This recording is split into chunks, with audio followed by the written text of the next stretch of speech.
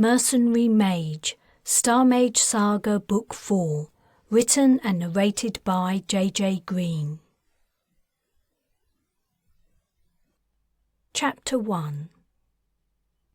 Carina Lin crouched at the corner of a stack of crates and peeked out of the cargo bay. Her gaze was fixed on a domestic starship that had just finished refueling. The ship was probably privately owned by a local magnate, but it looked like business hadn't been going well lately. The vessel was overdue a paint job. Her name, Zenobia, was barely visible, emblazoned on the side, and in some places metal gleamed dully through the carmine coating. Passages through planetary atmospheres and interstellar space had taken their toll. Carina felt Bryce ease up close beside her and slip an arm around her waist. She didn't object. "Is that the one?" he asked, following the direction of her gaze. "Fits the brief. What do you think?" "It'll do, I guess." She scanned the bay. Portage bots trundled along the aisles, transporting freight onto and off storage shelves. Not a single human figure could be seen, though that didn't mean a thing. Security surveillance cameras would cover the place, even on a poor backwater planet like Pyrene, and the portage bots would be recording everything that occurred within their vicinity. She wasn't too worried about being captured by the Pyrenian authorities. A quick enthrall cast would soon ensure their release. What did concern her was the Dirksons. The clan's military remained on the planet, searching for mages, and showed no signs of leaving. If the Dirksons caught her and her siblings, escape would not be easy. It could even prove impossible. Looking back over her shoulder, she said, "All set?"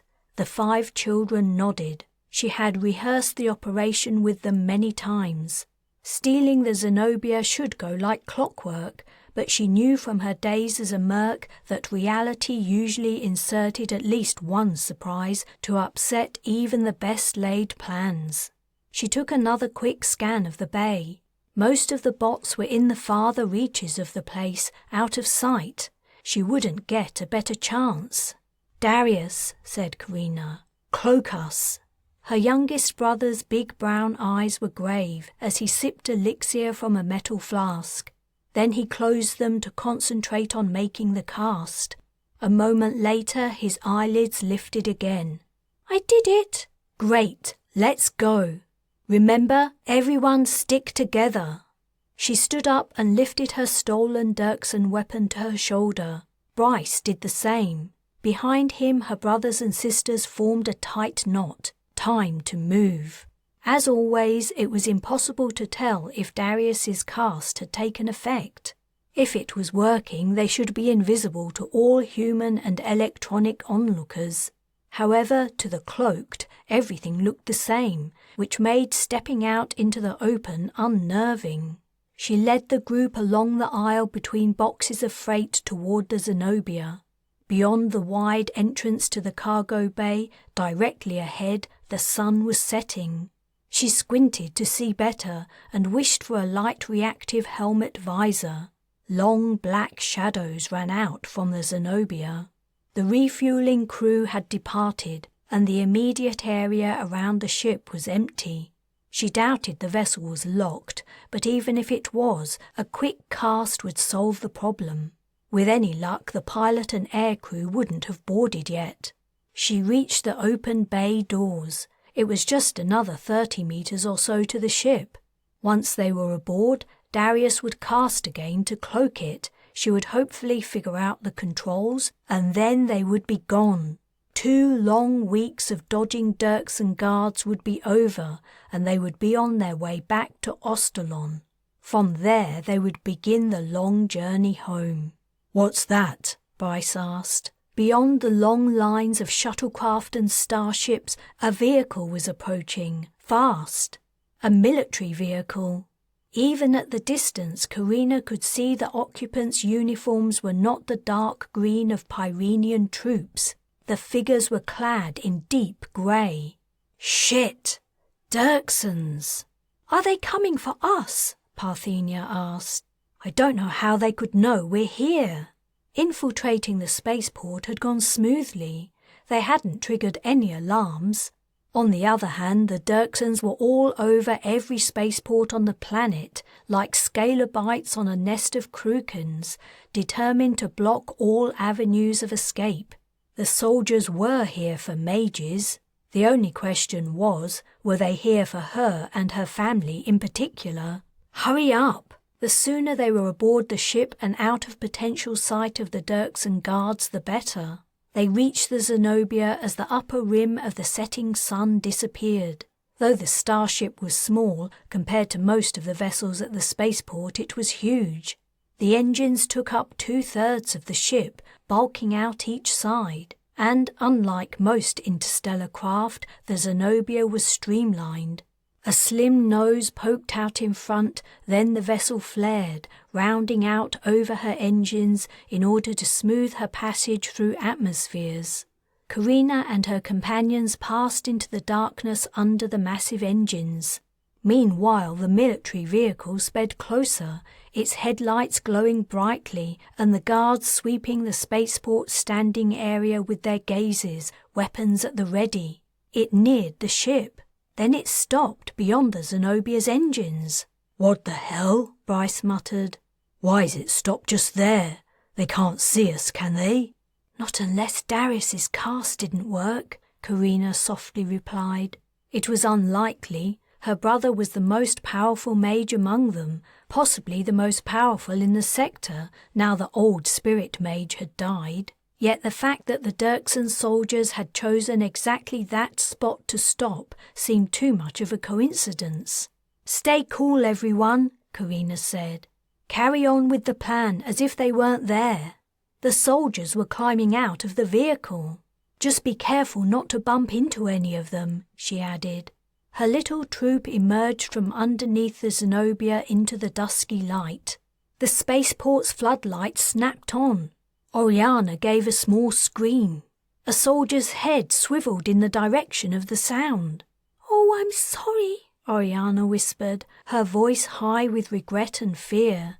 "Never mind," Carina muttered. "Stay close." The soldier began to walk toward them. Carina turned to look up at the Zenobia. Shit! All the vessel's doors were shut tight. There was no way to board her. No regular way, at least. "We'll have to transport aboard, guys," said Carina. She would have preferred to walk onto the craft so they knew where they were going. The Dirkson soldier was directly approaching them. "Under the engines again," Carina said. "No," said Bryce. "Look." In the shadow of the enormous ship, the other soldiers could be seen scouting the area. "Can they smell us or something?" asked Carina. "Well, I hate to mention it, but..." She stuck an elbow in his side. "We'll just have to transport from here. Darius, can you move all of us together and put us in the..." She had no idea about the interior layout of the ship. From what she knew, the transport cast somehow avoided moving an object inside another object, but she didn't want to take any chances. She needed a wide space. "Into the hold." "Where's that?" asked Darius. He spoke at his normal volume, which, while he didn't have a loud voice, was loud enough for the approaching guard to hear. The man's body stiffened as he registered the sound. He halted, probably because he was alerting his CO. About there," Carina replied, pointing to an area at the bottom of the ship. It was a guess, based on the doors she'd spotted in the hull. The guard was only 5 meters distant, but Darius wouldn't be able to transport them if they moved to get away. "Do it," she told her brother, who was frowning as he tried to figure out where she wanted him to send them. The little boy dutifully took a swallow of elixir. The guard strode toward them. Another 2 steps and he would crash into Parthenia. Darius's eyes closed. Oriana squeaked, "Quick, Darius!" Chapter 2. Pitch darkness surrounded Carina and the air was cold and damp. Darius had done it. They were inside the Zenobia, hopefully in her hold. "Oh, good," said Oriana. Now we're safe." Her voice echoed from the surrounding walls. "No, we aren't," said Carina. "Not yet. We don't know if anyone else is aboard, so keep your voice down." And those Dirksen guards knew something was up. Their CO will probably order the ship to be searched. They might even disable the engines. We need to get to the bridge and— "We need to find our way out of here first," said Bryce. "Can one of you cast light or something?" "No," Carina replied. "There's no such cast." "I could try and make one," said Darius. "Not now, sweetheart, and I don't want anyone to even think of casting fire. We'll set off the alarms and the entire spaceport will be all over the ship. Come on, let's look for a door."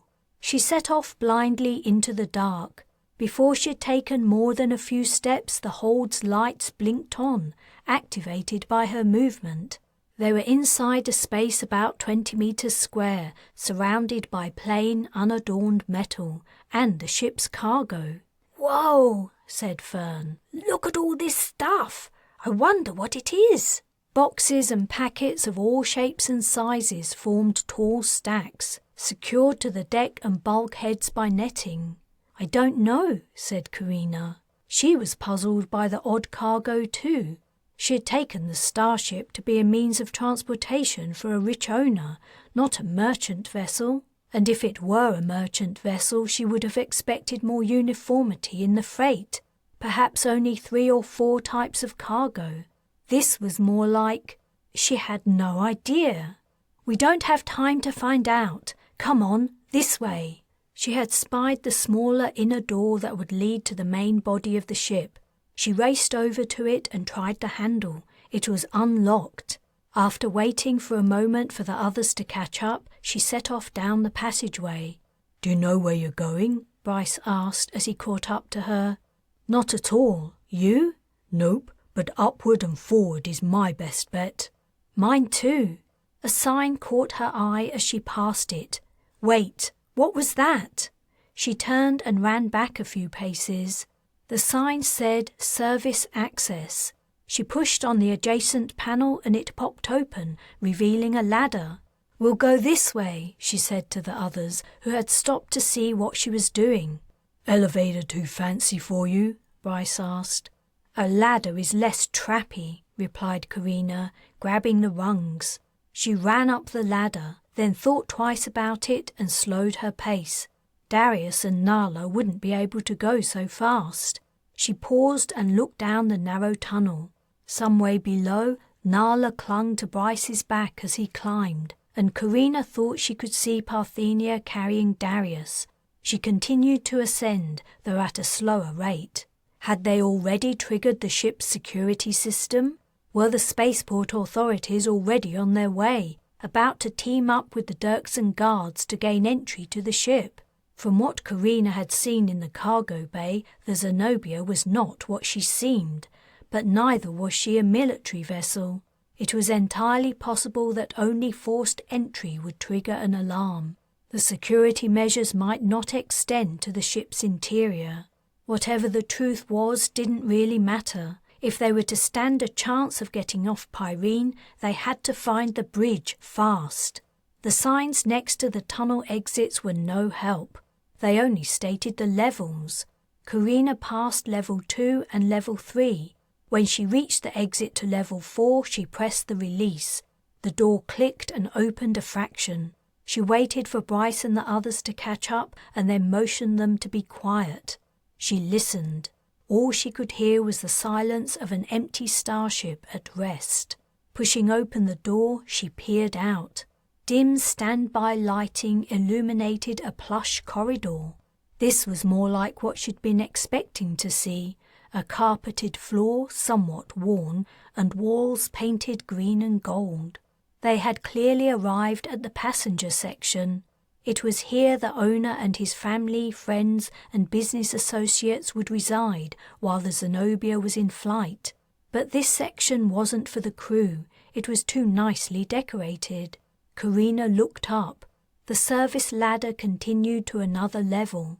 She pulled the door closed and continued her climb. Level 5 soon appeared. Carina opened the door and saw scuffed floor tiles and white grubby walls. This was the crew area. After checking for signs of occupation again and hearing and seeing nothing, she climbed out into the corridor and set off at a run. Doors flashed past. She didn't worry about leaving the others behind now. She needed to get to the bridge and start the ship's engines. Too much time had passed since Darius had transported them aboard. The Dirksen guards could be aboard too and searching already, and the ship had just been refueled, which meant passengers would be arriving any minute. She slid to a halt, realizing she'd run right past the bridge. She doubled back. The bridge doors didn't automatically open as she approached. It made sense. Here, if anywhere, onboard security would be vital. But a locked door posed no problem to a mage. She pulled her elixir bottle from the pouch that hung at her side and unscrewed the lid. Between pants to catch her breath, Carina took a swig and closed her eyes. She swiftly wrote the unlock character in her mind and sent it out. As she opened her eyes again, she heard the soft scrape of the door opening. "There she is!" someone shouted. "Shoot!" She jumped to the side, but not fast enough. A pulse round caught her shoulder. She fired back randomly as she reached the cover of the wall, barely registering the scene on the bridge. Soldiers in Dirksen uniforms had formed a semicircle around the door. She also caught a glimpse of her eldest brother, Castiel. "Carina!" Darius yelled as she fell. Her shoulder felt like it had been punched by a giant, which was a good sign. The soldiers' weapons were set to stun, not kill. Of course, the Dirksen clan wanted to keep her alive and enslave her for her abilities, like they had enslaved Castiel. Luckily, her dominant arm hadn't been hit. Carina dragged herself away from the open doorway. A second stunning round impacted her ankle and sent spirals of numbing shocks up her leg. She wouldn't be able to stand until the effects wore off in 10 or 15 minutes. She rested the butt of her weapon against her hip and cradled the rest of it in her remaining working arm. She heard Bryce urge, "Transport the soldiers away, Darius." He was running up the corridor with the others. "I can't," Darius replied. "I have to see them." That was Carina's problem too, or she would have performed the cast herself. But if she looked into the bridge again, she would be stunned in a heartbeat. She continued to scoot backward, hauling her dead leg as she went, maintaining her aim on the entrance to the bridge. As if on cue, a muzzle appeared through the door, but all she could see of the person holding it was a gloved hand. She shot and missed. A second shot came from the corridor. Bryce was covering her. The pulse hit its mark. With a muffled yelp, the owner of the hand dropped the weapon. "Darius!" Carina shouted. "Cloak the ship!" Now the Dirksens knew she and her siblings were aboard, there was no point in further subterfuge, but cloaking the ship would make it hard for more soldiers to board. And until Castiel could see his brother, he wouldn't be able to use repulse to cancel Darius's casts. A helmeted head appeared in the doorway. Carina shot at it, but it was gone as soon as she pressed the trigger. Someone had been assessing the situation. Bryce had also fired. He and her siblings had reached the other side of the door, and he was holding out an arm, gesturing them to move to the wall. With surprise, Carina registered that not all of them were here. What had happened to Darius and Nala? Then she realized what she was seeing. Darius's earlier cloak cast was still working, and Nala had to be standing close enough to him to be covered by it. Carina had only been visible to the soldiers because she'd run ahead, out of the cast's influence. Elation surged within her. If she couldn't see Darius, neither could anyone else. She had to let go of her weapon to gesture to Bryce, trying to convey her message through hand signals. She couldn't speak to Darius out loud and tell him to stand in the doorway to see the soldiers and transport them away. If they knew what he was doing, they would simply blanket the space with fire. A muzzle flashed out. Carina snatched up her weapon. Too late, Parthenia took a hit to her stomach and dropped like a stone. The shot had been aimed where Bryce had been standing, but he'd moved. That was dumb.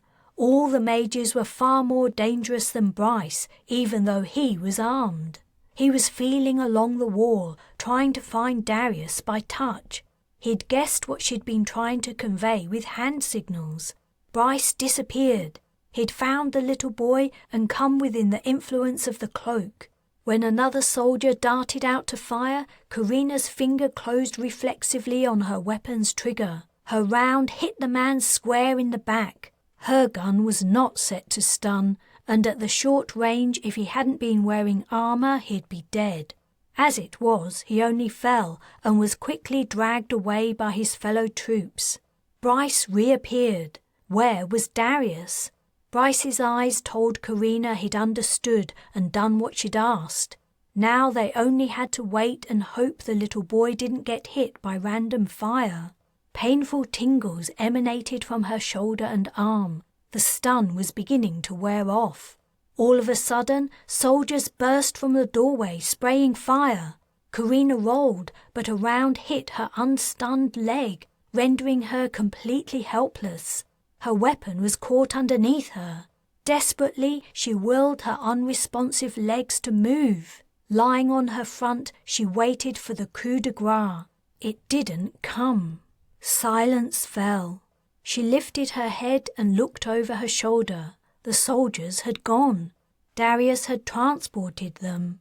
Bryce lay on his back, motionless. Carina also saw the upturned soles of Oriana and Fern's boots. The soldiers had stunned everyone. "Where are you, you little shit?" Castiel stomped out from the bridge, his head turning from side to side as his gaze swept the corridor. "Come out and face me. We'll fight it out and I'll beat you. I'm a much better mage than you." His glare alighted on Carina. His angry expression switched to a smirk. "Not so high and mighty now, are you, sis? I ought to split you and have done with it. Except you and that little asshole could be useful to me yet. Never mind. He's given me my freedom at least." He swigged from an ornate metal flask and closed his eyes. "See you around." In another second, Castiel was gone. Chapter 3. Carina selected coordinates in an area of deep space and input them into the Zenobia's navigation system before unfastening her safety harness and slumping in the pilot's seat. They'd done it. They'd escaped Pyrene, and soon they would be out of its system altogether. When they were beyond the heliopause, she would input another set of coordinates, and, as their journey to Ostalon progressed, several more sets. She would also ask Darius to cloak the ship regularly so that her trace would be difficult to detect. That, coupled with the arbitrary headings, should make it hard for the Dirksons to follow them. Might their pursuers guess they were on their way back to Ostalon? She doubted it. As far as she knew, the Dirksons had no idea of the planet's significance to mages. They had no interest in the local culture. All they wanted to do was to override it and stamp their own mark on the place. They couldn't know about the conflict that had raged thousands of years previously between mages, the original human inhabitants, and newly arrived colonists. The Dirksons would never have guessed the importance of the characters that the newcomers' religious acolytes now burned. The clan didn't understand about the map, which the Ostalonians also burned, or the libation of elixir they poured into the ground. No, the Dirksons would never in their wildest dreams imagine that Carina and her small family would return to the place they had fought so hard to escape. But if Earth was to be their final destination, Ostalon held the key to the planet's location, and so to Ostalon they must go. A pair of hands grasped her shoulders and began to knead. She sighed with satisfaction and relaxed. "Feeling better?" Bryce asked. "Stun effects worn off?" "Yes, thanks." The painful tingles in her arm and legs had abated while they'd been making their getaway from Pyrene. After Darius had evicted the surprise party organisers, flying the Zenobia away from the planet had been easy. The best gunner in the world couldn't shoot down an invisible ship, so even if the Dirksons had artillery at the spaceport, preventing the ship's escape would have been impossible. The clan had done the right thing by enlisting Castiel to help catch them. Who better to catch a mage than another mage? He must have been alerted to the suspicious sounds of disembodied human voices near the ship and transported himself and a couple of squads to the bridge. But her eldest brother was no match for... "Where's Darius?" Carina asked, turning around. The little boy was sitting in the captain's chair where Bryce had clearly put him, but the honour hadn't pleased him. He was gripping the seat edge and swinging his legs, looking downcast. Carina got up and walked over to him. "Can I squeeze in here too?" she asked. Darius slid from the centre to the side of the seat. She sat down beside him and wrapped an arm around his narrow shoulders. She was deeply concerned about her little brother. He was a spirit mage. His power came from others' emotional energy, which made him intensely sensitive to the emotions of everyone in his vicinity. The former spirit mage had said Carina's own long-standing sorrow and grief probably caused him distress, and she ached with guilt over the fact. Darius was possibly the only spirit mage in the galactic sector, maybe the only one in existence. His destiny had been to memorize the lore and history of the mage clan, to summon young mages to the matching, and goodness knew what else. Yet he was only a boy, far too young for such responsibility. Bryce joined them and perched on the arm of the captain's chair. "How's our little weapon of mass destruction?" he asked, ruffling Darius's hair. "Yeah," said Fern, who was squatting down and rooting through his open backpack. "Great job, Darius. If it wasn't for you, we would have been captured." "Please don't call him that," said Carina to Bryce. She knew he was only joking, but she had been forced into being an actual weapon of mass destruction herself. It had been an appalling experience, and she didn't want her brother to think of himself that way. "I'm going to investigate the ship," Oriana announced. "Who's coming with me? Nala? Parthenia?" "Yes, I'll come," little Nala replied. "I'll come too," Parthenia said, "if only to keep you out of trouble, Oriana." "Poof," Oriana scoffed. "If you're going to police me, you can just stay here." "Fern?" "I'll be along in a minute," her twin brother replied. "I just want to check I brought something. I'll locate you." "Suit yourself," Oriana said. "But if I find the master suite, I'm calling dibs." "I think there's going to be nice rooms for everyone on this trip," Bryce said. "I don't want you going anywhere except the passenger deck," said Carina. "And be careful. Until we search the ship top to bottom, we can't be sure we're the only ones aboard. Take plenty of elixir, and you take one of the weapons, Parthenia. Whatever you do, don't go into the hold. We have no idea what's down there." Carina resolved to take a look at the mysterious packages later. She had a suspicion the Zenobia held secrets it would be wise to know. The three girls left.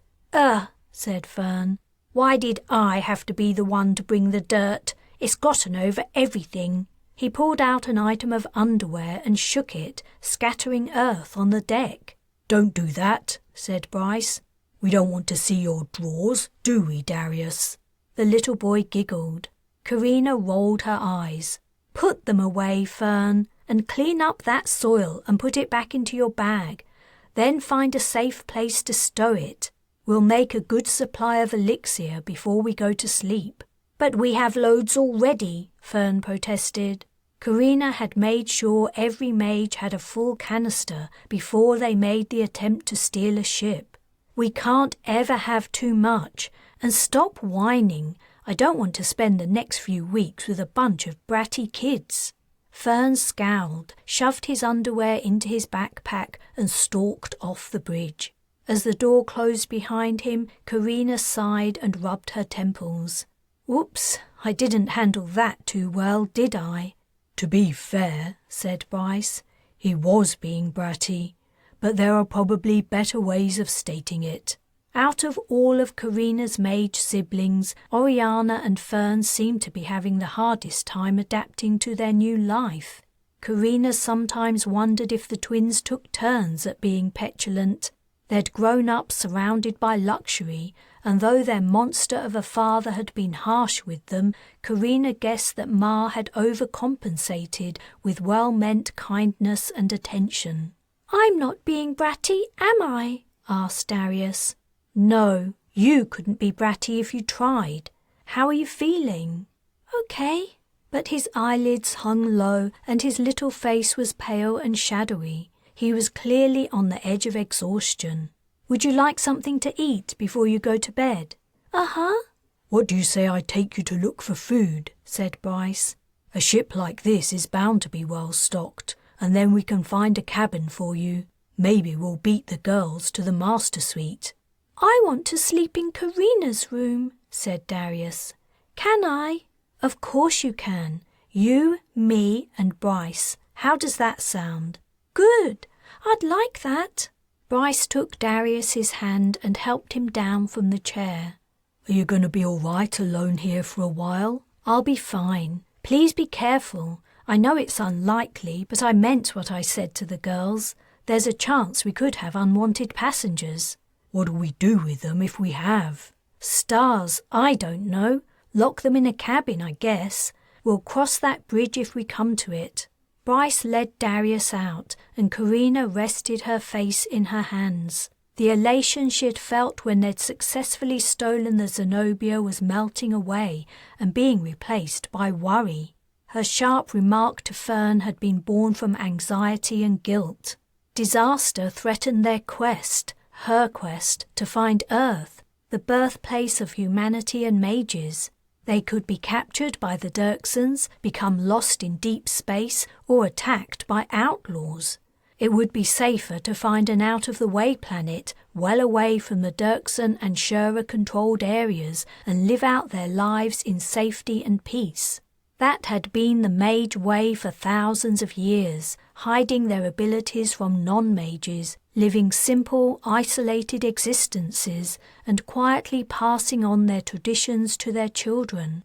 But for what? Mere survival? Mages had to hide in the shadows simply to exist? What kind of a life was that? It was not one that Carina wanted, or one that she felt she deserved. She was not like Castiel, yearning for everyone to bow down around him, but neither was she prepared to hide what she was any longer. She wanted to live somewhere she could walk down the street without fear of attack or ambush. Would she find that on Earth? It seemed unlikely, considering that mages had been persecuted and forced to leave it, but that had been thousands of years ago. Perhaps things were different there now. Whatever she found on her clan's origin planet, Carina wanted to lay her eyes on the mountain home of her ancestors and breathe the air they had breathed. She yawned as exhaustion suddenly swept over her. She wondered where the others were and if Bryce had found food for Darius. They all needed to rest, but she would stay awake for a few hours while Bryce slept. Then he could take the second watch. Until they were positive they were alone, she didn't want to risk having everyone asleep at once. When she'd rested, she would go and check out their cargo. Chapter 4. Carina woke to the sensation of limbs pressing against her. She turned over. Darius was starfishing again. With his arms and legs spread out, somehow his small body managed to take up most of a bed large enough for 2 or 3 people. She stretched and sat up.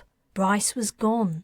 She'd woken him after 4 hours, as they'd agreed, so he could take over patrolling the ship while she slept. She had spent her watch searching every level for stowaways, but the place seemed empty. How long had she been asleep?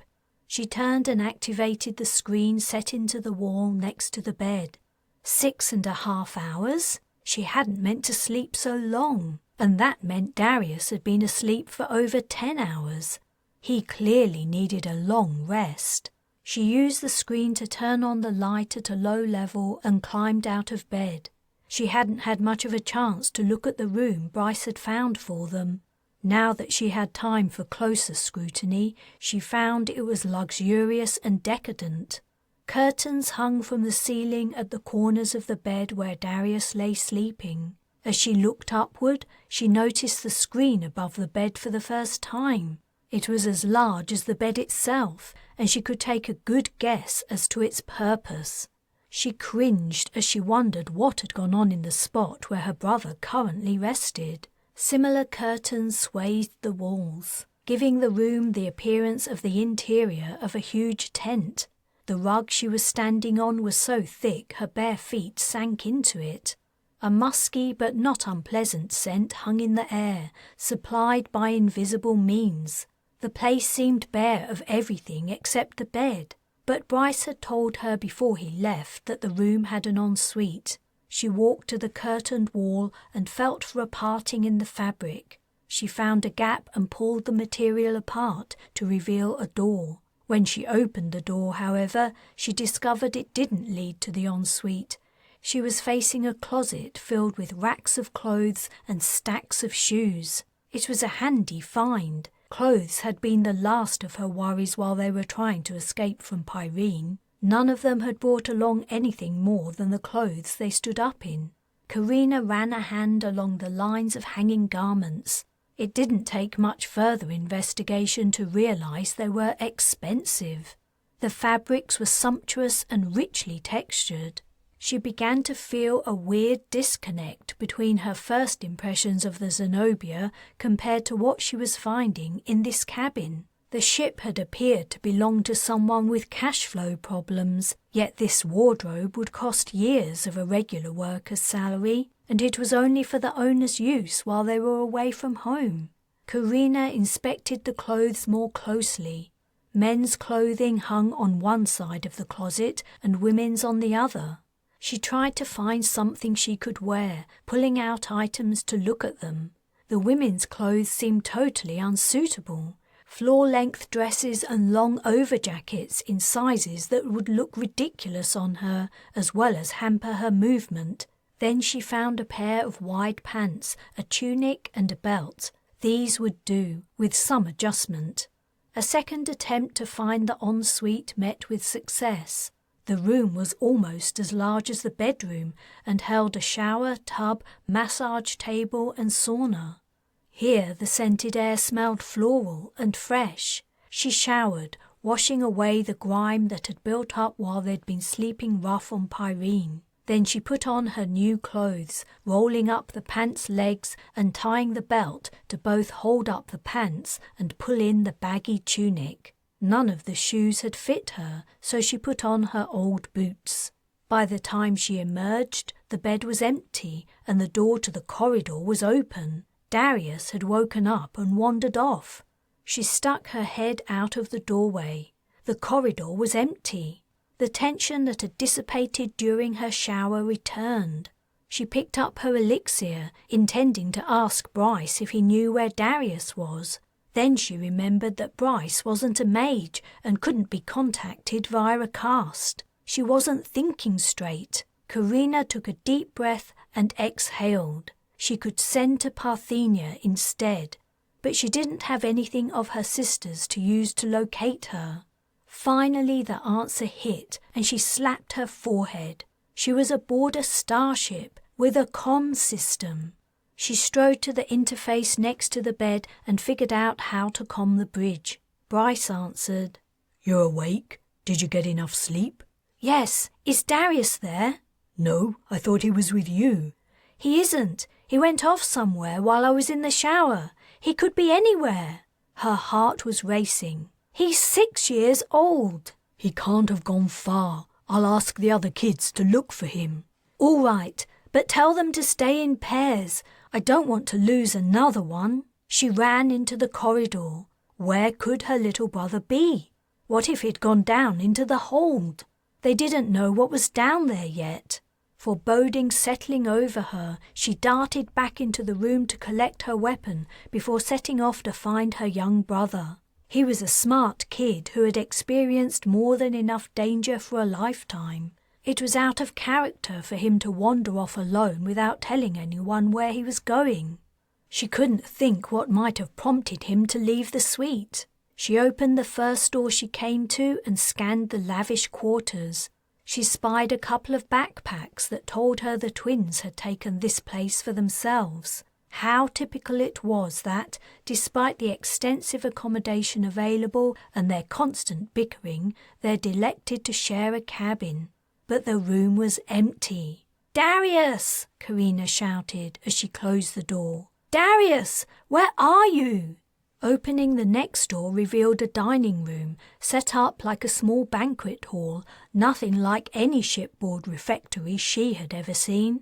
She took in the long wooden table and padded throne-like chairs. It seemed the Zenobia threw up another puzzle at every turn. And Darius was not here either. She left the dining room and ran on. The corridor ended at an elevator.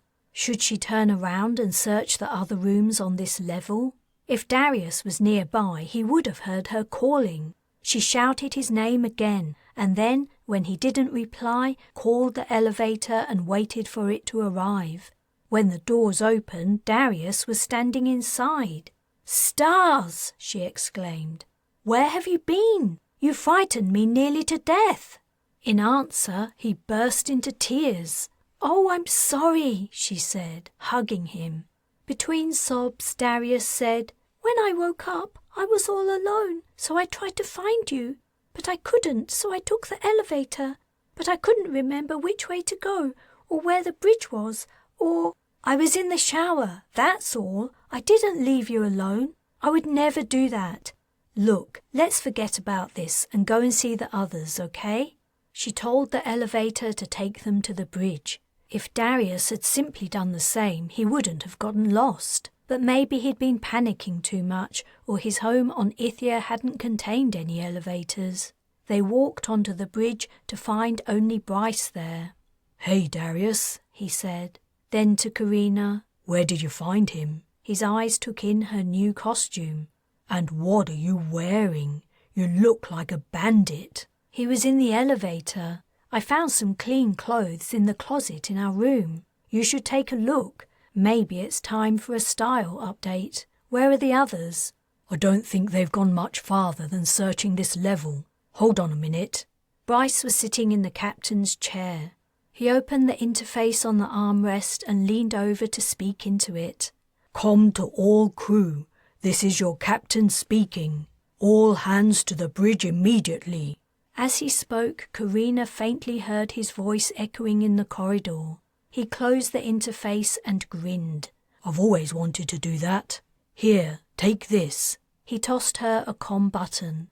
"I'd prefer our conversations to be more private." Carina fastened the button to her tunic with an uncomfortable familiarity. She hadn't worn a comm button since she'd been forced to join the Shura military. How long ago had that been? Only a few months, but so much had happened since then it felt much longer. Parthenia, Fern, Oriana and Nala burst onto the bridge. "Ooh-hoo!" Fern said. "Here he is! Where did you get to, Darius?" "I was looking for Carina." "Ha!" said Fern. "And she was looking for you." "Right, but now we're finally all together," Carina said. "I want to tell you what we're doing today. First, we have to make plenty of elixir, using the—" "Already on it," said Bryce. "I've deactivated the smoke alarm in the captain's study so the kids can make a fire in there. They were about to start when you commed me about Darius." "Oh," Carina said, feeling somehow deflated. "In that case, after you've made some elixir, you can—" "Please don't give us any more chores," said Oriana. "Making elixir is enough for today. We want to have fun.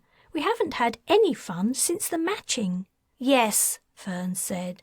"We want to explore." Carina hesitated. They were kids, after all. Even Parthenia was only 15. Okay, she relented. Fern and Oriana whooped. Even quiet, reserved Nala looked pleased. But only after you've made 10 litres of elixir, Carina added. She turned to Bryce. I noticed we seem to have some real wood aboard. That'll come in handy if we need extra ingredients. She recalled a chore she'd set for herself for today. Can I leave you to supervise the kids for a while? She asked Bryce. I want to check the cargo. Sure, but go and eat something first. You'll be amazed at what you find in the stores. Chapter 5. Carina took an elevator down to level 0, the hold. The elevator panel also displayed levels -1 and -2, which housed the engine rooms. She had taken a brief survey of them during her watch, and she hoped she would have no need to pay a return visit. While she could fly a starship in a pinch, she had no idea how to fix a starship's engine, or any other type of engine for that matter. She would have to rely on the Zenobia's owner keeping her engines well maintained. But if the state of the less visible parts of the ship was anything to go by, that was probably the case. The more she saw of the vessel, the more she had the impression that someone wanted it to appear more decrepit to a cursory view than it actually was. The hold looked unchanged from when she had transported into it. She walked to the centre and turned a slow circle, surveying the freight the ship was carrying. Her comm chirruped. Hey, she answered. I just wanted to check you're okay, Bryce said. I've only been gone 5 minutes. Yeah, but like you said, we don't know if someone else is aboard the ship. I said that before I'd searched it. Now I'm pretty sure we're the only ones aboard. Well, I think it would be a good idea to maintain contact while we're apart, just in case something bad happens. She smiled. You know, if you keep this up, the kids will talk about us. I already saw Fern pretending he was going to vomit when he saw us hug the other day. Let them talk. I don't care. Wait, where are you? On the bridge. So, where are the kids? They're here too. Are they listening to this conversation? Yep. Peals of laughter and excited giggling came from her comm button. She smiled again. It was good to hear her siblings being kids once more, free from the fear of capture, even if the luxury was only temporary. They've gone off to make elixir now, said Bryce. We can talk freely. I'm not sure I believe you. Besides, I can't talk. I need to check out this stuff. All right, but leave your button on. She selected a tall, thin package. She couldn't guess what it was from the shape. The netting covering it and adjacent packages ran from the floor to the ceiling, where it hung over hooks. She debated climbing up to unfasten it, but she didn't want to risk falling. A heel cast might quickly fix her broken bones, but she would rather not break them in the first place. Perhaps she could cast rise on each section of net where it was attached to a hook. She wondered how the netting had been fixed up there. It didn't seem possible without the kind of gymnastics she was confident were beyond the capabilities of the average cargo handlers. The answer came to her. She scanned the room again. It had to be here somewhere, unless the handlers took it away when they left. She peered into a corner obscured by boxes. There it was, a cargo mech. The machine looked like it had seen better days. Its paint was chipped and its grips worn. Something else to give the impression the Zenobia was less upmarket than she was. As she climbed into the machine, scenes of the mech battle event on Ostalon came back to her. What a night that had been, and what a finale when the Shurras had rained down hell on the Dirksen planet. She started up the mech and grasped the manipulators, giving the grips a few turns to get the feel of them. "What's that?" said Bryce. She jumped a little. She'd forgotten he was listening in. "Just a cargo mech." "Ah, okay. Don't get into any fights in it."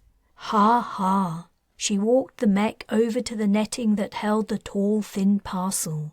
She extended the grips all the way up to the ceiling and used the fine tips to lift the netting off the hooks. The thick knotted ropes fell down, and, released from pressure, the tall package slipped to one side. She grasped it and laid it on the floor before turning off the mech and jumping down. The wrapping was white and fibrous. She rolled the package over, looking for a label or anything that might tell her what was inside, but she found nothing. She took out her knife and cut a long slit.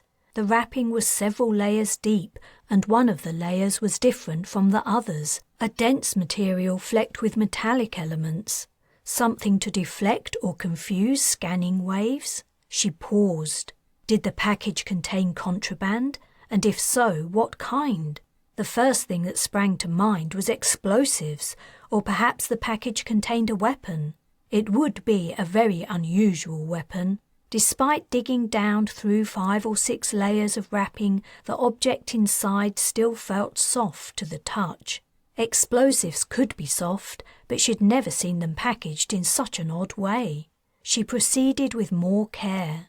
To avoid further poking and prodding, she cut across each end of the slit and then peeled back one side. A final layer of the white material lay between her and the package's contents.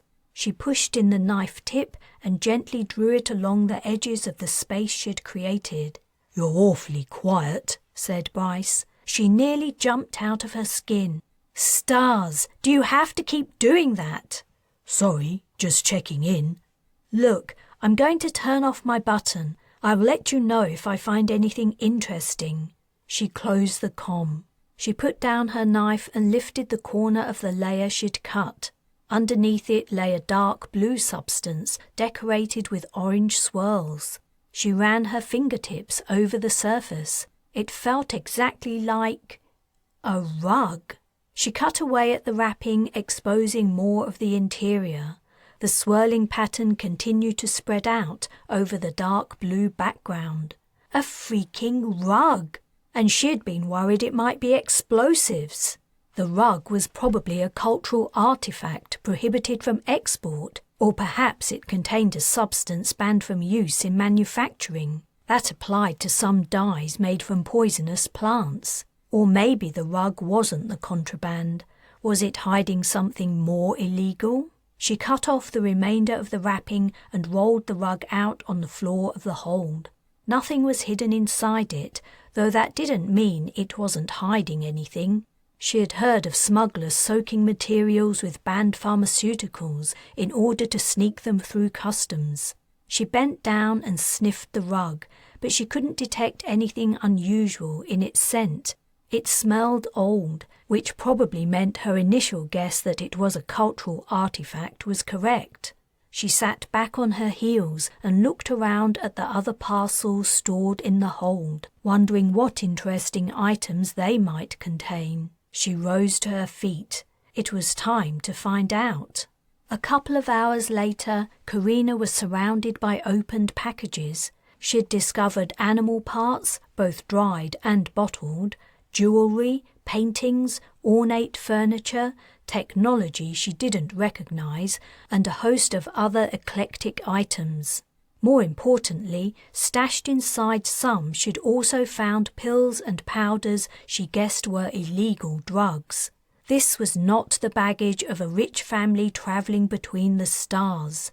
The Zenobia belonged to a smuggler. She had no strong feelings one way or the other about smuggling. In the past, she'd even contemplated joining the trade to get herself out of a tight spot. Trading in stolen and illicit items wasn't the most moral activity, but people like the Dirksons and Schurers did far worse things. Smugglers were only trying to make a living, not subjugate entire populations to their will. But the revelation posed a serious problem. The Zenobia's owner was not a local businessman who would report the ship's theft to the authorities and just claim on the insurance. This ship and her contents probably represented a significant portion of her owner's wealth, and there would not be insurance to claim. The smuggler would be furious at the loss of the vessel and her precious cargo. He or she would stop at nothing to get her back and punish the thieves who had taken her.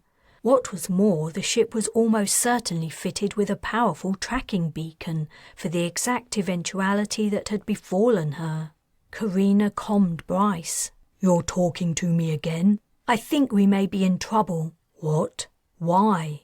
"Are the kids there?" she asked, remembering their earlier conversation. "They're all gone. They made the elixir and then went off to explore. What kind of trouble?" "The big kind. I found—" The chatter of excited voices came over the comm. The children had returned to the bridge and they were talking over each other, trying to be the first to tell Bryce something. She couldn't make any sense out of their babble. "Quiet down," she heard Bryce say, followed by, "Parthenia, tell me what this is about."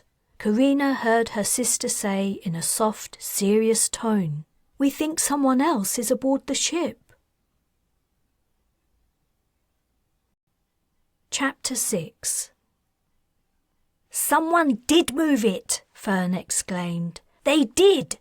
Carina was sceptical. The children's claim that they'd spotted signs of a stowaway was turning out to be less than reliable. Bryce had remained on the bridge, so she wasn't sure how much he knew regarding the evidence for their assertion. "I put it in the corner," said Fern, "but now it's next to my bed." She looked at the object of contention. The backpack's appearance was no different from the last time she'd seen it. Why would an intruder bother to move an old weather-stained bag from one side of a room to another? It made no sense. "It's true," Oriana added, her arms folded to convey her earnestness. "He definitely put it in the corner. I saw him, and when we came back after making the elixir, it had moved."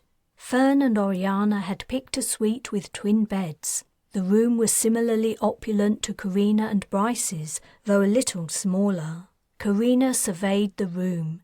She was surprised her brother and sister could tell the place was any different from how they'd left it that morning. They'd discovered the hidden wardrobe and seemed to have transferred most of its contents to the floor and the bed. The door to their ensuite stood open, and the mess inside was just as bad. "All right," Carina said. "Let's say we accept your backpack mysteriously ended up in a different place from where you put it. Did you check inside? Is anything missing?" "I had a quick look," Fern replied, "but everything seemed to be there." Carina restrained herself from rolling her eyes. If a stowaway was aboard ship, it was a serious matter. She had to investigate the possibility thoroughly before she dismissed it. "If you want me to explain why they moved it, I can't," Fern said, his cheeks colouring.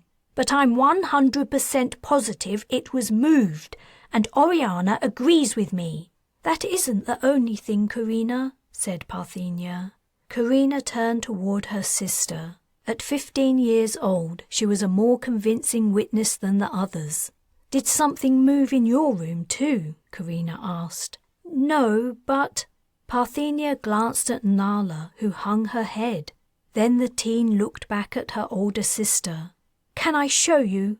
"Lead the way." Parthenia went ahead and the group passed several doors in the corridor. 18 or 20 passengers could live aboard the Zenobia comfortably. Parthenia stopped at a door like all the others.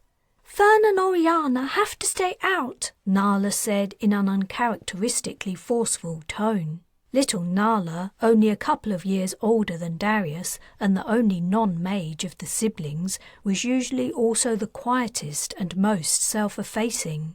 Oriana raised her eyebrows at her twin, who shrugged. "Okay, we won't come in." "What about me?" Darius asked. "You wait outside too," said Nala. Darius accepted his exclusion pragmatically. Parthenia touched the security panel and the door opened. "You activated the room's security?" asked Carina. "I did after I saw what happened while we were gone." Parthenia had taken Nala under her wing since they'd boarded the Zenobia. Their room was similar to Fern and Oriana's, but much tidier. Here it wouldn't be hard to tell if something was out of place. The only messy area was one of the beds. The covers hung off of it, as if the occupant's sleep had been restless. Something was bothering Nala. She'd buried her face in her hands. "It's okay," said Parthenia. "No one believes it was you." Her words didn't have their intended effect as the little girl began to cry. "What's wrong?" Carina asked. Parthenia walked to the messy bed and silently gestured at the undersheet. A wet patch sat in the center, the edges drying to a faint yellow stain. "I didn't do it," Nala wailed. "Did you make the beds this morning?" Carina asked Parthenia. "Only mine. Nala made her own, but I'm sure I would have noticed if—" "But when you came back, this bed had been unmade?" "That's right, and Nala was with me the whole time we were away.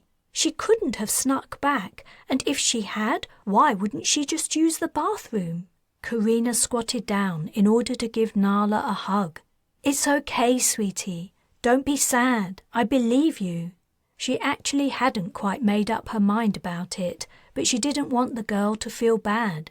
Kids sometimes did weird things, especially when they were upset or worried. Nala's sobs eased, and Carina left her to tell Oriana and Fern to go to the dining room, where she would meet them in a few minutes for lunch. The twins tried to peer around her into the bedroom when she opened the door, but she blocked their view. When they'd left, she said to Parthenia, "Help me put this dirty laundry in the chute. Then I want you and Nala to pick another room. We'll move your things over before we join Fern and Oriana." As they worked, Carina tried to imagine the reason behind the strange occurrences in the children's rooms. The obvious answer pushed its way to the forefront of her mind, but she tried to ignore it, attempting to believe the more prosaic solutions. Fern was mistaken about where he'd left his backpack, and Nala had wet the bed and then tried to cover it up. If only. The events that preceded the departure of the Zenobia led her to a different conclusion. She resolved to speak to Bryce about it privately before saying anything to the kids. Fern and Oriana's discovery of a food printer in the ship's galley had driven all their earlier excitement about the possible stowaway from their minds. When Carina entered the dining room, Oriana ran to grab her hand and tug her to the galley. She guessed what her sister wanted to show her. She'd spotted the device during her search of the ship while the others slept. "We didn't even have one of these on Ithia," said Fern, gaping at the machine. "I've seen pictures, but I've never seen one in real life, and we have it all to ourselves." "I guess it is pretty cool," Carina said, finding his delight infectious despite her nagging worries about the Zenobia's smuggler owner and the hidden unwanted passenger. "Do you know how to work it?" "No," answered Fern. "Do you? We used to have one aboard the Duchess. It belonged to the owner, and the cook wasn't supposed to use it for anyone else. He did, though. You just put some gloopy stuff in and tell it what you want." The cook had been taking a risk feeding the mercs from the owner's precious printer, but he had hated the woman as much as everyone else. Carina opened the cupboard above the machine. The rows of packets inside appeared similar to the ones she remembered from her days as a merc. "Was the Duchess another ship you were on?" Parthenia asked as Carina retrieved a few packets of gloop. She paused, unsure how much to say. The girl was old enough to hear the entire story of her life before she was taken captive by Stefan Scherer, but the other kids were a little young yet. In the end, she said simply, "It was the ship I took Darius to after I rescued him. Do you remember it?" she asked her brother. "I remember seeing you in a hospital." "Yes, we talked in the sick bay. It had been there that Darius had proudly told her he'd seen her cast and put her in fear for both of them." "I wish we had all your friends with us," Darius said. "Then we wouldn't have to run away all the time. They would protect us." "My friends?" "The other fighters, like you," explained Darius. Oh, what had Darius made of her fellow mercs? When he'd first seen her, he'd been terrified, understandably considering what the Dirksons had put him through. But it appeared he'd lost his fear of her and the other soldiers. Probably not wise, even she had found them scary. "We would have to pay them a lot of money if we wanted them to protect us." Then she changed the subject. So, you put the base ingredient in here, she said, lifting a lid on a reservoir. Do you all know what you want yet?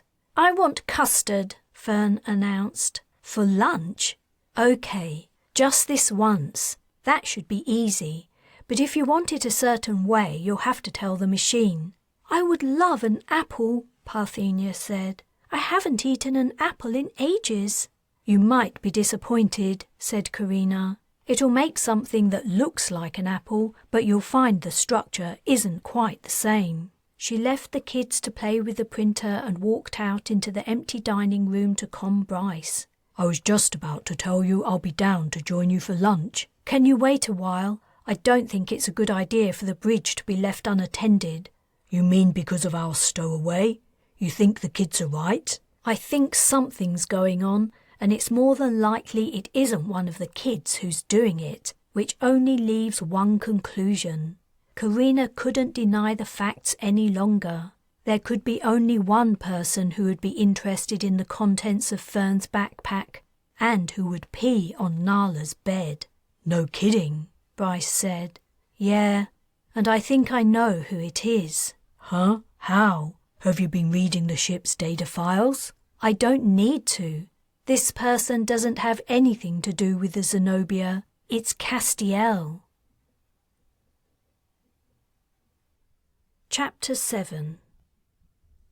When Carina arrived on the bridge, Bryce had a holo of the ship's interior up and running.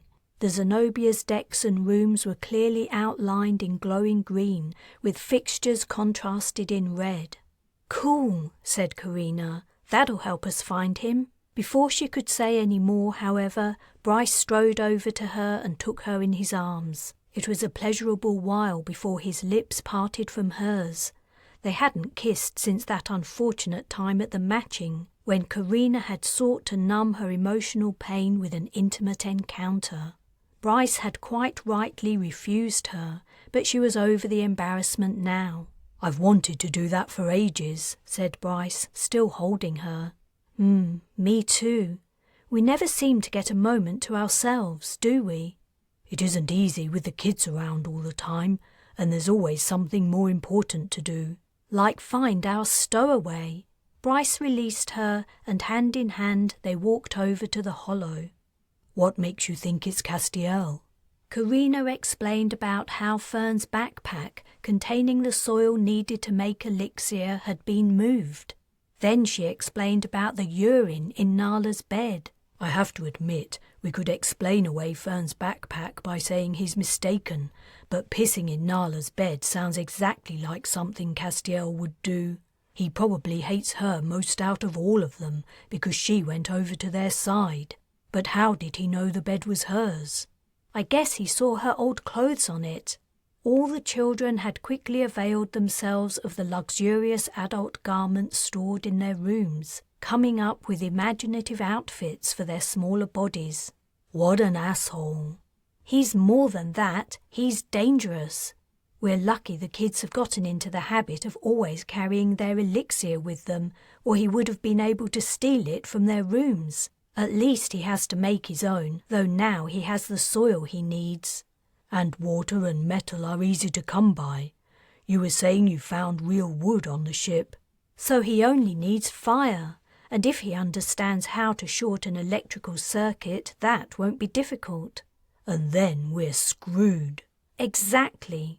Carina studied the hollow of the ship.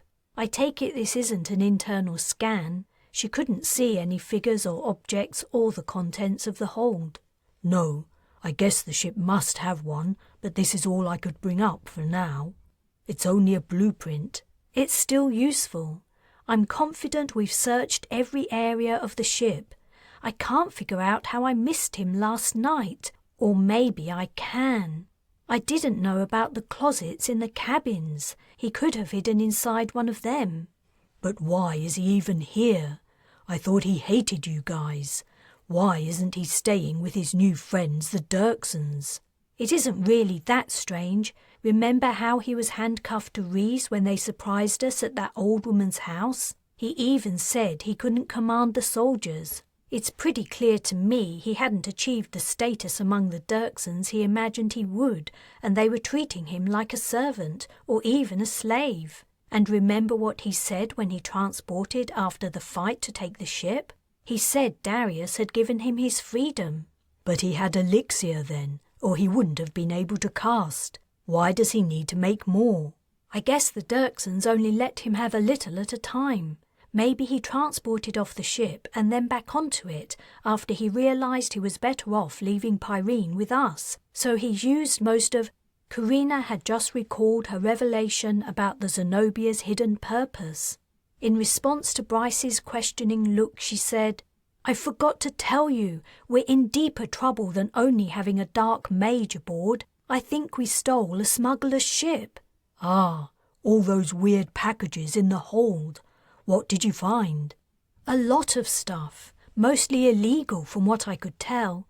The Zenobia is masquerading as private interstellar transportation, so it won't be subjected to the usual cargo inspections. The owner must be greasing the palms of customs officials to avoid spot checks too."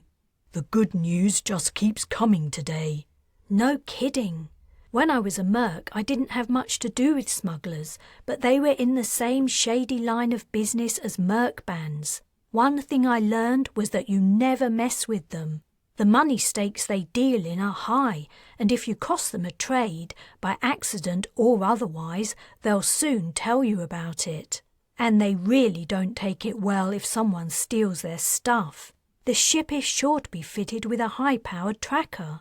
"Won't Darius's cloak block the signal?" "Your guess is as good as mine on that. One thing's for sure, that cast doesn't last forever.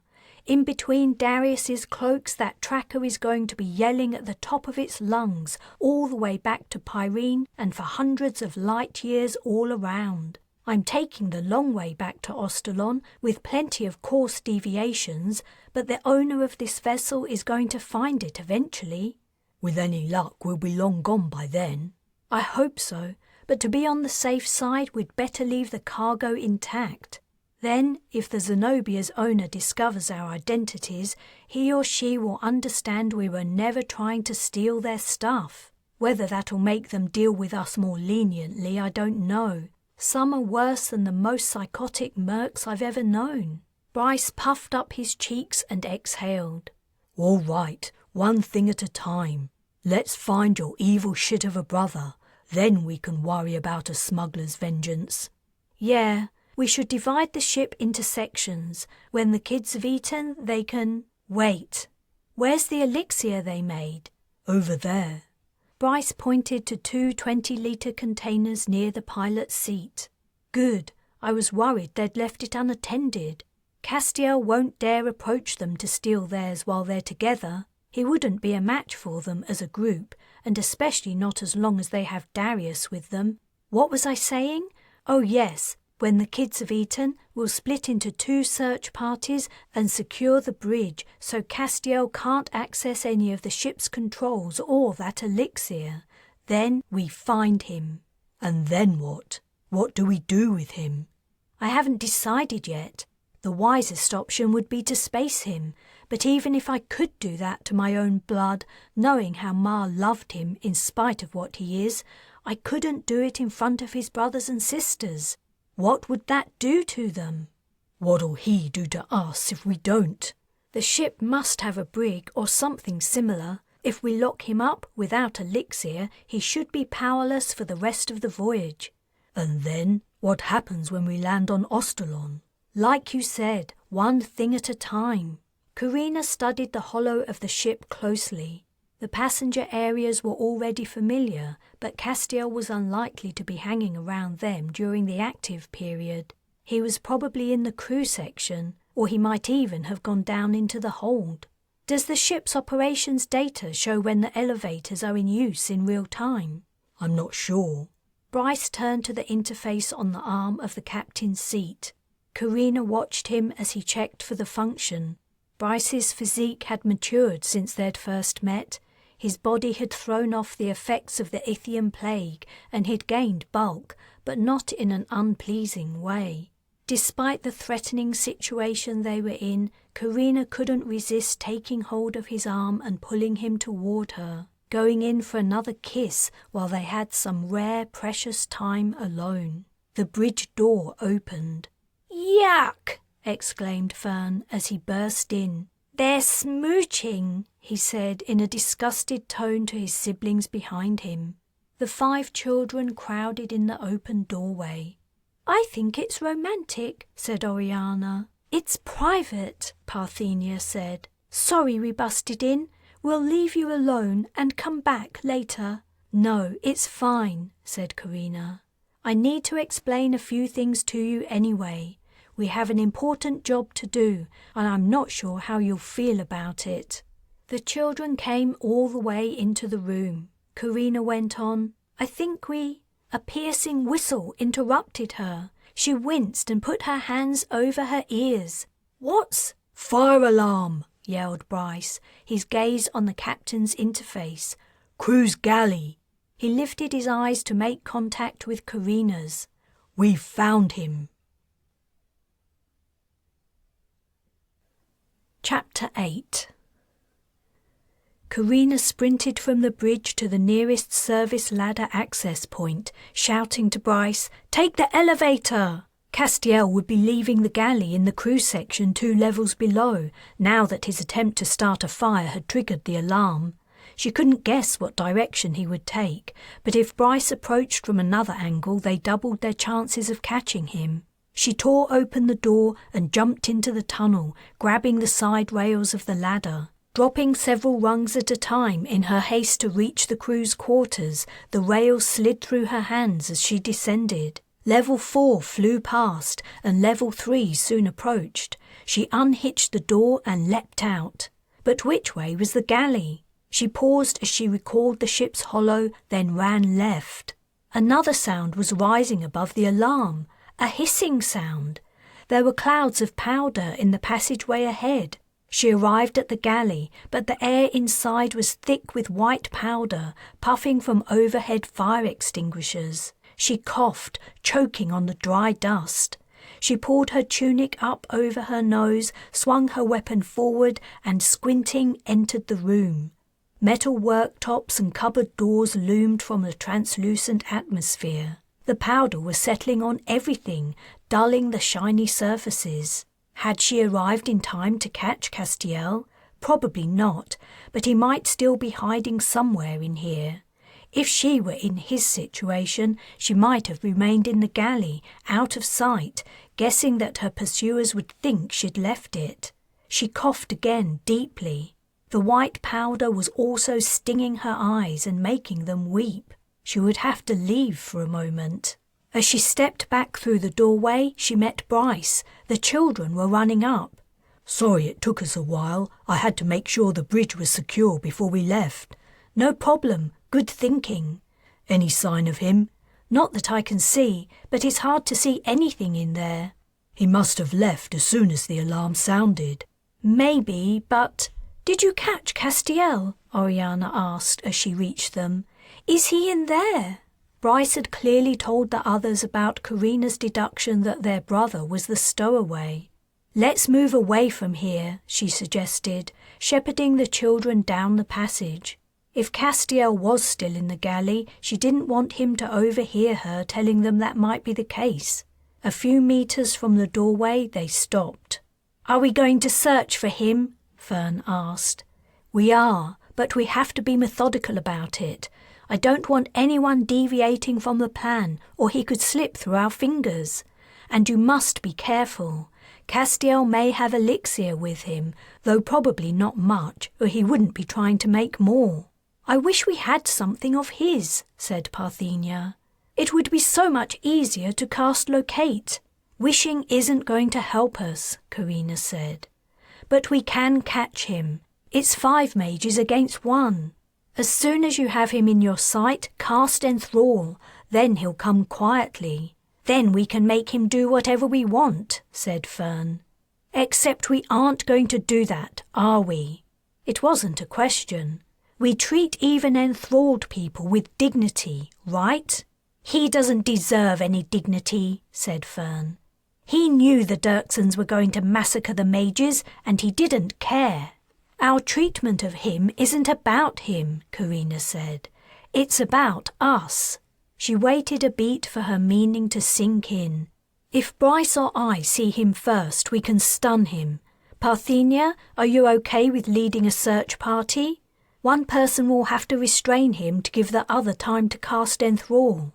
When her sister nodded, Carina continued, I'm going to lock the elevator doors and the doors to the service tunnels. We'll transport between the decks and search each room thoroughly, one by one. When he's found, Castiel will try to bolt. She ran her gaze over the waiting children, considering how best to divide them up.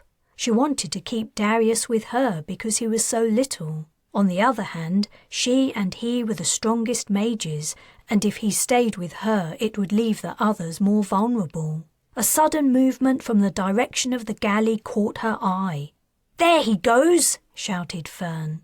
Castiel had burst out of the room and was pelting down the passageway. Enthrall him, Darius, Carina called as she aimed her rifle. Castiel was heading for the service tunnel she had used to come down to the crew's section. He was nearly there. She fired but missed. When she fired again, he had slammed the door open and her round hit it. Then he was gone. He was too fast, said Darius. Carina was already running toward the service tunnel. As soon as she reached it, she leaned inside, angling her weapon downward, but she could only see a short distance. Damn it! She climbed inside and onto the ladder. The top of Castiel's head was below her, growing smaller as he hurriedly descended. Clinging to the ladder with one arm, she fired at it. In the narrow space, the flash of the pulse round blinded her. When she could see again, Castiel was gone. She heard a door open in the distance. Her brother must have exited the tunnel, most likely the level directly below, but she couldn't be sure. She climbed out. At least we know one thing, she said to the others. He's short on elixir, if he has any at all, or he would have transported out of the galley and not risked being captured. But that's also going to make him desperate and dangerous. We all know how little he cares about anyone except himself, so please take care as we go after him. Parthenia and Darius, help me cast lock on all the exits at each level. Then we'll all transport to the level below and start our search there. She re-entered the service tunnel to lock the doors from the inside, but as she did so, she heard a door below her open. A couple of levels down, Castiel appeared. Hastily she took aim, but it was hard to shoot straight one-handed while hanging off a ladder. Again her shot went wide, dissolving harmlessly against the tunnel wall, and Castiel vanished. But now she knew exactly where he was. She spoke to the others through the doorway, reluctant to leave the tunnel in case Castiel moved again. He's in the hold. We'll approach it from both tunnels and the elevator, locking all the exits as we go down. She quickly divided them up, Parthenia and Nala, Bryce and Darius, and Fern and Oriana, who were to come with her. They would meet up outside the hold and enter it together. Aside from worrying about the children's safety, she hoped the inevitable fight wouldn't damage the smuggled goods. She'd left them strewn all over the floor of the chamber, intending to repackage them at a more convenient time. A couple of minutes later, she climbed out of the service tunnel with Fern and Oriana into the passageway to the hold. Bryce and Darius emerged next, and then Parthenia and Nala. No one had spotted Castiel moving between the levels. He was still somewhere amongst the artworks, luxurious furnishings, drug shipments, and the rest of the stolen and illegal cargo.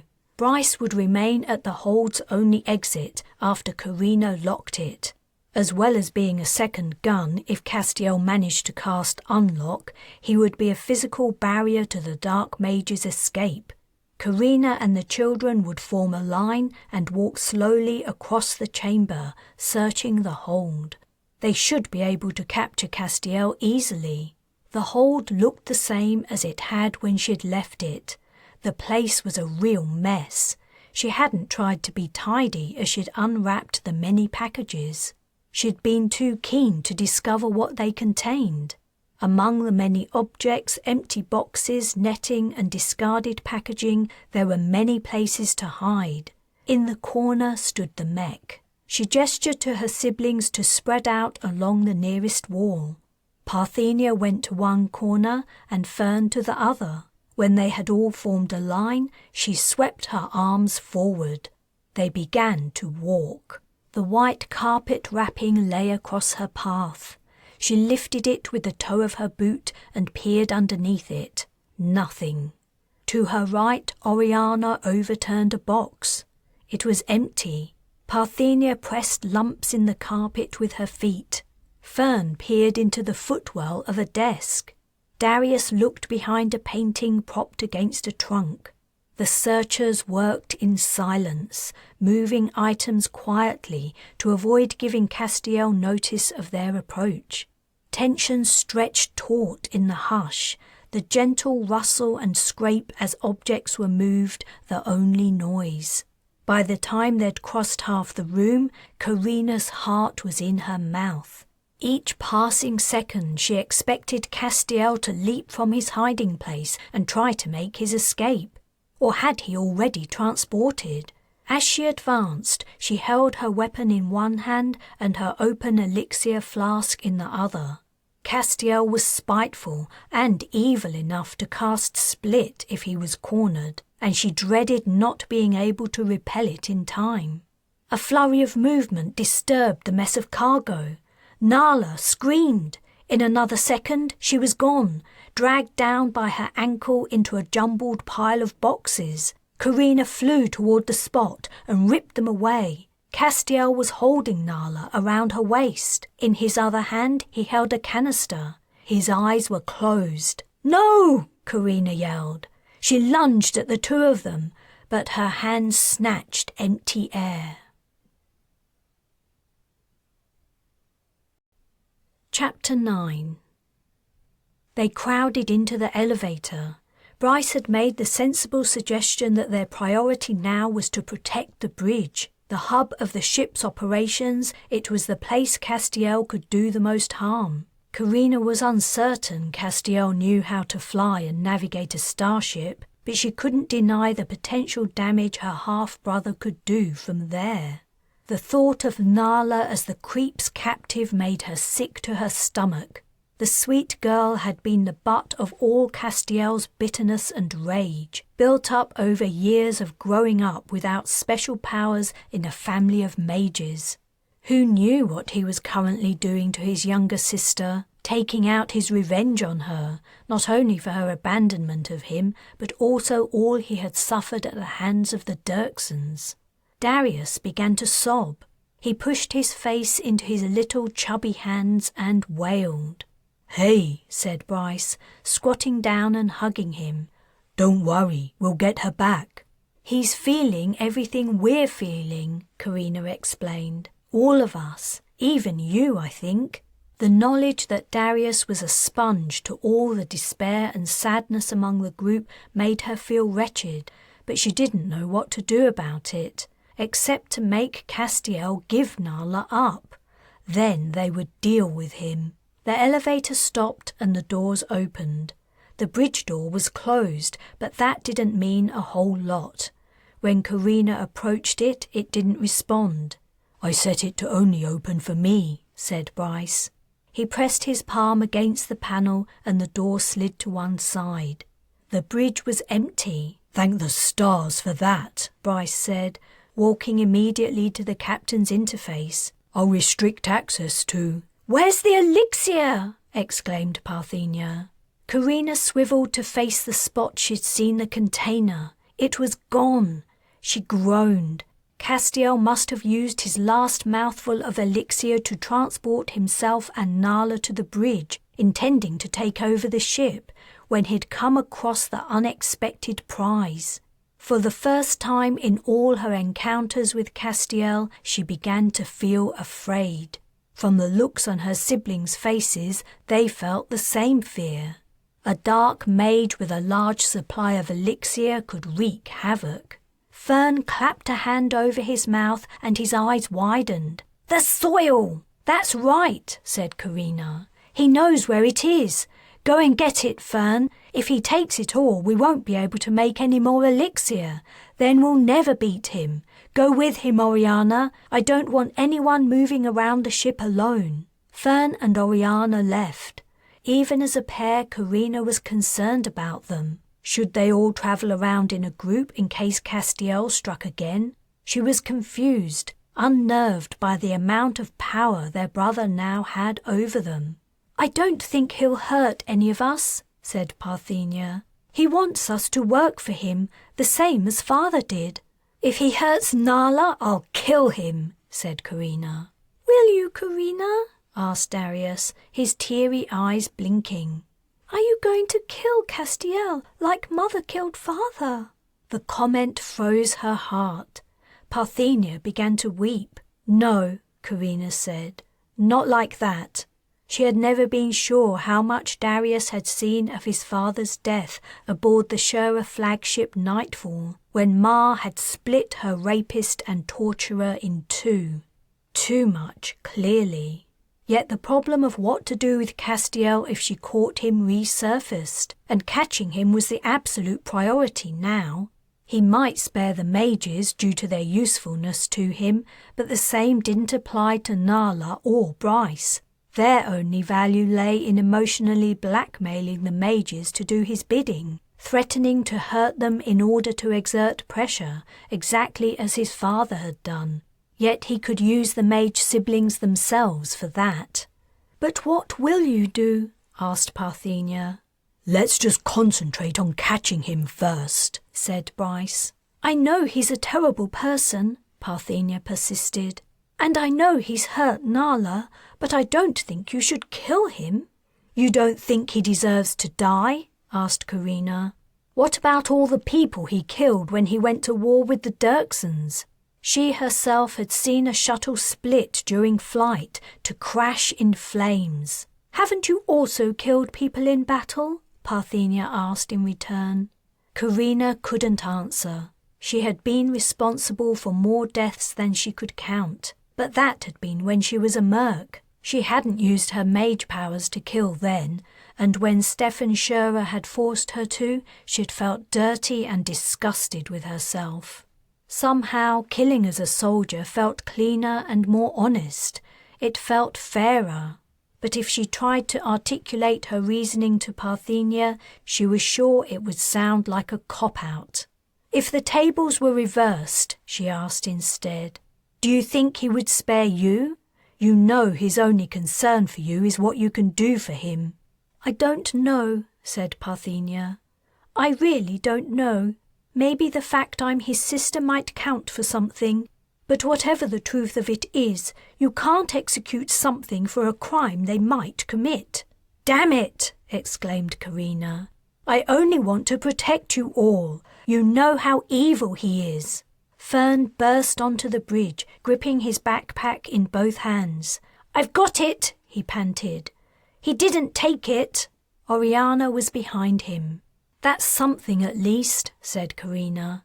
"Now we need to figure out a plan to catch him. It won't be easy now he's taken the elixir you made, but there's still only one of him and 5 of us." "Please don't kill him," begged Darius, his lower lip trembling and tears running down his cheeks again. "Are you going to kill Castiel?" Fern asked Oriana, his eyes round. In some ways, the siblings' attachment to their malevolent brother was touching. In others, it was extremely frustrating. "I haven't decided what I'm going to do. At the moment, it's beside the point." "I don't know about everyone else," Oriana said, "but I believe that would be wrong." "Yeah," said Fern. "It's not about him, Carina. It's about you." She glared at her brother. Then she gasped, "I know how to find him." Without another word, she ran out of the bridge and to the elevator. As the doors opened, she sprang out. She couldn't afford to waste a second. If Castiel realized the mistake he'd made, he could fix it easily. He already knew where Nala's cabin was. Carina sped through the open door into the room. Warm relief flooded her when she saw Nala's old clothes, which she'd worn in the weeks since leaving Langley Dirkson's estate, remained neatly folded on her bed. Silently thanking the stars that the little girl hadn't put the garments down the garbage chute as they deserved, Carina picked them up. Holding them under one arm, she opened her flask and took a sip of elixir. The locate cast zoomed in on a cabin in the crew's quarters. Carina didn't need to know if Castiel was there too. If he'd tied Nala up and left her there, he would be back eventually. Carina opened her eyes. Now all she had to do was transport herself. But something made her hesitate. Was it a trap? Had Castiel thought ahead and deliberately left Nala's clothes alone, knowing Carina would use them to find her? But so what if it was? Castiel could only cast, whereas she had a gun. She sipped elixir again and transported. Arriving in the cabin, Carina only had time for the briefest assessment of the situation. First she saw Nala, tied to a bed, a rag filling her mouth. Bruises besmirched the little girl's soft, clear skin. The rest of the room seemed empty, except Nala's gaze broke from Carina's and turned upward. There he was. Castiel crouched just below the ceiling, one foot on the open door of a cupboard and the other on the corner of the door jamb. One hand was pressed against the wall for support and the other held a flask. His eyes were closed. Carina had the opportunity for one good shot. It was all she'd ever needed. She fired.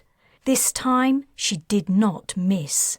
She made no effort to break his fall and relished the sound of his bones breaking as he hit the floor. Chapter 10. Castiel was not a quiet or compliant prisoner. After carrying him to the brig and reluctantly healing his broken arm, Carina avoided setting eyes on him as much as possible. She asked Bryce to take charge of feeding him and seeing that his other basic needs were met. She didn't want any of her brothers or sisters to visit him. She was worried their shared history might soften them to his wiles. Perhaps he would persuade one of them to set him free or give him elixir, which amounted to the same thing. All she could do to prevent that from happening was to keep a close eye on her siblings' activities, so she knew where most of them were most of the time. She didn't want to outright forbid visits to their eldest brother in case it had the opposite effect and encouraged them to defy her. Oriana and Fern were of an age where they liked to be contrary just for the sake of it, and though Parthenia seemed to have forgiven Carina for enthralling her, any further attempts at exerting control would not be well received. Rather than using heavy-handed tactics to keep her siblings away from Castiel, Carina was trying to employ softer means. She was trying to make their lives aboard the Zenobia as it travelled its slow, zigzagging journey to Ostalon pleasant and fun, and a distraction from their brother's deservedly isolated and lonely time in the brig. It wasn't easy. Her capacity to act as a replacement for Ma was limited. Since Nine-Eye had died, her life had been hard. Living on the streets between the ages of 10 and 16, she'd received no kindnesses or affection, heard no gentle words. Her days had been spent skulking in the shadows, avoiding detection and the brutal treatment usually meted out to gutter rats. And after Captain Speedle had rescued her and inducted her into the Black Dogs, things hadn't improved much. She'd been guaranteed a full belly and creds at least, but mercs were a tough lot, often bordering on psychotic. If you didn't give as good as you got, they would crush you for your weakness. No one wanted to be in a firefight with someone with no guts. Her experiences had left her messed up, she knew. She loved her siblings dearly, with the exception of Castiel, but sometimes she struggled to show it, especially when they were being exceptionally annoying. One activity she'd instituted to build bonds between her and her little family was to tell them all she knew about mages. It was important they understood why they were going to Ostalon and what she hoped to discover there. Another activity she encouraged was for everyone to sit together for the main meals of the day.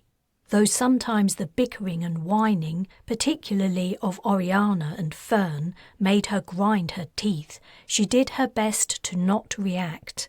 However, she would catch Bryce smiling in response to the faces she pulled. One dinner soon threatened to test her patience again. She had just asked Darius if he'd remembered to cast cloak over the ship that day, when Oriana dropped her cutlery with a clatter and suddenly burst into tears. Fern exhibited his characteristic brotherly love by rolling his eyes and saying, "For star's sake, what is it now?" It took several moments for Oriana to compose herself sufficiently to speak coherently. "I know it's stupid, but I don't know how old I am." This comment drew a confused silence around the table. "You're 12, the same age as me, you idiot," said Fern. "What's wrong with you? Are you getting space sick?" "Are we 12, though?" Oriana asked. "I'm sure our birthday was weeks ago. Now we've left Ithia, how can we tell how old we are? Ostalon and Pyrene both take longer to circle their suns. Their years were longer, though their days were shorter, and they had different names for the months." Though Oriana was over-emotional about it, her meaning was sound. Carina herself had only kept a rough tally of time passing after she'd left her home planet. Aboard the Duchess it hadn't been too hard to track the days and months according to ship time, but after she'd resigned to pursue her quest of discovering the mages on Ithia, things had become trickier. Even she wasn't sure if she was now 19. People who spent most of their lives aboard starships lived according to ship time. Most other folk rarely left their home planet, but those who lived on and off ships existed in a confusion. If they wanted to know their biological age, they could ask a splicer, but as far as Carina knew, they rarely did. Why did it matter how old you were? Why wasn't an approximation good enough? Carina's gut reaction to Oriana's outburst was similar to Fern's. She wanted to tell her sister off for being self-centered and silly, but she swallowed the harsh words that sprang to her lips. Perhaps there was more to Oriana's complaint than she was stating. Carina said, "I guess back at your home on Ithia birthdays were a big thing." Oriana nodded glumly. "We would have a party and cake, and Father would give us many presents." "It was about the only time he was nice to us," said Fern wistfully. Carina could only imagine how Stefan Schurer's pleasure at the anniversary of his children's births, the products of rape, would make Ma feel, but she kept quiet. It takes a great deal of cruelty and abuse to crush a child's love for its parent, and she guessed that by the time her siblings had grown old enough to notice what went on in their household, Stefan's behaviour had moderated somewhat. Despite all he'd done to them, there was a part of his children's hearts that missed him, as well as the luxurious life they had led in his care. "I have an idea," Carina said. "Let's have a birthday party now." "What?" Parthenia said. "For whom?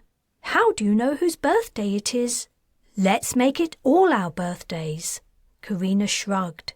"You can be 16, Bryce and I will turn 19, the twins can become 13, Nala will be 9, and Darius will be 7.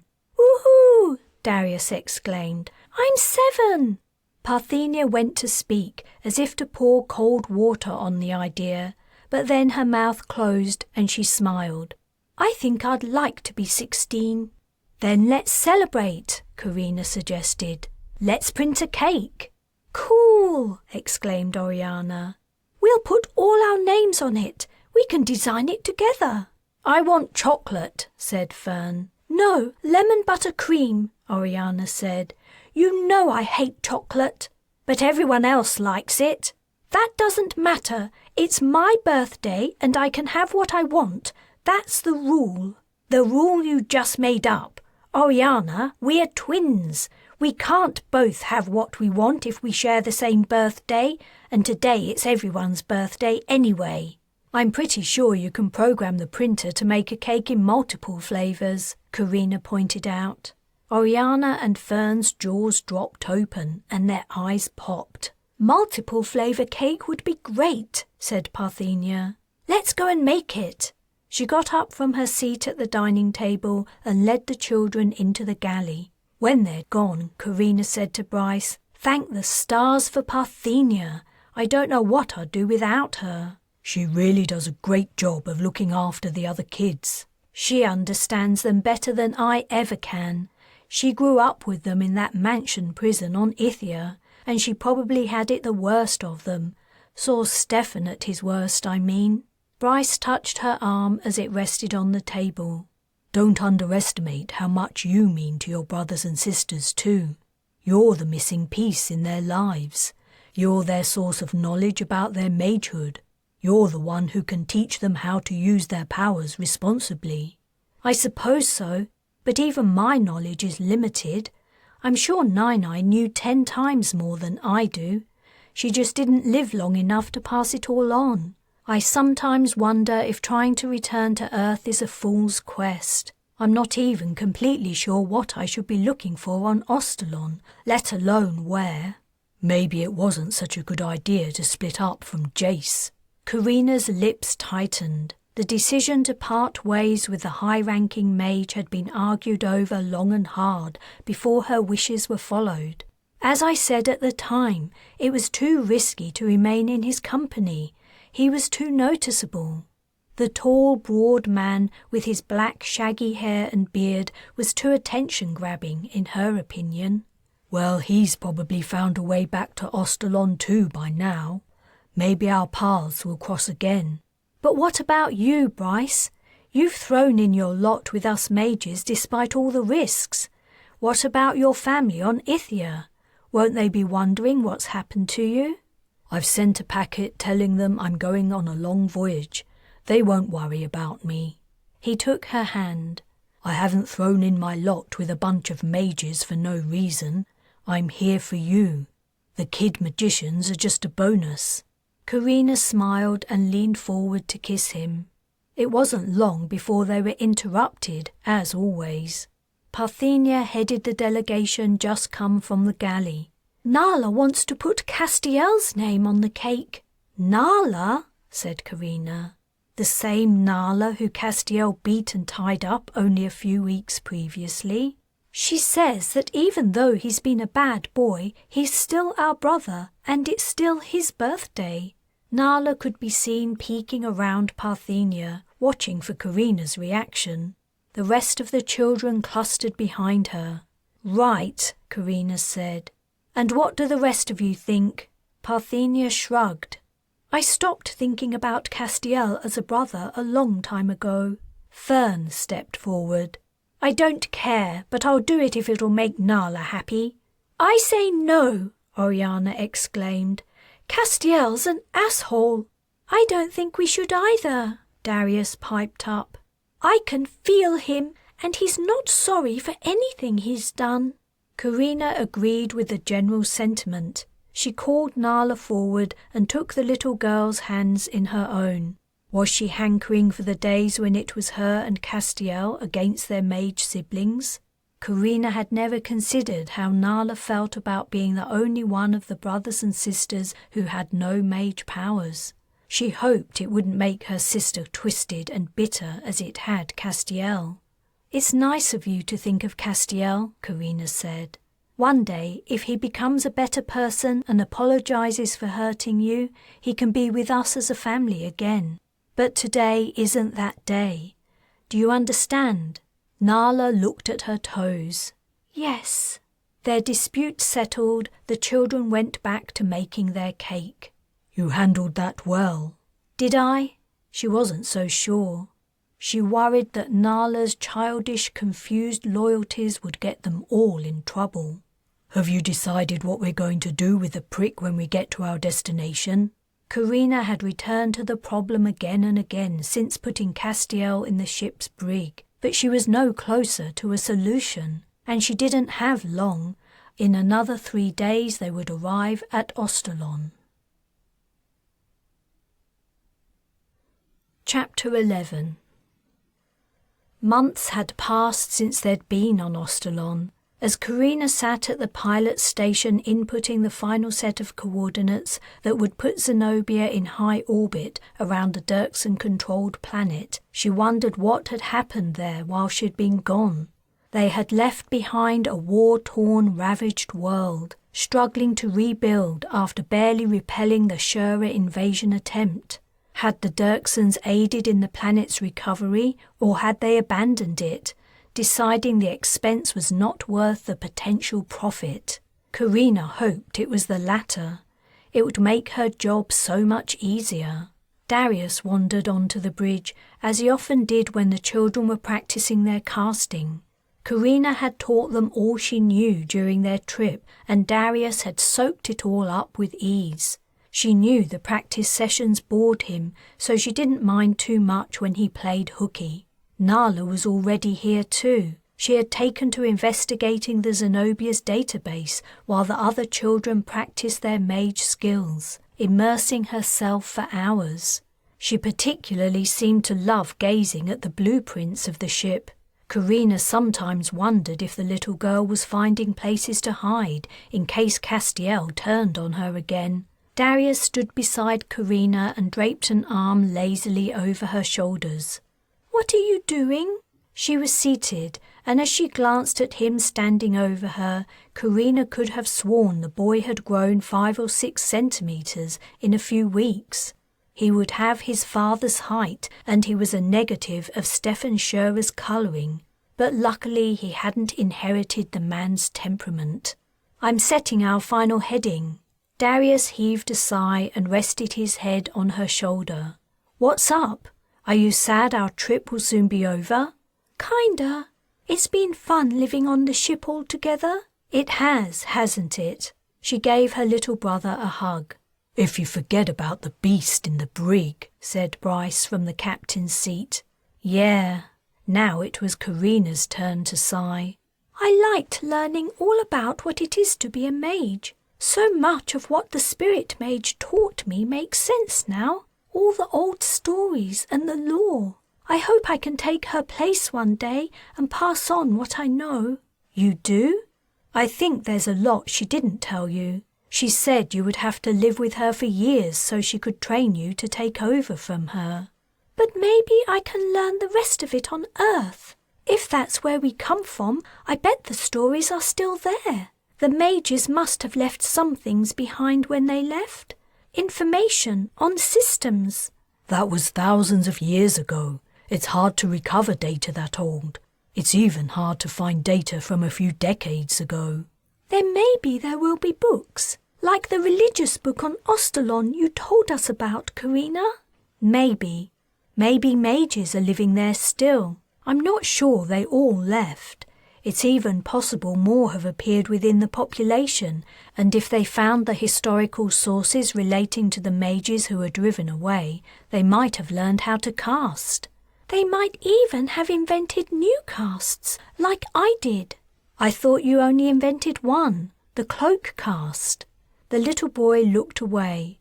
"I know I was supposed to be practicing, but—" "It's okay. I don't mind. What did you invent?" She wistfully hoped it was a cast for disappearing dark mage brothers, but she doubted it. "I call it guise.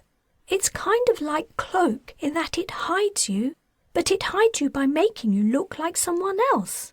"Uh-huh," said Carina, sitting upright and turning widened eyes to Bryce. "Can you give us a demonstration?" "Sure." Darius removed his elixir flask from the belt around his waist and sipped the liquid. His eyes shut, he took one step backward. For a moment, nothing happened. Carina began to wonder if Darius's new cast was all in his 7-year-old mind. She didn't doubt his ability, but in every other way he was still a young child. Then he turned into Bryce. It wasn't a gradual transformation where he grew taller and his face changed shape. One moment he was himself, and the next a perfect copy of Bryce. The real Bryce was so astounded he stood up. Carina laughed with delight. "Say something, Darius." "What do you want me to say?" He sounded like himself, so she figured the cast only extended to the mage's appearance. "How long will you stay like that? Can you turn it off when you want?" "No, I stay like this as long as the cast lasts. Just a few minutes. I can't control when it stops, and I have to be able to see the person to do it. I know because I tried to turn into different people when I was alone in my cabin. I thought about how they looked, but it didn't work. I have to make a copy of someone I can see right then. I tried it out by peeking at you guys around a corner and then casting." The restriction fit within the natural laws that seemed to apply to casting. Though it wasn't always impossible to cast at something you couldn't see or had no tangible relationship to, it was hard, and sometimes it was impossible. Darius might eventually refine his skill so he could create a guise of someone he couldn't see, but he clearly hadn't developed the ability yet. "Can you do a quick lap? I'd love to see how I walk." Darius took a stroll around the bridge, producing fits of laughter from Carina and Bryce. "Not bad, but of the two of us, I think I'm better looking." The bridge door opened and Oriana and Fern burst in. "What?" said Oriana, holding Fern back with one arm, her mouth remaining open. Her gaze switched between the two Bryces. "I'm the real one," said Bryce. "No, I am," piped Darius. "This is too freaky," Fern exclaimed. "It's Darius's new cast," said Carina. "It should wear off soon." "That is so cool," Oriana said. "You'll have to teach us how to do it." "I can try." Darius's attempts to teach the cloak cast had failed. Even Carina couldn't learn it. All the mages could write the character, but when they sent it out, nothing happened. Carina didn't know why that was so, but she suspected the same would be true of guys. "We've finished today's practice," Fern said. "Can we go to lunch now?" "Yes, and while we're eating we can talk. We only have a few hours until we arrive at Ostalon, and I want to tell you all what will happen then." "Don't we get to decide anything?" asked Oriana, pouting. "We've talked about this stuff for weeks. I've listened to everyone's opinions, but I'm making the final decisions, and that isn't negotiable. Sorry." Carina was aware the children may think she was overbearing, but she was happy to have that reputation if it meant keeping them safe. Oriana snorted her disapproval and stomped off the bridge. Fern tutted and followed her, his hands clenched at his sides. Carina wondered which of his bossy, difficult sisters bothered him the most. The children had become adept at using the food printer, and they'd thoroughly familiarized themselves with the copious supplies aboard the ship. They made 2 meals per day in a chaotic mess of banter and minor bickering that nevertheless resulted in delicious dishes everyone liked. Bryce took Castiel his food while the children laid the table for what would be their penultimate meal aboard the Zenobia. There was no question they must leave the ship behind when they arrived at Ostalon. Carina had searched the place high and low, even venturing into the accessible sections of the engines, but she'd been unable to discover the tracker.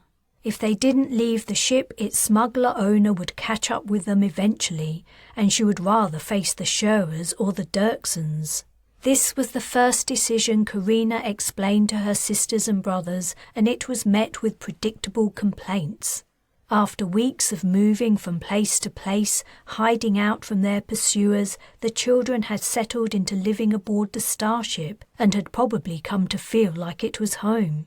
This sense was heightened by the Zenobia also mimicking their first home in terms of luxurious fittings and supplies. Yet the disgruntlement over leaving the ship was soon forgotten, however, when Nala asked, "What's going to happen to Castiel?" The conversation paused, and 5 pairs of eyes focused on Carina. Just the mention of the kid's name made her angry and fearful. "I've thought about this a lot. My first idea was to abandon him on an isolated planet. He's a mage, so he would survive. But I didn't want to divert our journey any more than I already was, and I realized I was only postponing the problem of his existence. All the habitable planets in this sector are settled, as far as I know, so wherever we left him he would find a way to leave the place in the end. He would return to the Dirksons or Schurers, or perhaps he would create his own evil organization and come after us when he has more backup. So that idea was out. The only other option that allows us to get rid of him is to hand him back to the Dirksons and hope they limit his influence. They certainly don't seem to hold him in high esteem, but they hate mages. They proved that on Pyrene. They would encourage him to find us, so the second option gives the same result." Carina took a breath and said glumly, "I've been forced to conclude the safest way of dealing with Castiel is to keep him with us. We'll have to do our best to keep him restrained and deny him any access to elixir." "For how long?" asked Parthenia. Carina couldn't tell how her sister felt about the decision. Parthenia had learned to hide her emotions as a survival strategy while growing up in a dysfunctional, abusive household. Yet all along it had been she who had wanted to capture Castiel and prevent him from hurting anyone, so Carina thought she would be pleased they would be doing exactly that. But then, who would be happy about spending what could be the rest of their lives in their evil brother's company? "For as long as we must," Carina finally replied. "Maybe when we get to Earth we'll find a way to remove his powers. That would be the best solution, but I don't know if it's possible." Parthenia seemed satisfied at least, because she didn't say anything else. The others appeared shocked, as if Carina's decision had been the last one they'd thought she would make.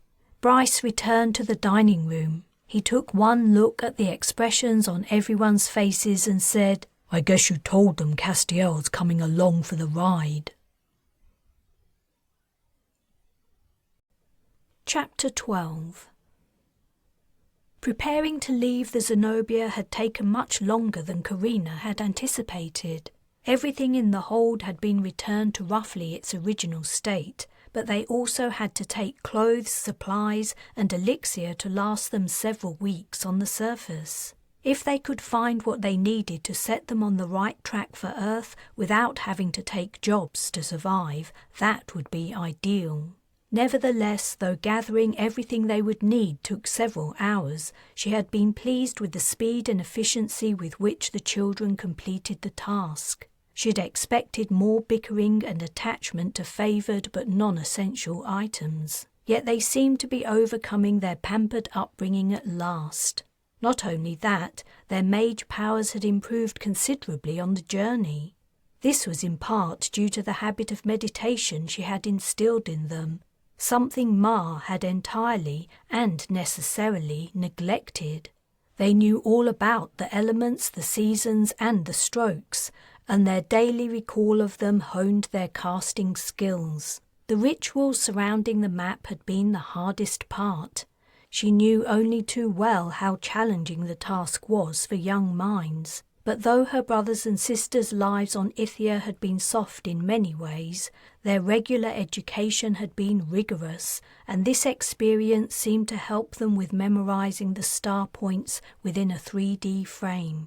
All in all, she anticipated a better experience for them than they had known before as they undertook their search. Her group wasn't only a family, it was a skilled team, each member lending their strengths to aid in achieving their purpose, to find the true home of mages. Now all was packed and ready.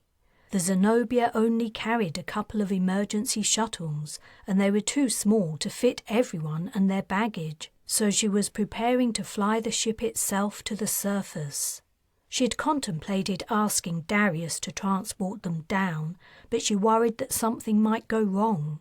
She didn't want them to become separated, especially somewhere where other people might be roaming, and could spot one of them materializing from nowhere. As long as Darius's cloak continued to work, the ship wouldn't be observed as she descended, but the effects of landing a large ship anywhere other than the specially prepared surface of a spaceport would be unmissable. As soon as the Zenobia landed, they would need to get away from her as fast as they could.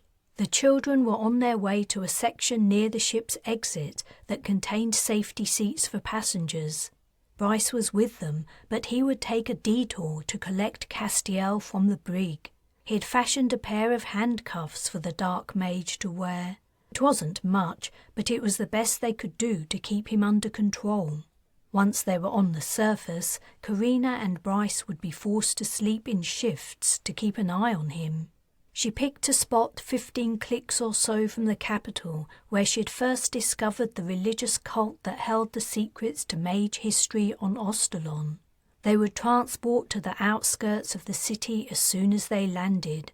When Darius's cloak wore off and the starship appeared in the middle of nowhere, questions would be asked, but that was not Carina's concern.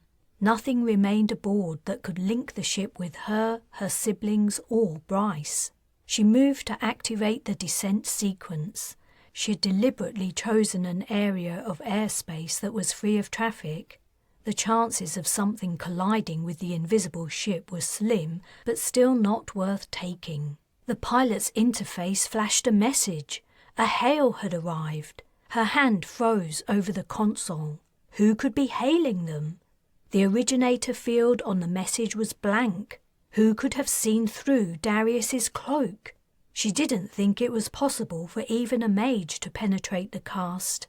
Could it be Jace? She had never plumbed the depths of his mage abilities. He belonged to the Mage Council, but that was all she knew. But if it was Jace, why didn't he say so in the message? Unless he wasn't sure who he was hailing. She opened the message, but only as audio from her side. A round-faced man wearing a bright blue hat with an iridescent sheen appeared. "I am disappointed," said the man in a rich, deep voice.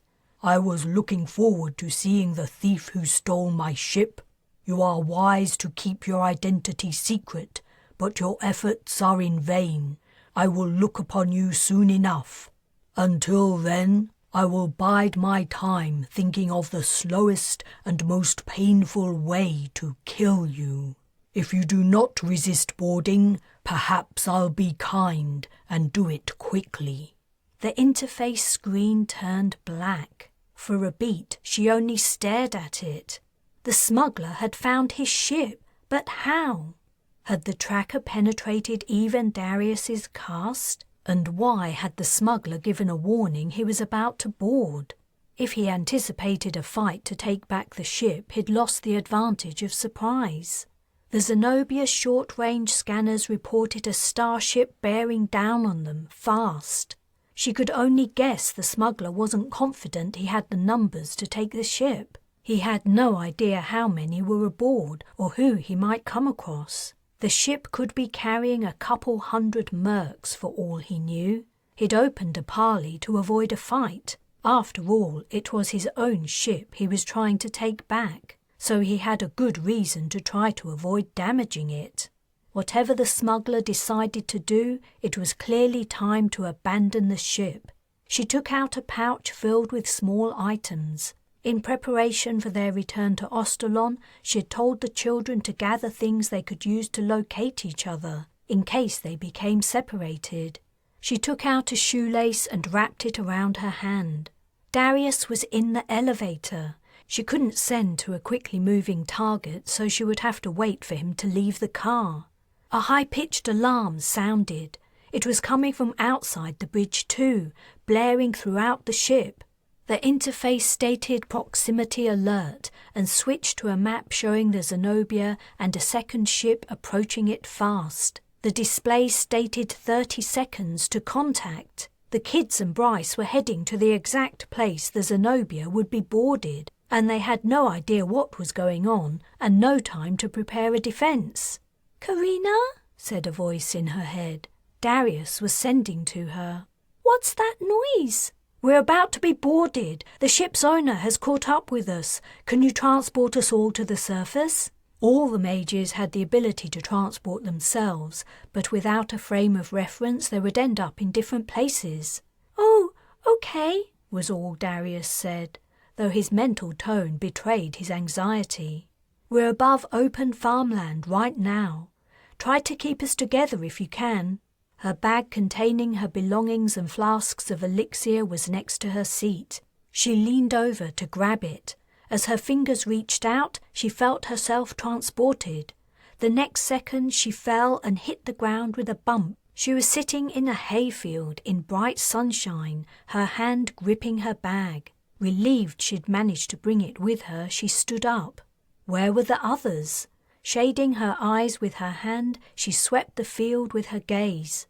In the empty, flat landscape, it didn't take her long to spot figures standing in the tall grass, even though they were some distance away. Perhaps due to their separation aboard the ship, Darius's cast had flung her 300 or 400 meters away from her companions. She slung her heavy bag over her shoulder and set off toward them. This area of Ostalon reminded her of the prairie on Pyrene, where the mages had held their matching, only this was a farmed landscape. She was wading through grass and wild flowers, but grain crops grew in other fields, and an autonomous harvester sat on the horizon. If she had her bearings right, the city lay to the north, behind her. The sun sat in a clear blue sky to her left. They had about an hour until sunset, when they would have to find somewhere to spend the night. Above her, the Zenobia's owner and its crew would be searching the ship. Eventually they would wonder what had happened to the thieves who had stolen her, flown all the way to Ostalon, and vanished into thin air. Chapter 13. "It's okay," said Carina. "Really."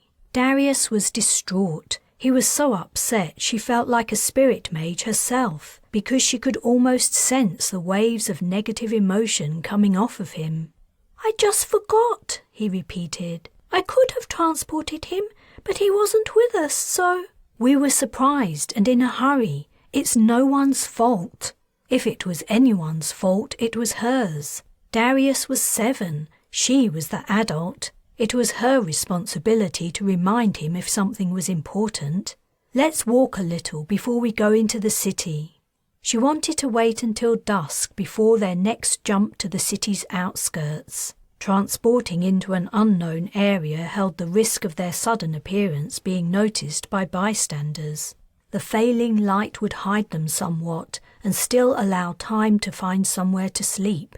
Everyone gathered their bags before the group set off walking north.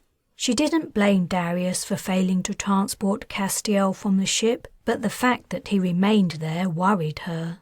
The round-faced smuggler would have discovered him by now, and she had no idea what Castiel would tell the man to explain his presence. Knowing Castiel, his story would be self-aggrandizing, despite his incarceration in the brig. He would probably make something up about overwhelming forces attacking him, not his big sister picking him off like a bug on the ceiling. But what would he tell them about mages? Had he learned from his experience with the Dirksons? Would he keep the knowledge of his powers to himself? She couldn't guess. His capacity for boasting seemed infinite and might overwhelm his instinct for self-preservation. Not that she cared the slightest for his welfare, but his blabbing could endanger all of them. If the smuggler learned what Castiel could do and that more people with his abilities had magicked themselves down to Ostalon, the man would come after them. Smugglers didn't only deal in artifacts, they were also known to traffic humans. Bryce gave her a sideways hug. "I hope our prospects aren't as bad as you seem to think." "Do I look that stressed?" In answer, he placed his thumb against the skin between her eyebrows and gently rubbed. She smiled and felt her face relax. "I think we'll be okay. No one saw us transport here. That's a good start. Don't tell me you're worried about that little shit we left on the ship. Not about him exactly, but the danger he poses. Can't Darius transport him here in that case? I mean, I'd rather not, but if it helps. She shook her head. A moving ship is too hard to target. I doubt even Darius could do it. If Castiel tells the Zenobia's owner about us, and that guy decides to track us down. Bryce frowned and peered at the spot between her eyebrows again. He lifted his hand, but she laughed and pushed it down. I get it, she said. We'll have plenty of time for worrying about it if the smuggler comes after us. Anyway, how would he find us? It might be hard, but it's not impossible. I didn't anticipate the possibility of leaving Castiel behind. We might have left something on the ship he could use to locate one of us. I mean, we did a pretty good job of removing or cleaning everything we used, but we were aboard for weeks. It isn't easy to live somewhere so long and leave no trace of your presence. She let out a deep breath. But you're right. There's no point in worrying about it now. We'll have to face that problem if we come to it. I got a good look at the guy's face, and I'll recognize him if I see him again. They walked on in silence toward the grey line on the horizon that was the edge of the city. Her anxious mood began to ease. It was good to be planet-side again, surrounded by grass and feeling the sun on her skin. Perhaps everything would go smoothly. They would find what they needed without too much trouble and embark on their new journey quickly, leaving Ostalon, the Dirksons, the Scherers and Castiel behind forever. An hour or so later, when the children were beginning to murmur about resting and eating, and the sun had disappeared below the horizon, Bryce asked, "Is that smoke?" In the oncoming dusk it was hard to tell whether he was right or if it was only low clouds, but a grey pall hung over the city. "I don't know," said Carina. "Maybe." If it was smoke, it wasn't a good sign for the state of Ostalon. In their hour of walking, the only living things they'd encountered had been bugs, lizards, and a single grazing animal who appeared to be lost. Machines for weeding and harvesting stood in the fields, idle and likely broken down. The farm work had been automated, the Dirksons having stolen the Ostalonians' land and not even provided them with jobs in return. Yet she was surprised by the absence of people. The fact that they'd encountered absolutely no one, considering they were close to a large city, implied that Ostalon hadn't begun to recover from the Scherers' attack. "Let's transport the rest of the way," she suggested. "Thank the stars for that!" Oriana exclaimed. "My feet feel like they're about to drop off." "Then you won't mind volunteering to cast for all of us." "Huh? All 6 of us?" The whites of Oriana's eyes stood out in the deepening gloom as she displayed her surprise. "I can't do that." "I think you can. It's the same as transporting 1 or 2 people, just with greater oomph." "Oomph," said Bryce. "Is that a special mage word?" "Why can't Darius do it?" asked Oriana. "Yeah," said Fern. "I'm not sure I trust Oriana to transport me anywhere." "Shut up," Oriana said. "I bet I can transport more people than you." "No way." "Both of you shut up," said Carina, wondering to herself what she'd been thinking earlier when she'd imagined her siblings had matured. "Oriana, this is a good opportunity for you to practice transporting several people. If you get it wrong, we can locate each other easily with our collections of personal items." Oriana said, narrowing her eyes at Fern. "I'll try. Where do you want me to aim for?"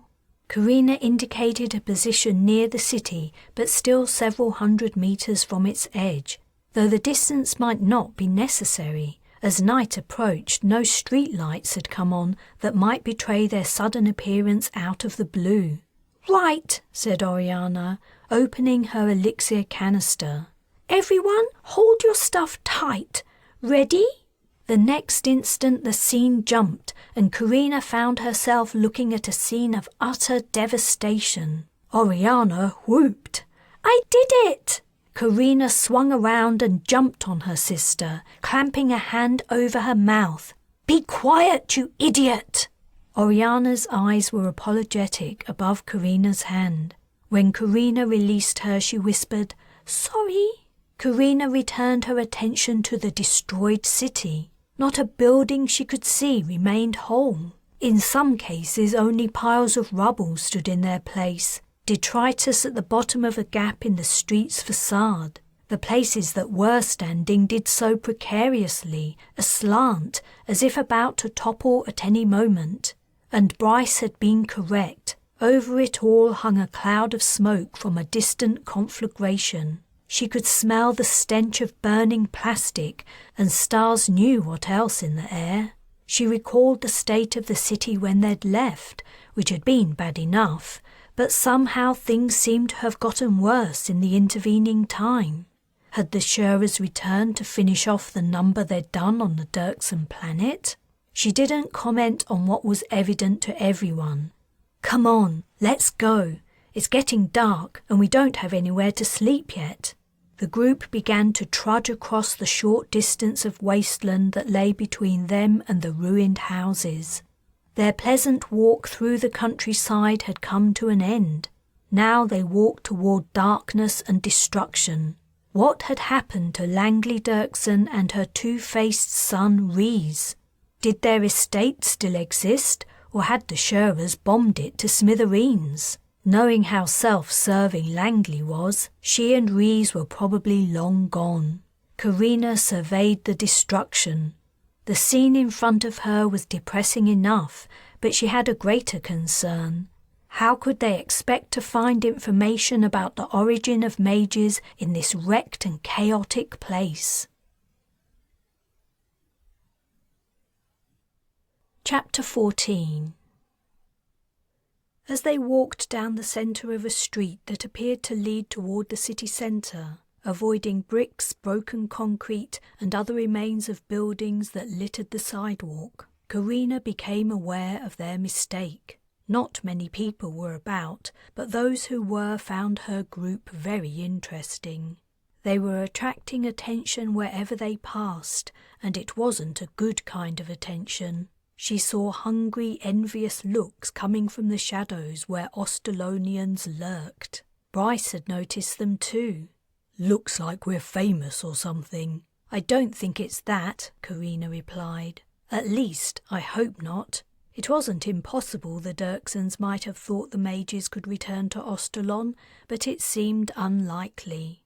A move like that would be mad if it weren't for the information on mage clans the place held, and the Dirksens couldn't know anything about it. "It's our clothes," she decided. They were all wearing clothes taken from the Zenobia. The children had altered theirs to make them fit, but they were essentially the same, made from rich, costly fabrics. By contrast, everyone else in the residue of a city was dressed in rags. Either they had nothing better to wear, or they weren't stupid enough to dress expensively in a place full of starving looters. "Shit," said Bryce. "You're right, but it isn't just the clothes, it's our bags. Look at everything we're carrying out in the open, like we're asking for it all to be taken off our hands." "Are those people following us?" Parthenia asked. Carina looked back. A handful of men and women had joined their path down the centre of the street. They were looking directly at her group, making their intent clear. She turned to face ahead again. The road stretched onward without bend or corner. Running into one of the derelict buildings would be madness. They would be trapped, if the building didn't fall on them. Neither could they transport out of the situation. The Dirksens might be unaware the mages had returned, but the first report of strangely dressed people vanishing into thin air would soon alter their misconception. "Bryce," Carina murmured, "I think it's time we showed our admirers what they're up against." She reached into a long bag she carried so he would get her meaning. He was carrying a similar bag. She took out the Dirksen pulse rifle. She turned around and began to walk backward, aiming at the goons on their tail while Bryce focused on the road ahead. "Carina," said Nala nervously. "It's fine," she replied. "Don't worry. Everything's going to be fine." 1 minute passed and then another. They'd hit upon a major thoroughfare that showed no signs of coming to an end. And though after catching sight of the guns their followers hadn't drawn closer, others had joined them. It was crazy. As far as Carina could see, none of them was armed. The Dirksens had done a great job of disarming the local population. If they attacked, some were sure to die. Yet they seemed willing to take the chance and hope it wouldn't be them. Things had gotten desperate on Ostalon. "So, how long do we do this?" Bryce asked. The city was darkening as night fell.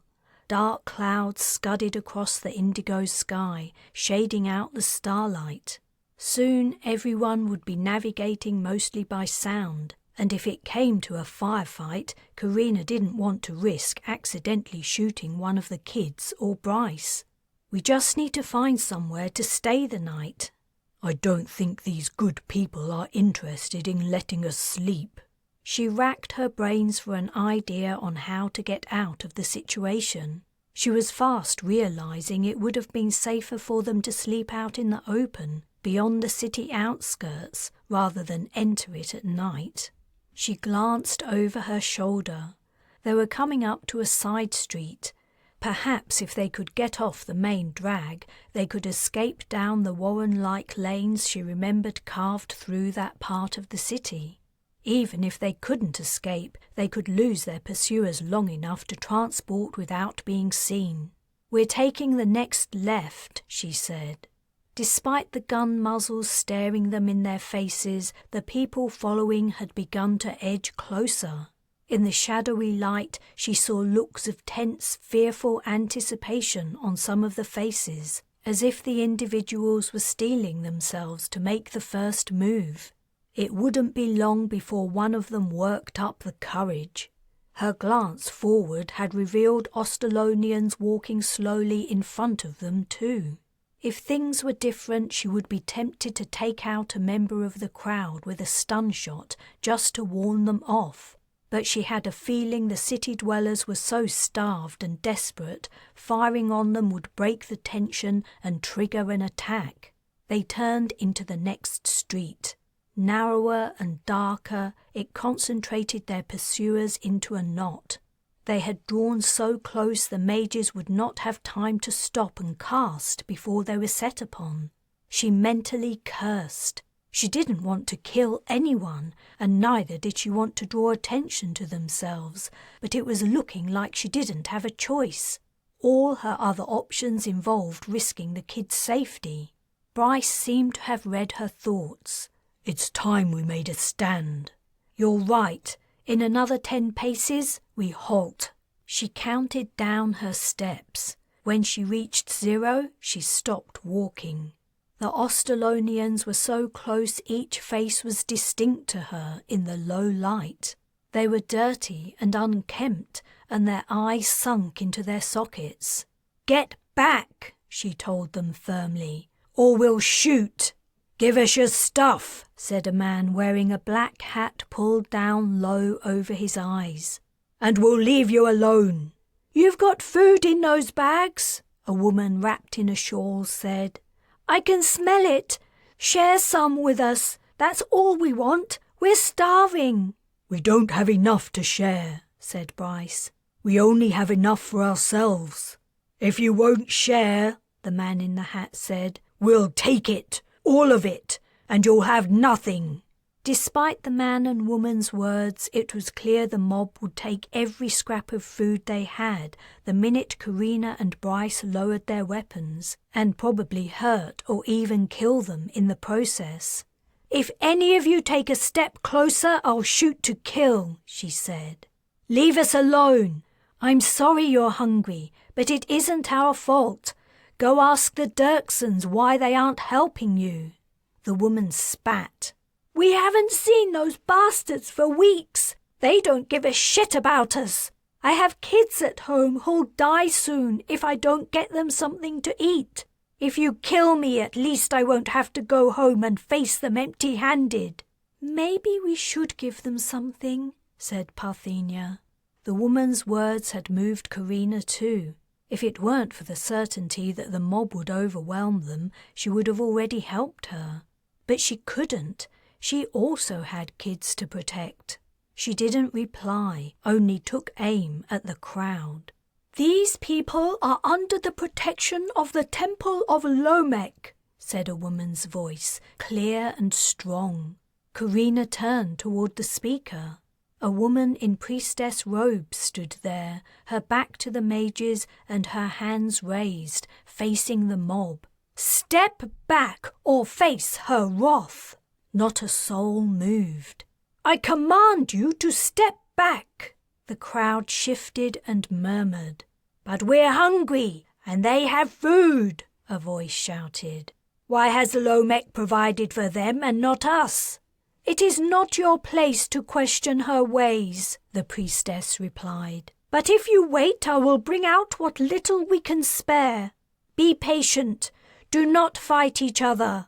Show dignity and grace, or Lomek will not hear your prayers." The priestess gazed at Carina's group for a moment and then turned and walked into the building. Carina recognized it as the same place she'd slept in after escaping from Langley Dirksen. The entrance was open and she could see garish paintings on the walls in the lamplight. "I guess we're supposed to follow her," said Bryce. "That would seem like a good idea," Parthenia agreed.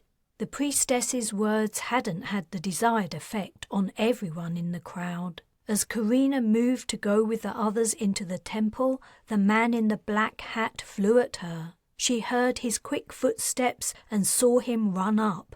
She could get a shot off before he reached her, but her gun was set to kill, and she didn't have time to change the setting. Instead, she turned the rifle around, waited a beat for the man to come near enough, and then cracked the butt against his skull. As he hit the ground, she cast a glance at the remaining Ostalonians. No one else was feeling brave any longer. She walked into the temple. Chapter 15. When they were out of sight of the crowd and within the inner temple, the priestess turned and lowered her hood. "If you have food, you must give it to me. Not all of it, but some. If I don't take some food out to them, they will attack." "What about the wrath of Lomek?" Bryce asked. "Her wrath will descend in the next life," replied the priestess. "Not this one. Sometimes people's viewpoints are short-sighted, especially when they haven't eaten for days." "We're happy to give you what we can spare," said Carina. "I didn't realize things were so bad." "You didn't?" The priestess sounded incredulous. "Where have you been living for the last few months?" An uncomfortable look passed among the group members. Instead of answering, Carina directed her attention to her siblings. "Give the lady some food. Everyone's carrying some. Give her half of what you have." "Half?" said Fern. "But what if we run out?" "If we run out, we'll find some more." The answer didn't satisfy Fern, but, like the others, he dropped his bag onto the floor and began to look through it. They quickly made a pile of random packages. Parthenia was taking most of the food out of her bag. "No," Carina said, touching her sister's arm. "Put some back." "I don't eat much. I can go for days without feeling hungry." "No, you can't. Put some back. I need you strong and healthy." "But those people are..." "Those people are not our problem or our responsibility," Carina interrupted with finality. "I know it sounds harsh, but it's true. All over the galactic sector, people will be starving due to this war between the Dirksens and the Shurers. Are you going to feed them all? We give what we can, but we look after ourselves too." Parthenia wore a defiant look that Carina hadn't seen for a while. But she did as Carina asked and reluctantly took some of the packages back, angrily thrusting them into the depths of her bag. When they'd divided up their food and donated half, the priestess put it into 2 bags which she lifted to carry out to the crowd. "Do you need protection?" Carina asked. The priestess smiled. "They won't hurt me. They know Lomek will punish them." While the woman was outside distributing the food, Carina and the others repacked their lightened bags. Losing half their food was a blow, but it was true that the mages had more options than the regular folk. "Is this where we're sleeping tonight?" Oriana asked, always the one to consider the state of her feet. "I hope so," replied Carina. "I think the priestess will feel obliged and will need somewhere to stay until the crowd disperses. I wouldn't put it past them to wait until we leave so they can take the rest of what we have. But we're also in the right place to find out some more information about mages." She had told the children about the connection she'd found between the Ostalonians' religion and mage law. "We can ask to look at their map," said Darius. "It won't be that easy," Carina said. "We have to tread carefully. The map and the characters are religious items to them, maybe sacred items. If we push too much, we might get kicked out, and tonight at least, that's something we need to avoid." When the priestess returned, it was she who made the suggestion that the group stay the night. "We only have this room to offer you. We have taken in a number of orphan children and the weak and elderly, but it will be safer for you to sleep here than on the street tonight."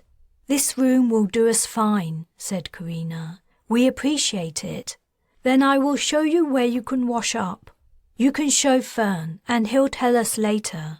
The rest of us will prepare our bedding." Fern went with the priestess and the others pulled out their sleeping bags they'd made from fine fabrics available on the Zenobia. Carina suggested they sleep next to each other in one corner of the inner temple for warmth and for protection. She and Bryce would take turns keeping watch, just in case some starving Ostalonians lost their religious sentiment. When Fern returned, they ate a small meal, not knowing how long their halved rations might need to last. The priestess didn't visit them. They were alone for the night, and Carina's inquiries about the Temple of Lomac's religious artifacts would have to wait for the morning. "Can you tell us some more stories about mages before we go to sleep?" asked Nala. "Shh! Remember we can't speak freely. We aren't alone anymore, even though we might appear to be." "I don't think anyone is listening," said Oriana, who had just returned from the restroom. "The corridor is empty." Carina looked at the eager, expectant faces of her siblings. It probably wouldn't hurt to tell them something as long as she didn't use the word mages. "I can tell you what Ma told me when we were on the Nightfall." "I'd love to hear that," Parthenia said, her eyes shining in the torchlight. "Okay." Carina took a breath. "Ma said that when our ancestors first came together as a group, they went to live on a remote mountaintop. There they could practice their skills in peace and quiet, away from the rest of humankind. They learned about the different things they could do. Maybe they even invented new ones, like Darius does." The little boy beamed. "What was it like living on the mountain?" Nala asked. "I don't know." Carina recalled her time at the Shura mountain stronghold. "Cold, I guess." "Very cold," said Bryce, sharing a look that told her he knew the subject of her thoughts. "The problem was," she continued, "the secret about where they were staying got out. People would journey into the mountains to try to find them, hoping to join them or receive instruction on how to do what they did. So our ancestors began to test everyone who turned up. If the visitor failed the test, they had to leave, and some perished on the way back. That was what began the true hatred for our kind. They were blamed for the deaths." But why didn't they let them in? Parthenia asked. Because if they had, more would come, explained Bryce. Though he didn't know the story, the answer was obvious. Then your ancestors would have had to house and feed them all, and teach them and deal with their disappointment when they finally understood they didn't have the ability they desired. All your ancestors wanted was to be left alone to live their lives. I guess that's kind of similar to the reason we can't give all our food away, Parthenia said. That's right, said Carina, relieved her sister was finally getting it. We have as much right to survive as everyone else. It feels selfish, but unless we have more than we need, we have to keep some back for ourselves. I wish I hadn't given away the cookies I made, Fern said wistfully. They were delicious. This brought a chuckle from the others. Don't worry, Carina said. I'm sure you'll get a chance to make some more one day. Will we find the mountain where our ancestors lived? Asked Oriana. It's been so long since they left Earth it might not be possible. Things will have changed a lot, even the climate. Magda, the spirit mage, said the climate had undergone a huge upheaval before our ancestors fled. But who knows? Maybe we will find the mountain home and the traces of the people who lived there. But that's going to be a long time from now, after a long journey. It's time you guys got some sleep. Bryce volunteered to take the first watch, so Carina lay down and shut her eyes. As she listened, one by one the children fell asleep, their breathing altering to a deep, regular pattern. But sleep would not come to her. She opened her eyes and turned over. Bryce faced away from her toward the outer door, sitting cross-legged with his rifle across his lap, his figure dark in the flickering light from the torches which were burning low. He must have heard her move because he looked over his shoulder and then got up and walked to her side. He lay down, moved his head close to hers and whispered, "Can't sleep?" She gave a slight shake of her head. "I don't think I'll be able to sleep either." The glow from a torch illuminated his face, and she saw an emotion that she shared. The two of them had not gotten to spend a single night alone together in all the weeks since the matching, when by an unspoken agreement they had chosen each other. Bryce put a hand on her waist and moved closer to kiss her. But as their lips met, the room exploded in a cacophony of noise and light. Someone screamed, "Get up!" Before Carina could figure out what was going on, large, muscular hands grabbed her under her armpits. She snatched for her weapon, but she was dragged away and hauled to her feet. Men in odd clothes were grabbing the children, manhandling them out of their sleeping bags and kicking their elixir flasks out of reach. Bryce was wrestling with a bald, wiry man. She spun around, swinging her fist behind her, but her blow was deflected, hard, by the butt of a weapon. She heard a crack and feared her arm was broken. Nevertheless, she let her impetus carry her around and brought up her other fist to punch her assailant in the stomach. Her hand was caught in a larger one and crushed. She gasped with pain and saw her attacker for the first time. He was a giant, dressed in baggy, rich clothes like the rest. Through her pain, the source of the attack finally clicked in her mind. These were not starving Ostalonians or Dirksen troops, and neither did they look like priests of the temple. These were the smugglers' men. It was the only answer that made any sense. The giant released his bone-crushing grip on her hand, grabbed her shoulder, turned her roughly around, and shoved her against the wall. She could hear the frightened sobs and cries of her siblings, but there wasn't anything she could do to help them. The smuggler's man had her pressed so hard against the wall she thought her ribs would break. The cold, rough stone grated the skin off her cheek and jaw. She couldn't breathe and felt herself losing consciousness. Her wrists were gathered together and secured by a thin rope that dug into her flesh. Then, mercifully, the pressure on her back eased. A hand dragged her around again and pushed her backward. The giant bent down to run his hands over her legs, searching for weapons. She jerked her knee up, smashing it into his nose. His head snapped backward at the impact. When he rose, his face was a mask of blood and rage. His massive hand grabbed her jaw and twisted it, tugging at the skin and grinding her teeth together. He moved so close their noses nearly touched. Then he thrust her head sharply backward, bashing her skull into the wall. Black edged into her vision as pain exploded at the point of contact. She staggered and dropped to her knees. "Carina, stop," Bryce pleaded. "You're going to get yourself killed." Warm blood trickled down her head onto her neck. She sagged forward. Bryce was right. They were outnumbered, and she was no match for this gigantic thug. "Get up," said the smuggler's man. When she didn't comply fast enough, he heaved her to her feet with one hand.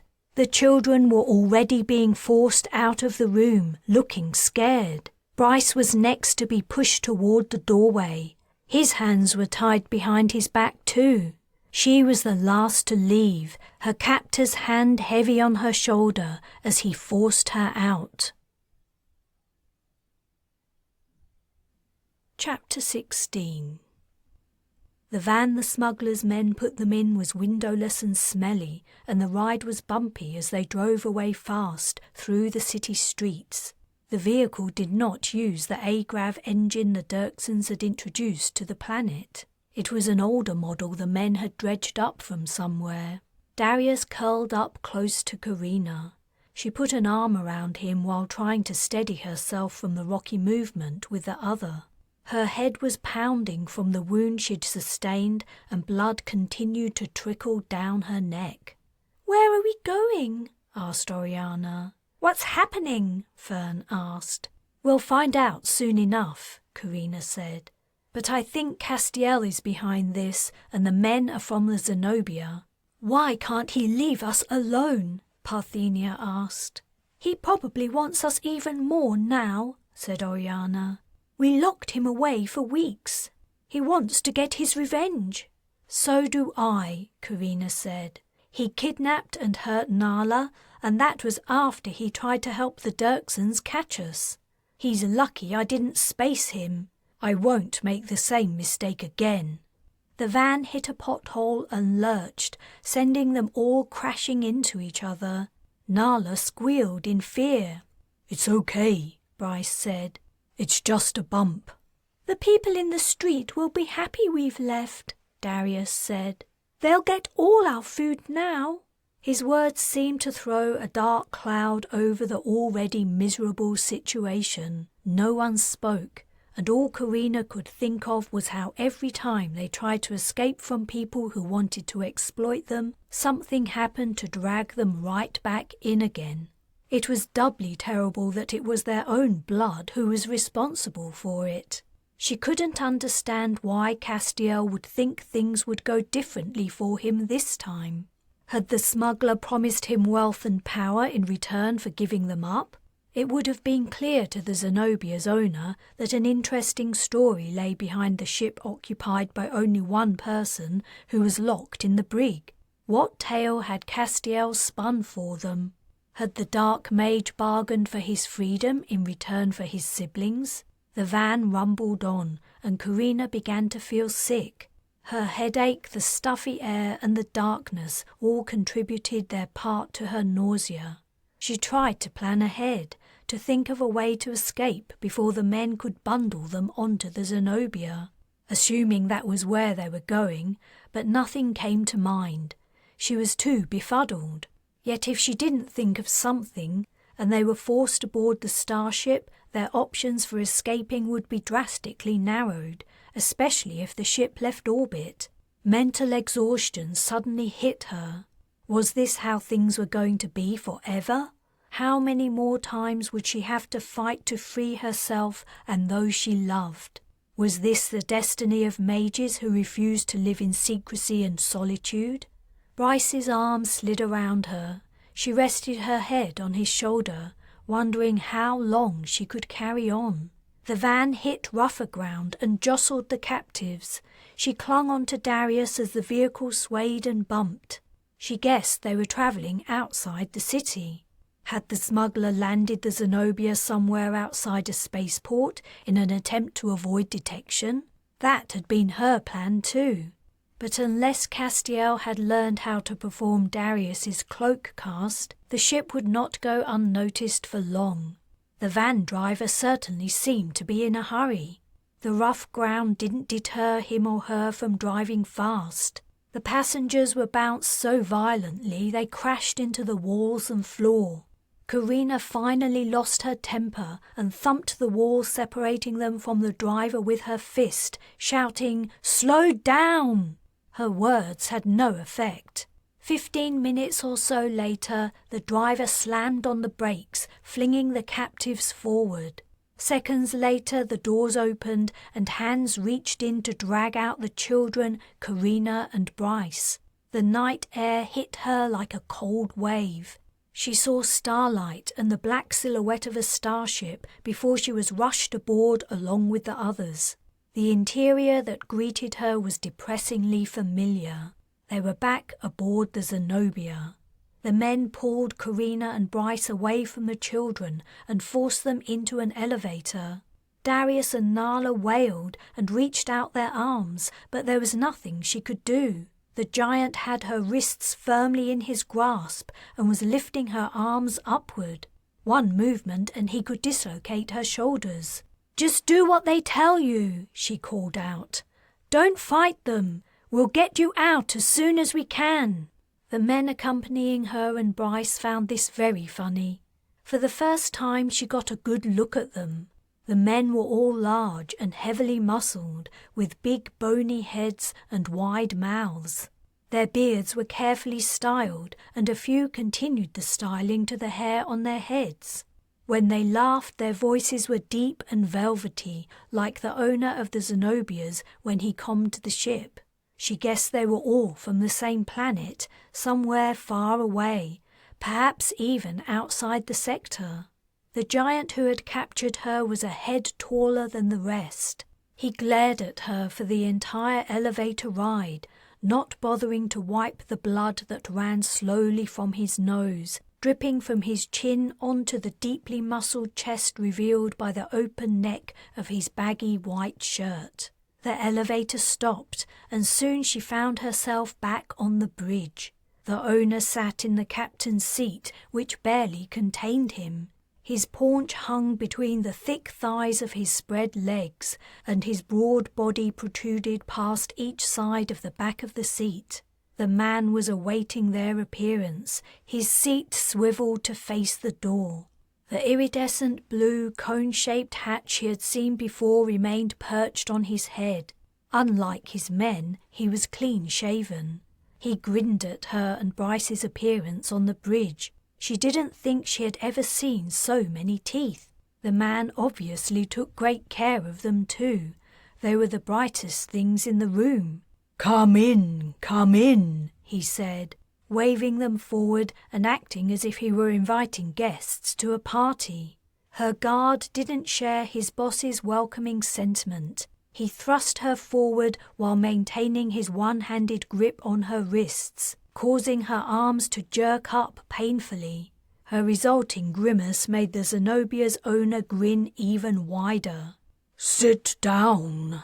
They were forced to their knees. Good, said the man.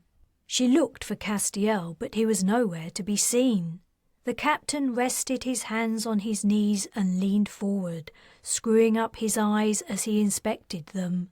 It is strange. You don't look any different from regular people. I'm interested in the abilities of your kind.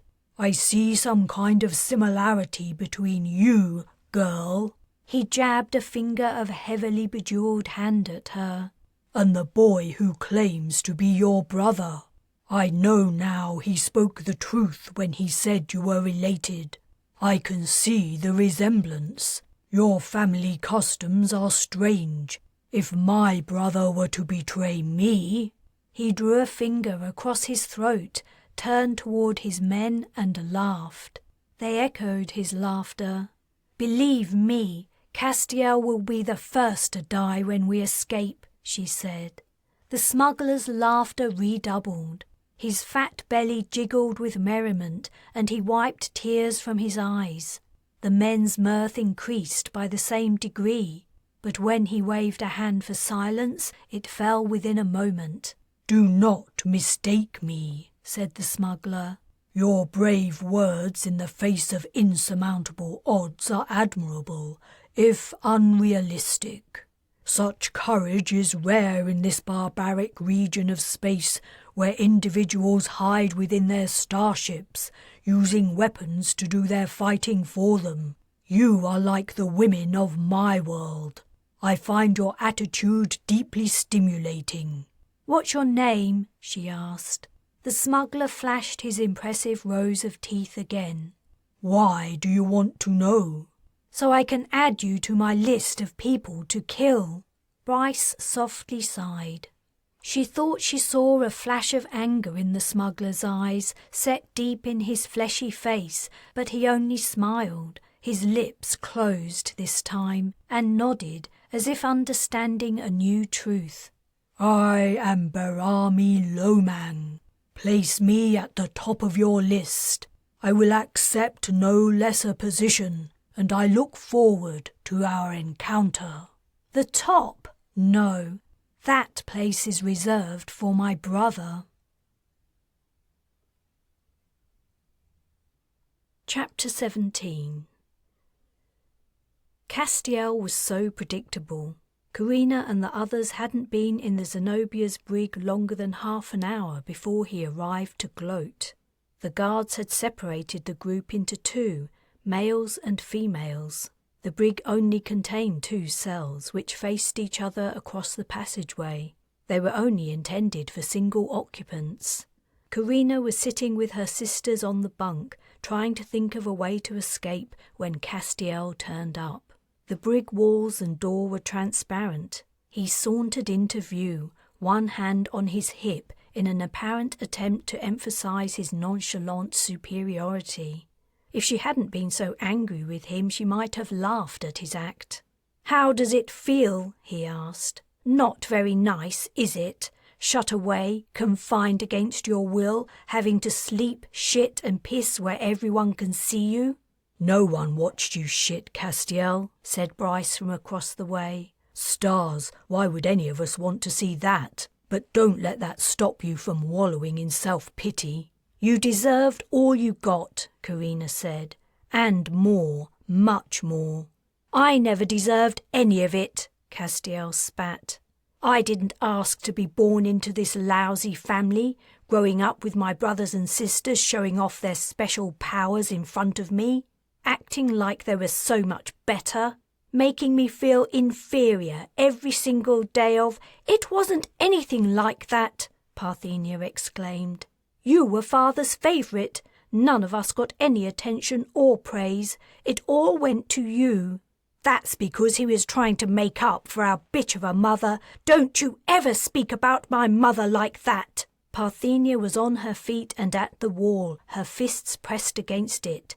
"I'll speak about her however I like," Castiel yelled. His young face transformed into a snarl. "She was a bitch who wanted our father for his wealth and power. But as soon as she got what she wanted, she refused to give him the only thing she had to offer in return, her mage powers. She just wanted to take. Beautiful dresses and jewelry, a mansion to live in, all she could desire. But when it came to fulfilling her side of the bargain, no, she wouldn't do it.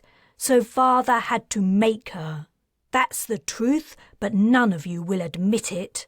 As far as Carina was concerned, Castiel had signed his own death warrant when he'd given them up to the smuggler Lomang. Calling Ma a bitch only meant his death would be slower than he might have liked. Yet she was mildly interested to hear Castiel's take on his parents' relationship. Was that what Stefan had told him, or had he concocted the false narrative himself? "How can you even think that?" Parthenia asked. "Are you insane? Mother hated father with every bone in her body. He was cruel and evil. You think being behind these walls for a few weeks was a bad experience? Father held mother captive our entire lives. And not only that, he—" The horrible memories were too much for Parthenia. She covered her eyes and sobbed. Carina walked over to her sister and hugged her. "Go away," she said to Castiel. "You've said your piece, now go. Do you really think you can boss me around? You can't tell me what to do. I'm the one with the power now. You're all going to have to do what I say pretty soon. You're as dumb as you are arrogant. What makes you think the smuggler is going to treat you any differently from the Dirksons?" Castiel reddened. "The Dirksons treated me well. They were going to give me a high-ranking position." "Yeah, that's why you couldn't wait to get away from them." Carina turned to Bryce in mock curiosity. What was it he said after Darius transported their troops off this ship? "Something about giving him his freedom." Bryce was watching the exchange from the opposite cell. Castiel's colour deepened. "I didn't say anything like that." "You're a liar," Carina said. "But that's no surprise. You think you've done something clever by handing us over to that man? All you've done is make things worse for yourself. Do you think Lomang is going to see you any differently from us? I'm surprised you aren't already in the brig now that he's got us, like you promised him. He probably wants to keep you happy for another couple of days until he's learned what he wants to know. In some ways, I pity you," she went on. "One of the first things I learned about being a mage is you never ever tell a non-mage what you can do, because sooner or later they're going to want to exploit you for their own ends, and if you refuse, they'll make you. As soon as a non-mage learns about your powers, you cease to be a person to them. You're just a freak who deserves to be used however they want. But Ma never taught you that. She never had to. She didn't think you had any powers. What amazes me, though, is that now you've learned that once the hard way, you've made the same mistake again."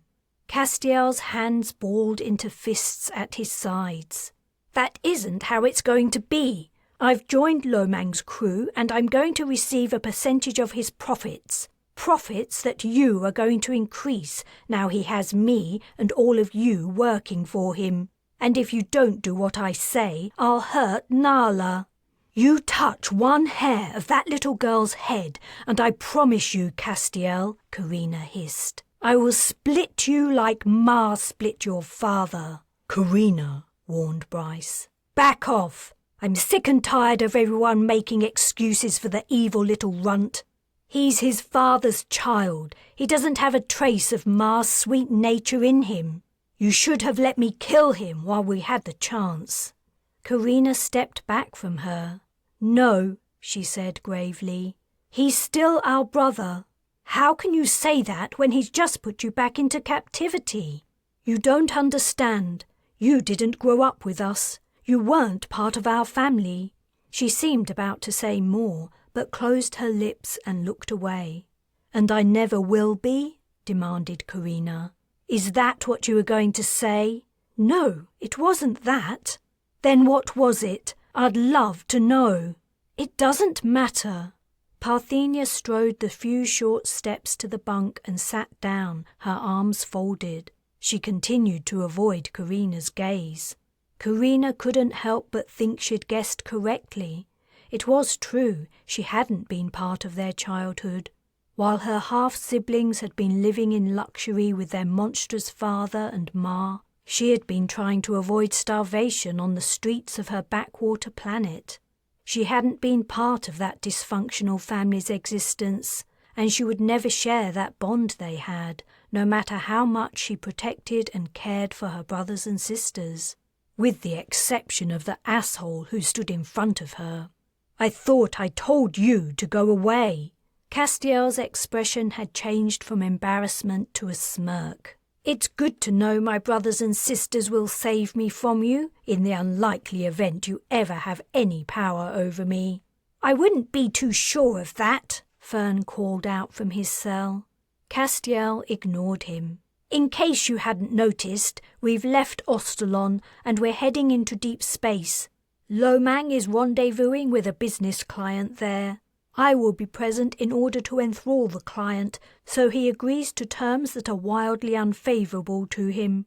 However, in case I need assistance, Parthenia will be coming with me, and Nala too, so Parthenia does as she's told.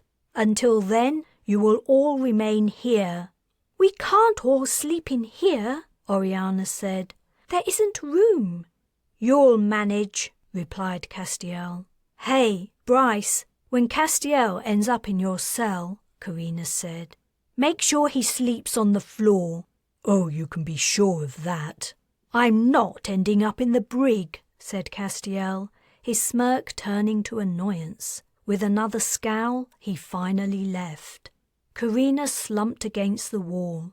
Parthenia's comment had hurt. She'd risked her life for those kids more than once. She felt a gentle touch on her shoulder.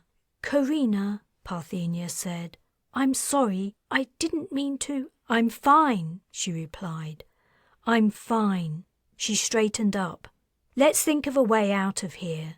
It sounds like you're going to be the first one out of the brig. Maybe there's something you can do." As she spoke, she noticed something on the ceiling above the bunk. "Oriana, stand up." "Huh? Why? I'm tired." Carina rolled her eyes. "Just do it." After the girl surrendered her seat, she climbed onto the spot. A small, faint anomaly marked the smooth ceiling. Carina could only just reach it. She brushed the surface with her fingertips and felt a crosshatch of ridges. Shit. They could forget about discussing escape plans, at least not out loud. She waved to get Bryce's attention, then pointed at the ceiling before cupping her ear. He understood immediately. Parthenia also understood. She whispered first to Oriana and then to Nala. They gazed upward at the tiny grill leading to a recording device. Carina climbed down from the bed. The inability to speak freely was another impediment to their already limited prospects of escape. She sat in Oriana's place, mulling over their situation. The mental exhaustion she had felt in the van returned, and she put her head in her hands. She began to wish, crazily, that her mother and father had never left her with Nai, that they'd taken her with them on the trip that resulted in Stefan Scherer capturing them. Maybe he would have just killed her, but maybe she would have grown up with his family, not separated from Ma. Would her siblings have seen her as one of them then? "I hope they bring us something to eat soon," said Oriana. But much to their disappointment, Lomang's guards didn't reappear, with or without food. Hours later, when they'd given up even bothering to talk about food or water or to whisper about escaping, the lights suddenly went out. The immediate darkness without warning brought groans of dismay from the children. It was a signal they would have to endure their hunger and thirst over the quiet time aboard the ship. They had already discussed sleeping arrangements. If Parthenia slept at the foot of the bunk, Oriana and Nala could squeeze together at the top. Parthenia's feet would be in their faces, but it meant only Carina had to sleep on the floor. She had done that often enough in her life for it not to be a major discomfort. She folded her arm under her head to act as a pillow, told the girls to stop complaining at each other, and closed her eyes. She hadn't slept at all the previous night. Her head still hurt from her wound, and her psychological fatigue hadn't abated. Despite the girls' continued whiny chatter, she fell asleep. When Bryce woke her, it took her a moment to remember where she was. At first she thought he was waking her to take her watch at the temple. She sat up in utter darkness, confused. Her surroundings were nothing like the temple on Ostalon. "Carina," Bryce whispered urgently. "Move. We have to get out of here." Then it all came back.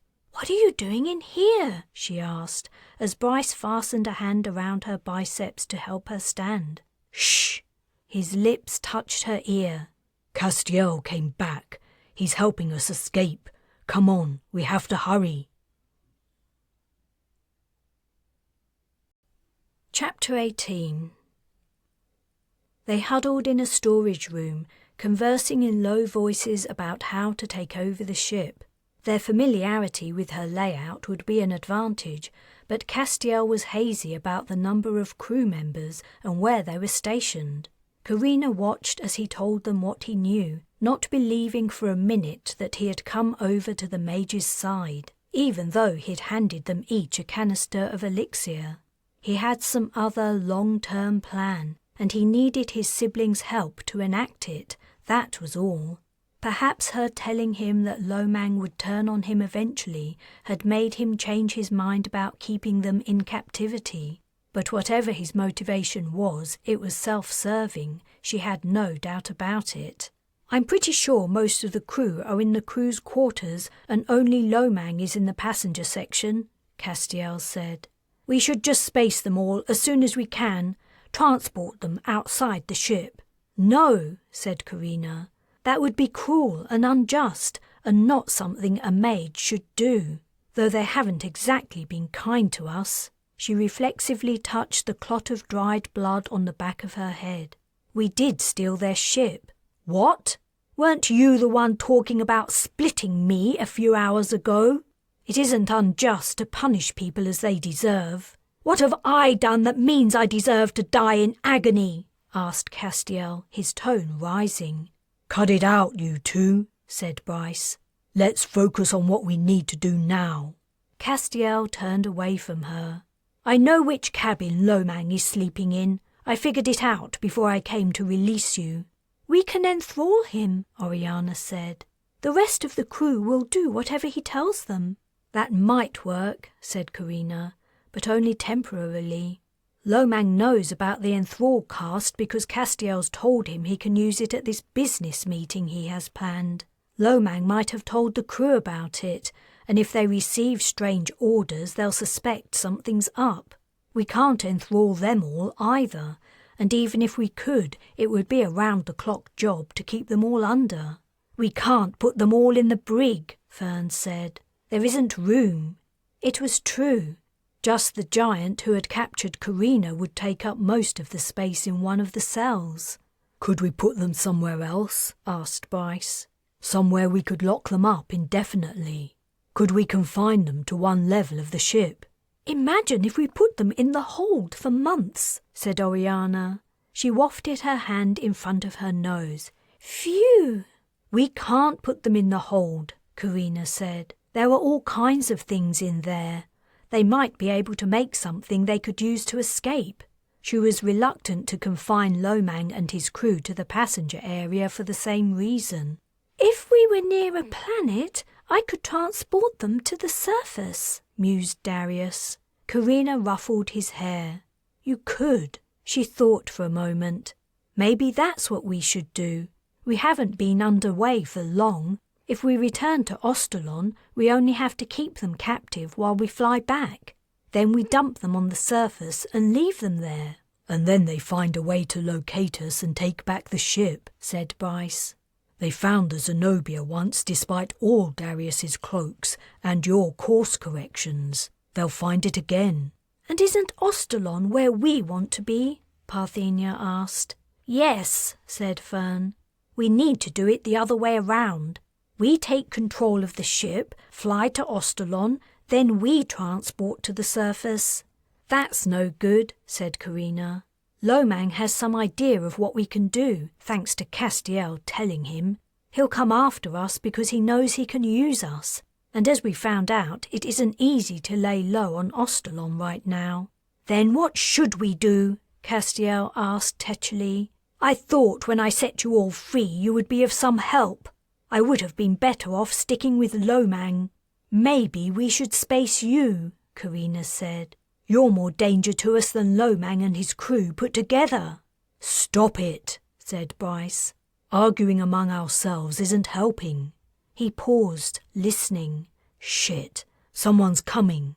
The hard surface of the passageway floor outside was resounding with the heaving footfalls of running feet, growing rapidly louder. Someone's noticed the brig is empty, Carina guessed. They're going to start searching for us. Wait until they've passed, then we run for it. Where to? Fern asked. She didn't know. They still had no plan. Lomang's cabin, she decided. It was the only place she could think of. Perhaps the smuggler would still be there and they could enthrall him, buying themselves some time. She stood with her ear to the door, waiting for the noise of the running men to recede. As soon as it did, she opened the door and peeked into the empty passageway. Let's go! She led the others out. The passenger cabins were in the level above. Luckily, she knew where the nearest service tunnel lay. She began to run. As she rounded a corner, her head smacked into a wall of skin and muscle. She looked right up into the giant's face. He grinned and shouted something in a language she didn't understand while reaching for her shirt.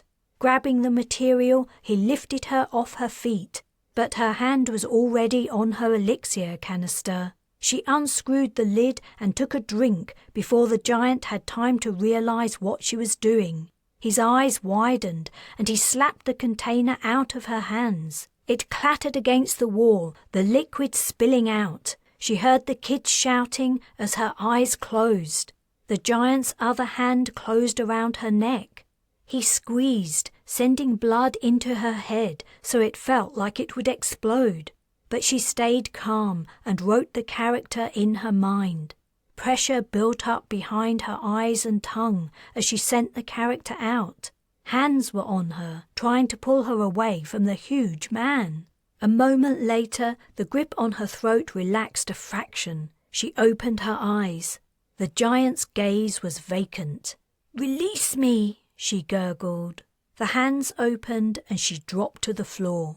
"I enthralled him too," said Darius excitedly. "Then he's double enthralled." Carina rubbed her throat and picked up her elixir canister, which was now nearly empty. "But he called his buddies. We have to go." The entrance to the service tunnel was only another 20 meters away. As they reached it, however, the smugglers' men appeared. Some of them halted when they saw the giant and spoke to him in their language. Others ran on, spotting the mages as they climbed into the tunnel. She waited until everyone was on the ladder, heading up to the passenger level, before she climbed in herself, closed the hatch and locked it. She made it just in time. Immediately after she sent out the cast, hands hammered on the outside. Given the commotion going on, Lomang was unlikely to be in his cabin any longer, but they didn't dare go more than one level in the service tunnel, not now it was known they were inside. At the next exit, they climbed out. "This way," said Castiel. He took off along the corridor. Carina followed, wondering what was really going on in her half-brother's mind. He took them to the suite she, Bryce, and Darius had shared. The door stood open. Lomang had gone. "Damn it, where is he?" said Bryce. "He's the key to everything." The sound of the elevator's chime came down the corridor. "Quick," said Carina. She ran toward the elevator, already draining her remaining elixir. As soon as she caught sight of Lomang's large form, she stopped, closed her eyes, and cast. She opened her eyes. Lomang had turned and was staring at her, his arms raised as if to fend off a blow. He was utterly still. The elevator doors opened. She tensed, waiting to see if anyone stepped out. She was all out of elixir, though the remaining mages had joined her. No one emerged, and the doors closed again. She walked up to Lomang. The man's eyes tracked her as she approached, but he didn't move. He was wearing a yellow silken robe fastened around his considerable belly. Now he was no longer wearing his hat, his hair hung down to his shoulders. He had seemed strong-willed in their previous encounter, so she knew he would throw off the enthrall cast fairly quickly. In the meantime, they had a ship full of hostile crew to subdue. Casts alone wouldn't do it. They would need weapons, somewhere to confine the crew, and a plan for what to do next. "Lomang," she commanded, "return to your cabin." "What are you going to do with him?" Parthenia asked. "I'm not sure. I'm still thinking." She only had the germ of an idea, but it was rapidly taking shape in her mind.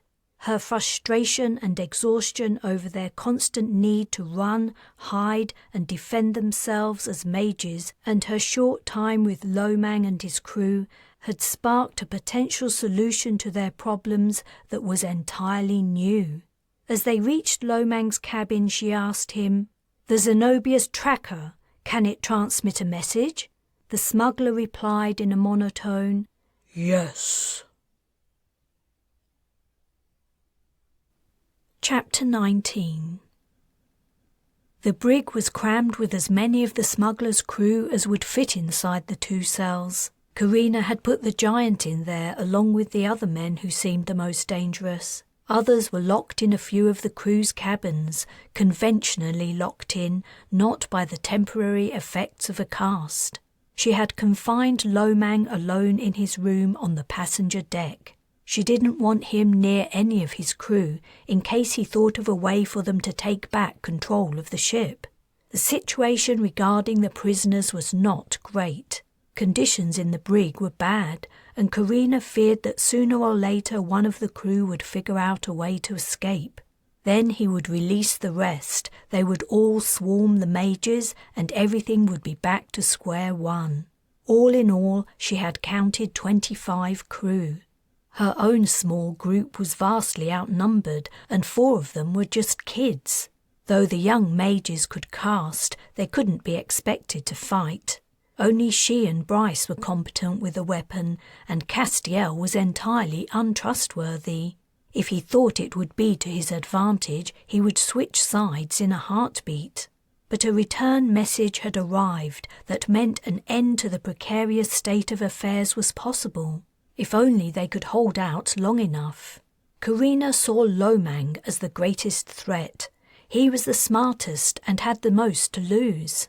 He'd clearly demonstrated his high motivation to reverse the fate she'd thrust upon him, promising her all kinds of painful and humiliating retributions for taking his ship from him again. It was even tricky opening his door to send in food. The first couple of times he'd been waiting and had wrenched the door open and tried to escape. He'd even hit Bryce over the head with a leg from the bed. So they decided to enthrall him the second the door was open. Only they couldn't perform the cast while he was out of sight, so someone had to stand by, waiting for him to emerge. Then Lomang had taken to hiding in his room. Despite his size, he managed to remain hidden long enough to surprise both Parthenia and Bryce.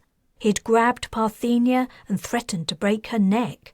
But Bryce had told him about the transport cast that would put him outside the ship.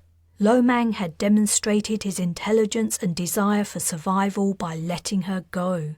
However, Bryce had reported the man remained angry, dangerously angry. Yet Carina was cautiously confident she'd hit upon a strategy that would see an end to the smugglers' threats, and to the constant threat of capture the mages had laboured under for so long.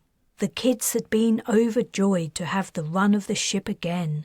As the Zenobia sped toward the rendezvous point, they had taken over the passenger cabins at the opposite end to Lomang's, returned to preparing feasts in the galley with liberal and imaginative use of the meal printer, and made gallons of elixir. Carina was down in the hold, working through the cargo, trying to figure out what everything was worth and putting it all in some kind of order. No expert on contraband, she was sure she was undervaluing some items and overvaluing others. The jewellery was the most straightforward. Lomang could not have made it as a smuggler if he couldn't tell the difference between genuine precious stones and paste. So she assumed that if something looked like a sapphire, ruby or diamond, that's what it was. The same applied to the thick gold chains, which certainly felt heavy enough to be the real thing. A few of the illegal drugs were also somewhat familiar to her, though not through personal use. Nai had warned her that narcotics and hallucinogens would weaken her ability to cast, but through her time with the Black Dogs. Mercs could get away with drug abuse in ways that military personnel could not, which was one reason some of them made the switch. As Carina removed the powders, pills, and liquids from their hiding places, she smiled sadly, remembering Smits. Obnoxious, defiant, and disgusting in his habit of chewing a narcotic herb and spitting his brown saliva wherever was most convenient to him, her fellow merc had given his life in the rescue of Darius from the Dirksons. As had Captain Speedle, the closest thing she'd had to a father since Bar had disappeared when she was 3. She sighed and continued her work. She had rearranged the items into groups, ranging from the least to the most valuable, according to her estimates. Payment would need to be made, so it was important she got it roughly right. When she was nearly finished, she climbed into the cargo mech to move the heavy or unwieldy objects she couldn't manage by herself.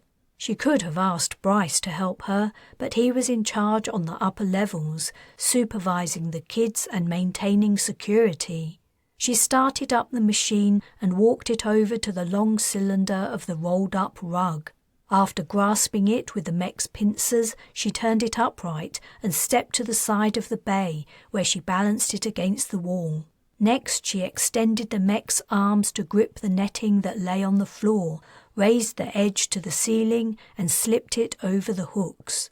Previously, she had lifted a large ornate cabinet made from dark, close-grained, heavy wood from its position in order to search it, and had found a cache of uncut gems in a secret compartment.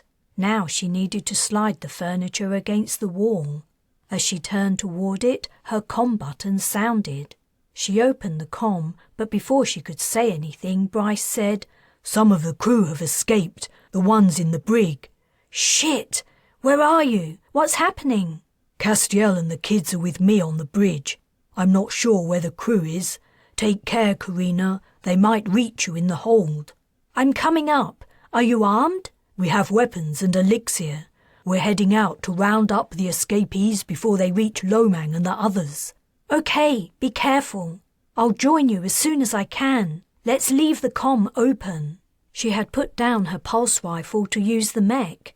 She scanned the hold to locate it and saw it propped against the wall near the door.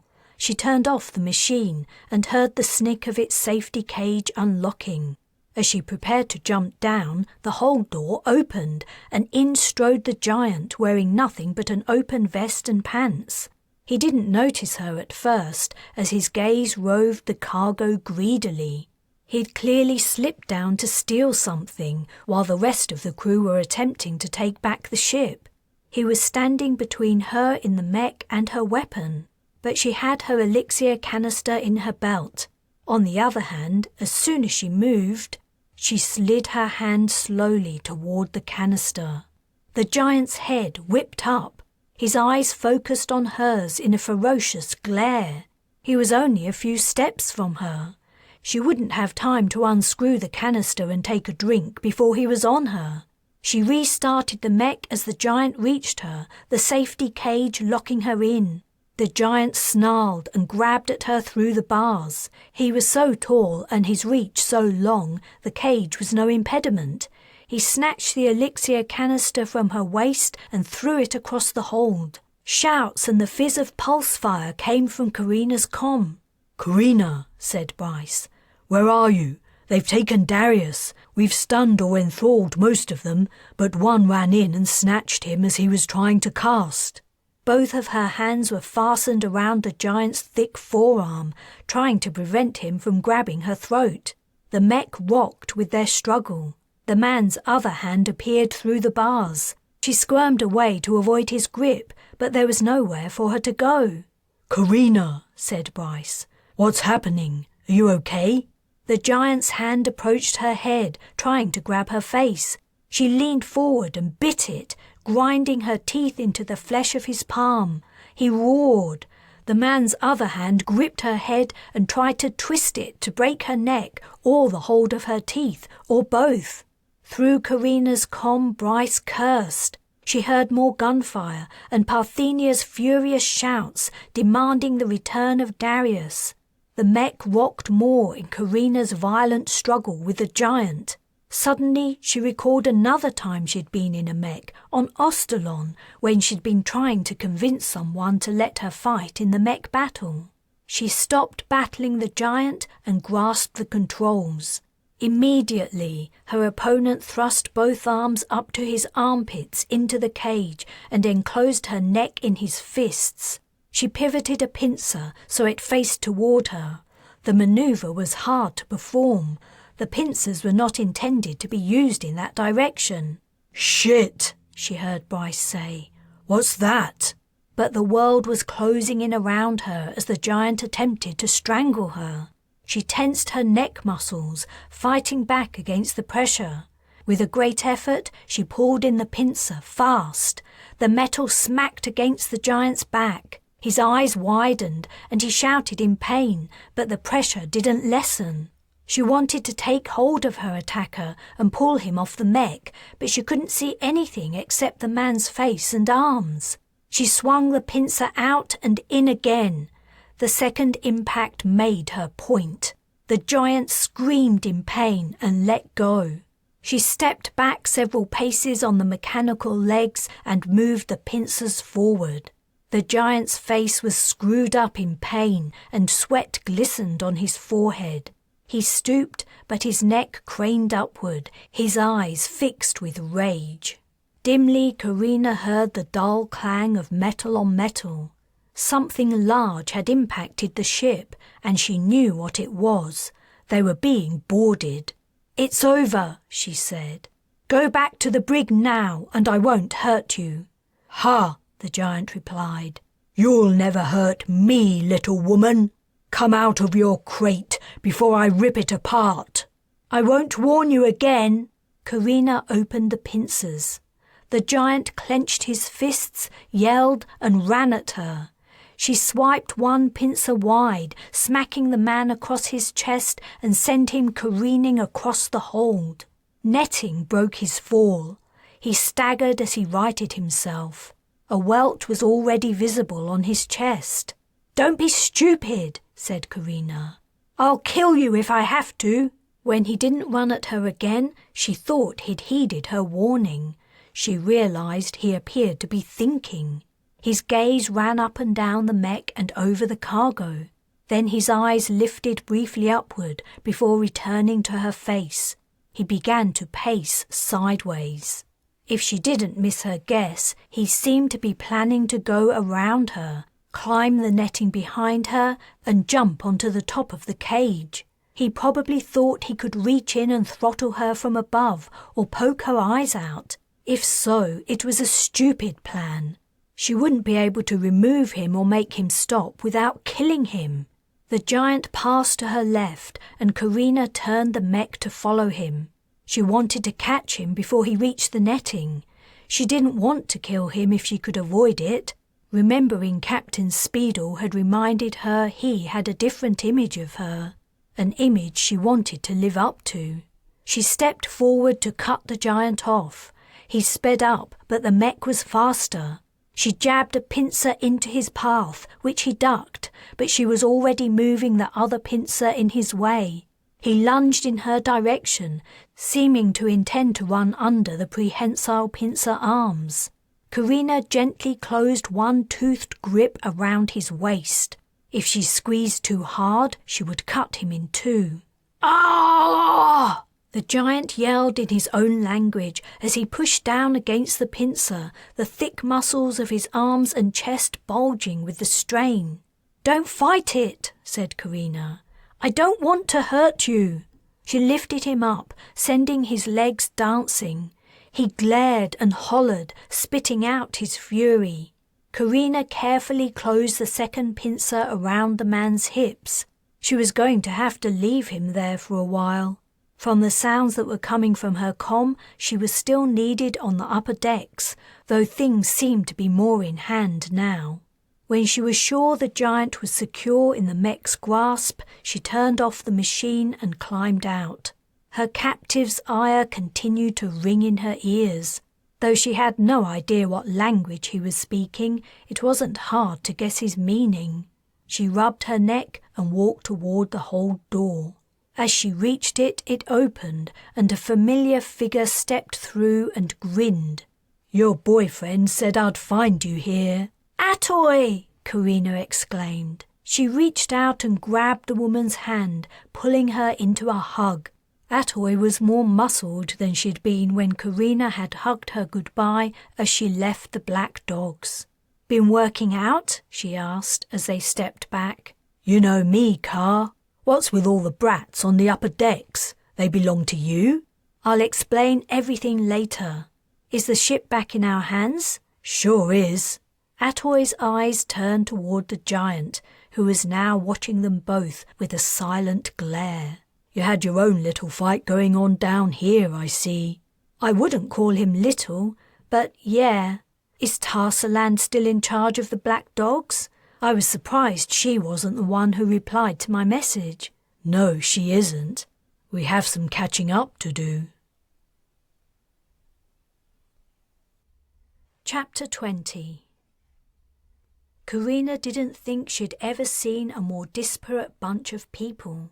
On one side of the room sat Bryce and the mages. On the other sat the remaining members of the Black Dogs. There were 19 in total, including Lieutenant Colonel Cadwallader. Some faces she recognized, like lithe, fit Brown, Jackson with his prosthetic arm, and the staring eyes of Halliday. Other faces were new. Clearly the band had undergone a few changes in the year or so since she'd left. Compared to the scarred, battle-hardened men and women, Bryce and her siblings looked young and vulnerable. They were also still dressed in the expensive fabrics and elaborate styles of Lomang's wardrobes, whereas the mercs wore armor of various styles, ages, and states of repair. The children sat upright and neatly, betraying their cultured upbringing, while the mercs sprawled and some hung an arm over the back of their chairs. From the looks on everyone's faces, each side was curious about the other, but the kids looked a little scared. They were wise to be so. Carina knew her former fellow mercs well. Most were ex-military who had left or been dishonorably discharged due to psychological problems, addictions, or lack of control. One of the few exceptions was Stevenson, the pilot. He was steady and reliable, and Carina was glad to see he remained with the band. She had never felt confident flying the Zenobia. Now he could take over the responsibility, it would be a weight off her shoulders. "So," said Cadwallader, "who goes first?" "I'll start," Carina said. "There are a few things we need to get out of the way. I had to think long and hard about telling you this. I'm taking a risk, but I don't really have a choice about it. If I don't tell you, Lomang's men will." She went on to explain as briefly and simply as she could about her and her children's ability to cast. Some of the mercs smirked and rolled their eyes as though they didn't believe her. She retorted, "If you think I'm making this up, fine. I don't give a shit. I'm not going to provide you with a demonstration because I'm not a performing animal, and frankly it's in my interest if you don't believe me. It doesn't matter, except for the fact that if you decide to back out on the deal I made with Cadwallader and try to take the ship, you'll find yourself spaced before you know it. Then it'll be too late to change your minds." "You didn't make a deal with Cadwallader," said a man she didn't know. "You made a deal with all of us." Half his face was scarred as if he'd been burned. He reminded her of Carver, who had died in the first attempt to rescue Darius on Arana. She hadn't had her facial scar fixed because she liked the look. "Yes," Cadwallader said, his unnervingly pale blue eyes settling on Carina. Things have changed somewhat since you left us." "For the better," exclaimed the scarred man.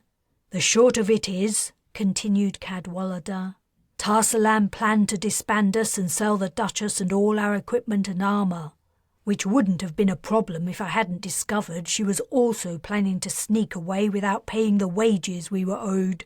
I couldn't in good conscience allow that to happen. I had already winked at the abandonment of good men and women who had refused the suicidal mission to rescue that young man." His gaze flicked to Darius and then back to Carina. "I wasn't about to look the other way again." "We mutinied," Atoy said, grinning. "I wish you'd been there to see the look on Tarsalan's face when we forced her off the shuttle on some godforsaken planet at gunpoint, Lin. Should have killed her," the scarred man said. "Would have been safer."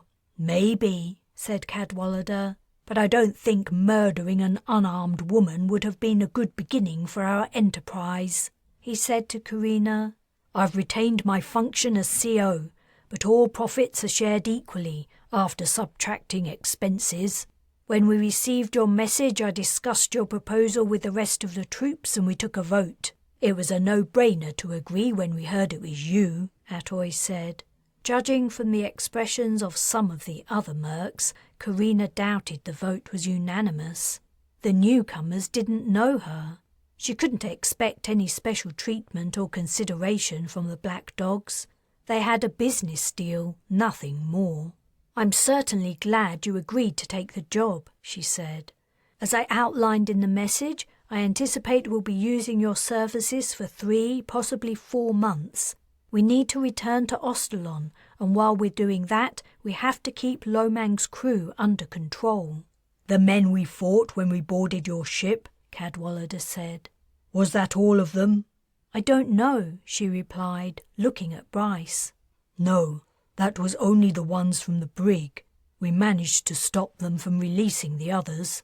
Thanks for your help in rounding them up." "That's what we're here for," said Cadwallader. "When you didn't answer our hail, I guessed things might have gone south. I'll take a look at your security arrangements as soon as the meeting's over. We can post a round-the-clock guard. You won't have any more trouble from them." Halliday said, "You said 3 to 4 months. That's longer than it'll take to get to Ostalon. What happens then?" "There's information I want somewhere on the planet. We'll need protection as we search for it." "Wasn't Ostalon under attack from the Shurras recently?" asked Cadwallader. "That's right. The Dirksons were using the planet as a hideaway. I'm not sure if they're still there, but the place is in turmoil right now. The economy is broken down due to the war, and the population is desperate. We need your help to keep us safe." Atoy asked, "What are you looking for?" "Honestly," Carina gave a humorless laugh. "I'm not exactly sure, but I'll know when I find it." "We can shorten the journey to Ostalon for you," said Stevenson. "The Duchess's engines are faster than the Zenobia's. If we keep the ships tethered, the Duchess can tow the slower ship." "Good," said Cadwallader. "The faster we get to Ostalon and find your information, Lin, the faster we get paid." "Sounds good," said the scarred man. "We need to maintain a presence on your ship," Cadwallader said to Carina. "I mean soldiers sleeping and eating here, not just guards on duty. If there's a breakout, it'll be easier to subdue with us already on hand." "I can see the sense in that," Carina said, though she'd thought the mercs would mostly keep to their own ship. "There's room and food to spare, but I'd like to remind everyone there are kids aboard. These are my half-brothers and sisters, and I won't take kindly to anyone behaving inappropriately around them." Her comment garnered a few smirks. "I understand," Cadwallader said. "We'll be on our best behaviour," said the scarred man. Suppressed snorts of laughter erupted from various mercs. Carina clenched her jaw, but she didn't say anything. "I'd like to speak to my soldiers in private for a few minutes," said Cadwallader. "Then I'd appreciate a tour of the ship." "Let me know when you're ready," Carina said. Then she left with Bryce and the children. As soon as they were outside the meeting room, Fern said, Did you used to work with those people? That's so cool. No wonder you're good at fighting. Don't be too impressed. Killing for a living isn't as glamorous as you might think. Now, I want you to take the 3 rooms at the end of the passenger section near the elevator. Cadwallader will need some of the passenger rooms for the mercs if they're going to sleep aboard the ship. And you want to keep us separate from them, said Castiel. Yes, I do. Go on, do what I said. She watched the children depart and then noticed Bryce looking stressed. Something wrong? She asked. I'm not sure it was a good idea enlisting these thugs to help us. They aren't thugs, they're soldiers. I can't deny there are a few similarities, but the two aren't the same. What are you worried about? I'm doing what I can to keep them away from the kids. It isn't only the kids coming into contact with them that bothers me. It's the safety of our entire enterprise. What if that Cadwallader decides to empty the hold and transfer everything to his ship? We barely managed to contain Lomang's crew, and we had the upper hand. We're no match for trained mercs with a plan. Cadwallader's more honourable than you give him credit for, and I've updated the hold security so that only you or I can get in. As to the other mercs, the ones who know me won't turn on me, even if they don't believe my threat about spacing them. I'm sure of that. And the rest? If they wanted to be pirates, they could be. But they're mercs, soldiers. They want to do their job and then do the next one, and so on. They like things simple and orderly, not messy and undisciplined. It's hard to explain. I don't like that guy with the burn marks on his face. Me neither. But we won't be using the black dogs forever. As soon as I find out how to get to Earth, we'll part ways, and that'll be it. Bryce appeared to remain unconvinced. And what do we do with Lomang and his crew? That I don't have an answer for yet. The door to the meeting room opened and the mercs started to leave. Atoy appeared and strode to Carina's side. She wrapped an arm around Carina's shoulders, looked Bryce up and down and said, "Is he spoken for?" Carina laughed. She'd forgotten about Atoy's predatory sexual habits. Bryce actually blushed. Yes. Bryce looked relieved, justifiably so, if he'd known what Carina knew about Atoy. Shame. By the way, I told Cadwallader about that huge guy in the hold. He said to put him in a cell of his own. What did you do with him in the end? Shit! I forgot about him. He's still down there. Chapter 21. When Carina went to the bridge the following day, she found Stevenson sitting at the pilot's controls. Her heart warmed as he looked over his shoulder and raised a hand in greeting. "I didn't get a chance to speak to you yesterday," he said as she walked over to him. "Long time no see."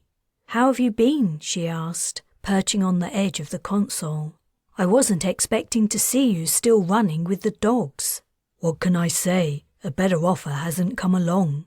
"You must have been living under a rock if you never received a better offer than ferrying a bunch of mercs from one dangerous situation to another."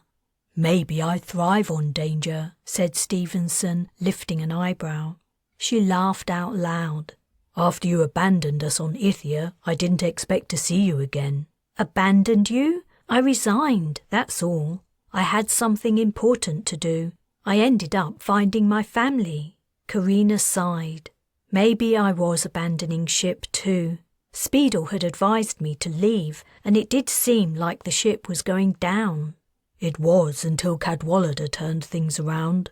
We discovered that by not accepting suicidal missions, no matter how high the payment, and sticking to low-fee, easy work, we could make a decent living. Who knew?" "Tarsalan always did have her eyes on the creds, not the brief," Carina said. "Lucky for me she was pushed out. I wouldn't have liked to deal with her. And lucky for me you were within hailing distance." "Must have been fate." Carina smiled and cast a glance at the controls. "What are you doing?" "Syncing up the ship's drives. They have to be perfectly aligned or when we start to move." He mimed ripping something in half. "That wouldn't be good." "No." He held her gaze for a beat and then returned his attention to the console. "Wait," Carina said. "I thought the Duchess would be towing us." "It turns out the Zenobia is faster than I thought. Was it you who was flying her before we rendezvoused?" "Yeah, why?"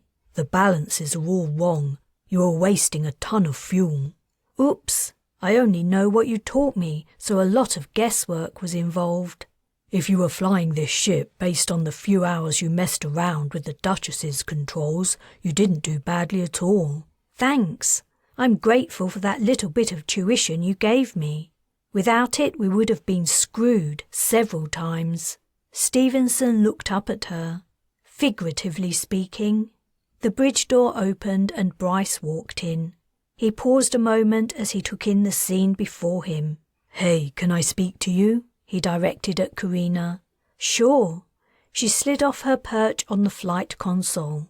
"What about?" "In private," said Bryce, looking at Stevenson. Okay. See you later," Carina said to the pilot. When the door closed behind her outside the bridge, she said, "What's the big secret?" "No secret.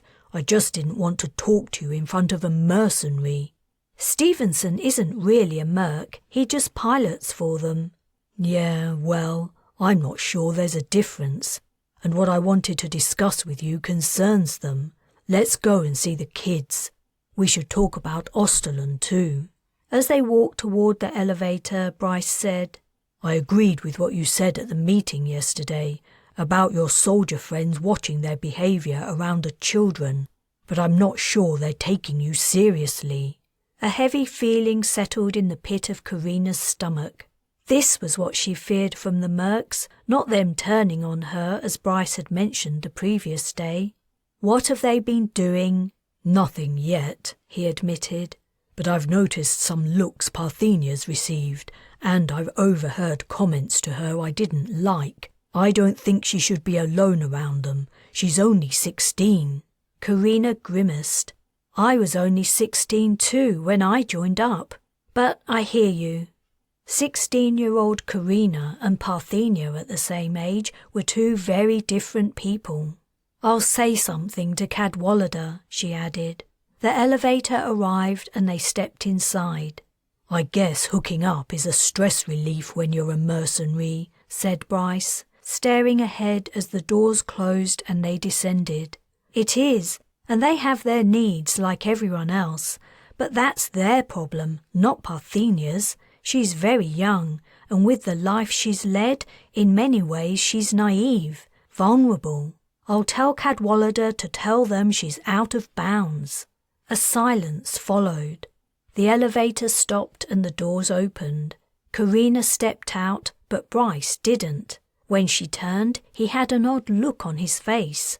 "That guy, what did you say his name was? Stevenson?" "That's the pilot's name, yeah. What about him?" Bryce appeared to struggle to know what to say. "You two seem to have a history, am I right?"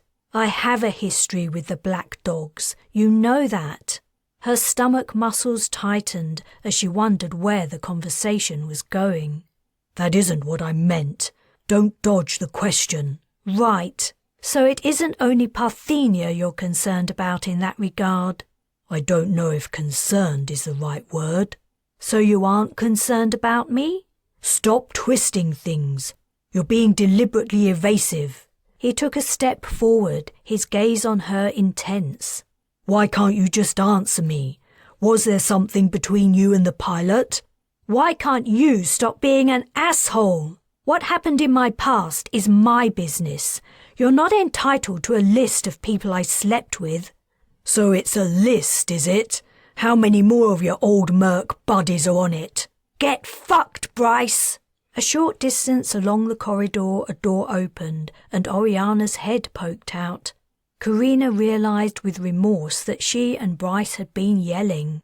"Go back inside," Bryce said to Oriana, his tone lowered. We'll be there in a minute." The girl withdrew and closed the door. Carina locked gazes with Bryce for several moments. Was he expecting some kind of apology or confession? She didn't know, but she was damned if she would give him either. Eventually he broke eye contact and said, "Sorry, I was out of line."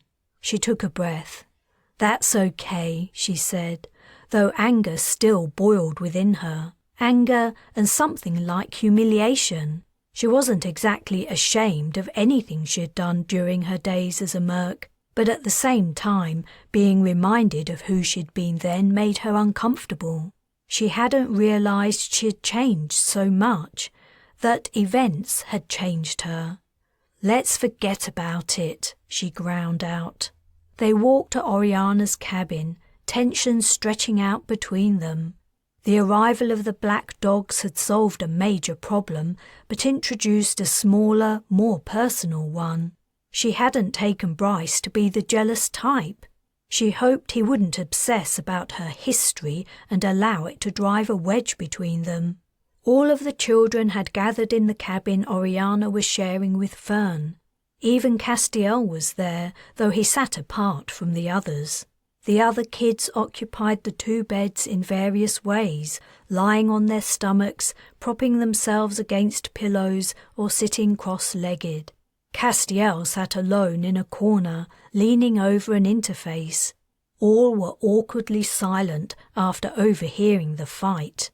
"We should put together a plan of what to do when we get to Ostalon," Bryce began, "even if we don't have a lot to go on. We can't employ the mercenaries forever, so we need to make the best use of them we can." "We should go back to that temple," said Parthenia. "Or if not that one, then another. There has to be more we can find out about mages from that religion."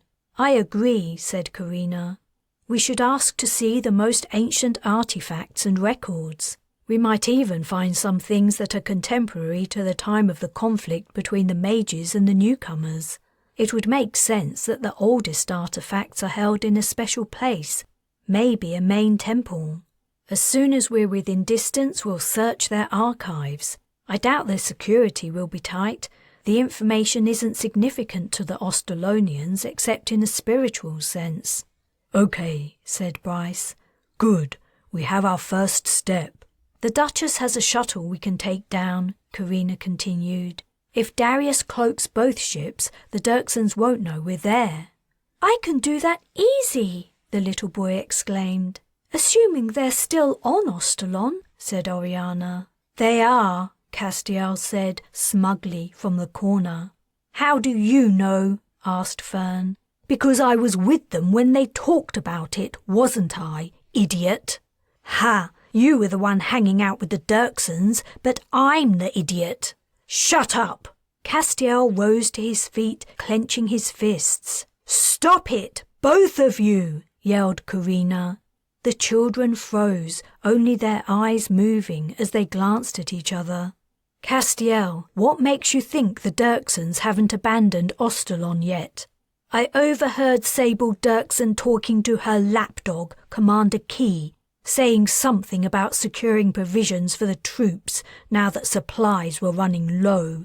He sat down and glared at Fern. "Huh," Carina said. "So they're keeping the food to themselves while the Ostalonians starve. Figures." "Where is the Dirkson headquarters, Castiel?" Parthenia asked. "It would be wise for us to avoid it if we can." "It's in a mountain range a few hours' flight from Langley Dirkson's estate. I don't know the coordinates, but I know the way there from the city. It's very well hidden. You can't see it at all from the outside. There's some kind of optical illusion that disguises the entrance. It looks like you're flying into the mountainside, but then you pass through it and find you're in a docking bay." "The Dirksons do love their tech," Carina said. "No, the entrance isn't Dirkson tech. Sable told me it was there when they arrived. One of the local dignitaries told her about this ancient, forgotten, mysterious mountain castle to try to gain favor. After he'd shown her the location, she had him killed. She said there were a lot of superstitions surrounding the place. I don't think she really liked it, though. It was always cold. It didn't matter what the Dirksons did, they could never heat it. I love the idea of Sable Dirkson freezing her behind off, Oriana said. What's she like? No, wait, said Carina, throwing Bryce a glance. Tell us more about the Dirkson headquarters. A mountain hideout with a secret entrance sounded like something mages would build, and Castiel had said it was very old too. He went on to describe a large complex carved from the interior of a mountain, a place of many floors, yet, perversely, no elevators before the Dirksons moved in. Each bedroom of the original section of the mountain castle held a fireplace and a faucet, fire and water on hand for every inhabitant. The more she heard, the more Carina became convinced the Dirksons had unwittingly taken over the dwelling of Osterland's first settlers, a fortress they had constructed as a hideaway when the newcomers turned on them. If Osterland held the key to finding Earth, it was there, in the heart of enemy territory. Chapter 22. Lomang had requested a parley. Atoy thought this was hilarious. The large muscled woman had been hanging out on the bridge when the request came through the ship's comm to Carina, courtesy of one of the man's guards. Parley? Atoy exclaimed. Who the hell does he think he is? You'd think the weeks locked in his cabin would give him the clue he's a prisoner, not an adversary. The scarred man, whose name Carina had learned was Chandu, was also present. He scoffed, saying, Maybe he wants to discuss his method of execution. I don't know why he's still alive, to be frank. His eyes were hard as he directed his gaze at Carina. Got anything else you want to say? She asked. Yeah, I do. Lomang and his crew are a liability. We should have spaced them all the minute we got them under control. Keeping them alive is dumb. Well, it was my decision not to murder them in cold blood, so you're saying I'm dumb? She held Chandu's gaze, unblinking. No, he didn't mean it like that, Atoy said, suddenly serious. Chandu muttered something Carina didn't catch. What was that? She asked, maintaining eye contact with the man. Nothing, Chandu said. He strode off the bridge. Don't worry about him, Atoy said. He's always got something to complain about, but he's all words and no action. He's just blowing off steam. I'm not worried about him, but he should worry about me if he carries on like that. The ones who mouth off all the time are the worst. They don't do anything because at heart they're cowards, but they ruin morale, which is worse. I'm going to talk to Cadwallader about him. A coward who joined a merc band? Asked Atoy. That doesn't make a lot of sense. He has big strong girls like you to hide behind, don't forget. Now that I understand. What are you going to do about Lomang? Give him his parley, I guess. Carina still hadn't come up with an answer to the problem of the smuggler and his men. She wasn't a murderer, and by every measure she could think of, she was the one in the wrong. It didn't matter how many crimes Lomang had committed, that didn't make it okay for her to be a thief. Though her grandmother was long dead, she could feel the old lady's disapproval whenever she thought about stealing the Zenobia and its illegal cargo. Sorry, Nai. She hoped that returning to the birthplace of mages would excuse her sins. Carina invited Cadwallader along to the face-to-face with Lomang. He was more experienced at that kind of thing, and she trusted his judgment. Lomang had lost weight while he'd been in captivity. The folds of rich fabric that made up his expensive clothes hung loosely on his shrunken frame. Even his favourite blue hat, which he'd seemingly put on especially for the occasion, now looked a little too big for his round head. First, he said, holding up a finger as he sat opposite Carina in his cabin, you must promise not to do that thing you do. What thing is that? She asked, cocking an eyebrow at him. Don't play with me. Lomang waved his hands. That thing. She chuckled. When she or any other mage cast, they didn't wave their hands about, yet the allusion to a stage magician performing a trick seemed impossible to avoid. You lock me inside my mind, and I cannot control what I do or say. It is very annoying and uncomfortable, and there is no point to this parley if I can't state my own opinion.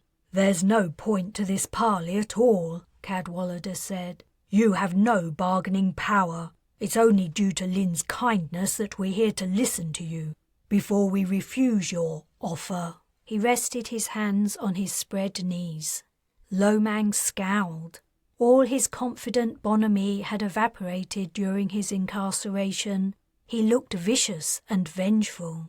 Then suddenly he smiled, and it was like the sun breaking through storm clouds. I forgive your ignorance. I sometimes forget I am in another sector, and things work differently here. I must work harder to understand your culture and customs. Cadwallader's eyes flicked to meet Carina's. What is it you want to say? She asked Lomang. Please don't waste our time with your babble. I believe you underestimate what I have to offer you, and how badly things will turn out for you once news of what you have done gets back to my people. I have everything you have to offer me secure in the hold of this ship, and soon the soldiers helping me will have their share of it.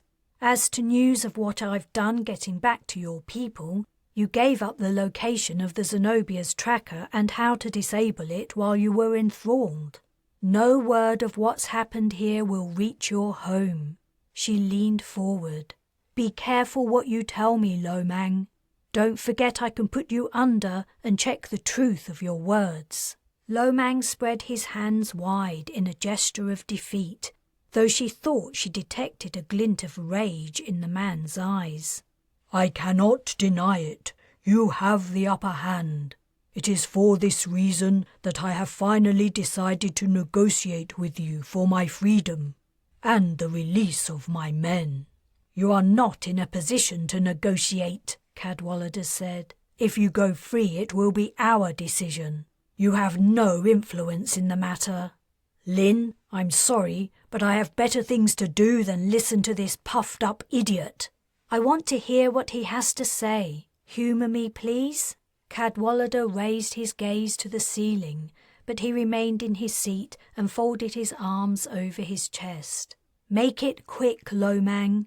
Before I can make my offer, it would be helpful to know what you need. Lomang flashed a tooth-filled grin. You have seen what's in the Zenobia's hold. You have seen the type and range of goods I can acquire. I have contacts on many worlds in this sector and my own. Whatever is your heart's desire, I am confident I can get it for you, at no cost. She burst into laughter. You think you can make me pay for this mythical object I want so badly?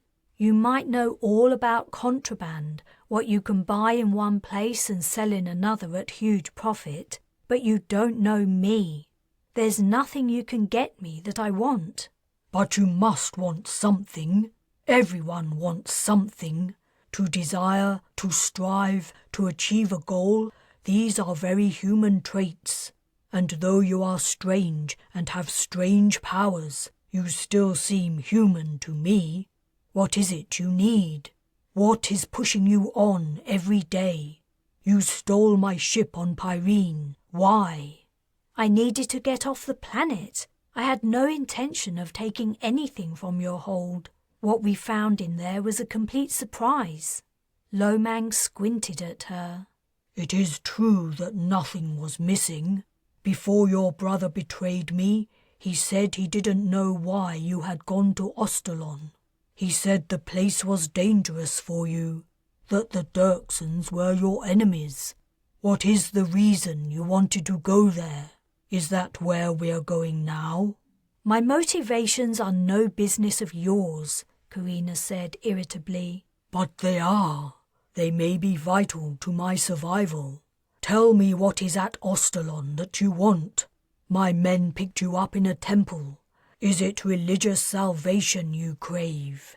No, I'm not looking for salvation. Carina paused. Was it possible that Lomang could help her in her search for information about mages and Earth? You said you aren't from this sector. Lomang's features broke into an expression of great relief.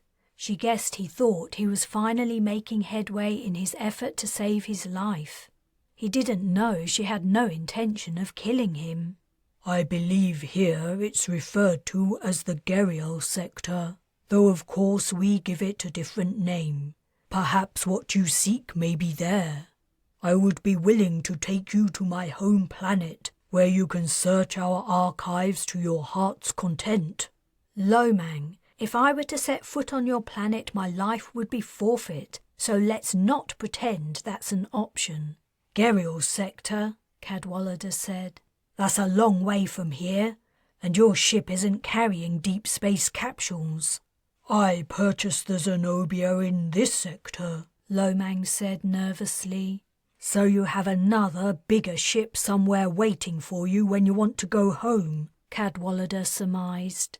A ship that carried deep space capsules would be very useful once she found out how to get to Earth, as well as a major prize in itself. She and Cadwallader exchanged a look. Lomang's face fell. Ever since my family and I took over your ship, I've been defending you and your crew from those who want to space you. You seem like a practical man. You know that killing you all would be the simplest and safest option in this situation. However, as a gesture of mercy, I will guarantee your safety in exchange for the vessel that can travel between sectors. Give me the coordinates and any security or other intel I will need to take the ship. Lomang wriggled uncomfortably. Remember, I will check the truth of what you tell me with my... She waved her hands. Special powers. Chapter 23. Atoy had invited Carina to eat dinner with the Mercs, and she was happy to go along. As the days passed aboard the Zenobia and she spent time with her old buddies, reminiscing about assignments they'd carried out and soldiers who had died or retired, her attitude to Merc life had changed. Her old friend and saviour, Captain Speedle, had advised her to get away from it, telling her she wasn't like the others, but that wasn't true. For a time she had been very at home with being a Merc, despite the violence and danger. Perhaps even because of it. Spending years on the streets had accustomed her to a rough and ready way of life. Living among the black dogs again made her realise how domestic and stifling her life with Bryce and the children had become. She loved her little family, but she was too young to be their mother. She felt ill-equipped to provide a childhood for her siblings when she hadn't had much of a one herself. The passenger dining room was too small to accommodate the black dogs who ate aboard the Zenobia after coming off guard duty. The crew's mess on the deck above was used instead. Carina sat with Atoy, Cadwallader and Stevenson around one end of the table. Atoy invited Halliday, Brown and Jackson to sit with them too, for old time's sake. "So the Shura boy we rescued turned out to be your brother?" Atoy asked, scraping the last of her dinner from her plate. "What a coincidence." She'd been eating yam mash and reconstituted meat. The food was something Carina had never gotten used to in her 2 years as a Merc, though some, like Atoy, seemed to love the slops. Most of the others had finished and were leaving the mess. "Yeah," she replied, "though I didn't find out for a long time." "Cute kid," said Atoy. "I keep telling you," Stevenson said. "It's fate." Carina couldn't tell if he was joking. The pilot didn't seem the type to believe in the supernatural. "Fate or not," said Cadwallader, "that assignment certainly turned your life upside down, Lin." "Yeah," Atoy said. "From bloodthirsty soldier to mother hen, all in the blink of an eye. She grabbed her drink and downed it all. Jackson slammed down his glass. I remember Arana now. Shithole of a place. If you hadn't lobbed grenades into the refinery stacks, we would have had it, said Halliday. Didn't save Carver, Jackson said, staring into his drink. Or Lee, Atoy added. Good soldiers, said Cadwallader. Both of them. I'll drink to that, Jackson said. But not this piss. This ship of yours got any beer aboard, Lin? Or are you keeping it all to yourself? Carina looked at Cadwallader. In honour of the soldiers who gave their lives to rescue my brother, she asked. The lieutenant colonel thought a moment, then gave a slight nod. Carina stood up. Atoy and the others cheered. On her way to the passenger-level galley, Carina bumped into Bryce. "Sorry, I can't stop," she said. "I'm on a mission." "The kids missed you at dinner," said Bryce. "They were wondering where you'd gone."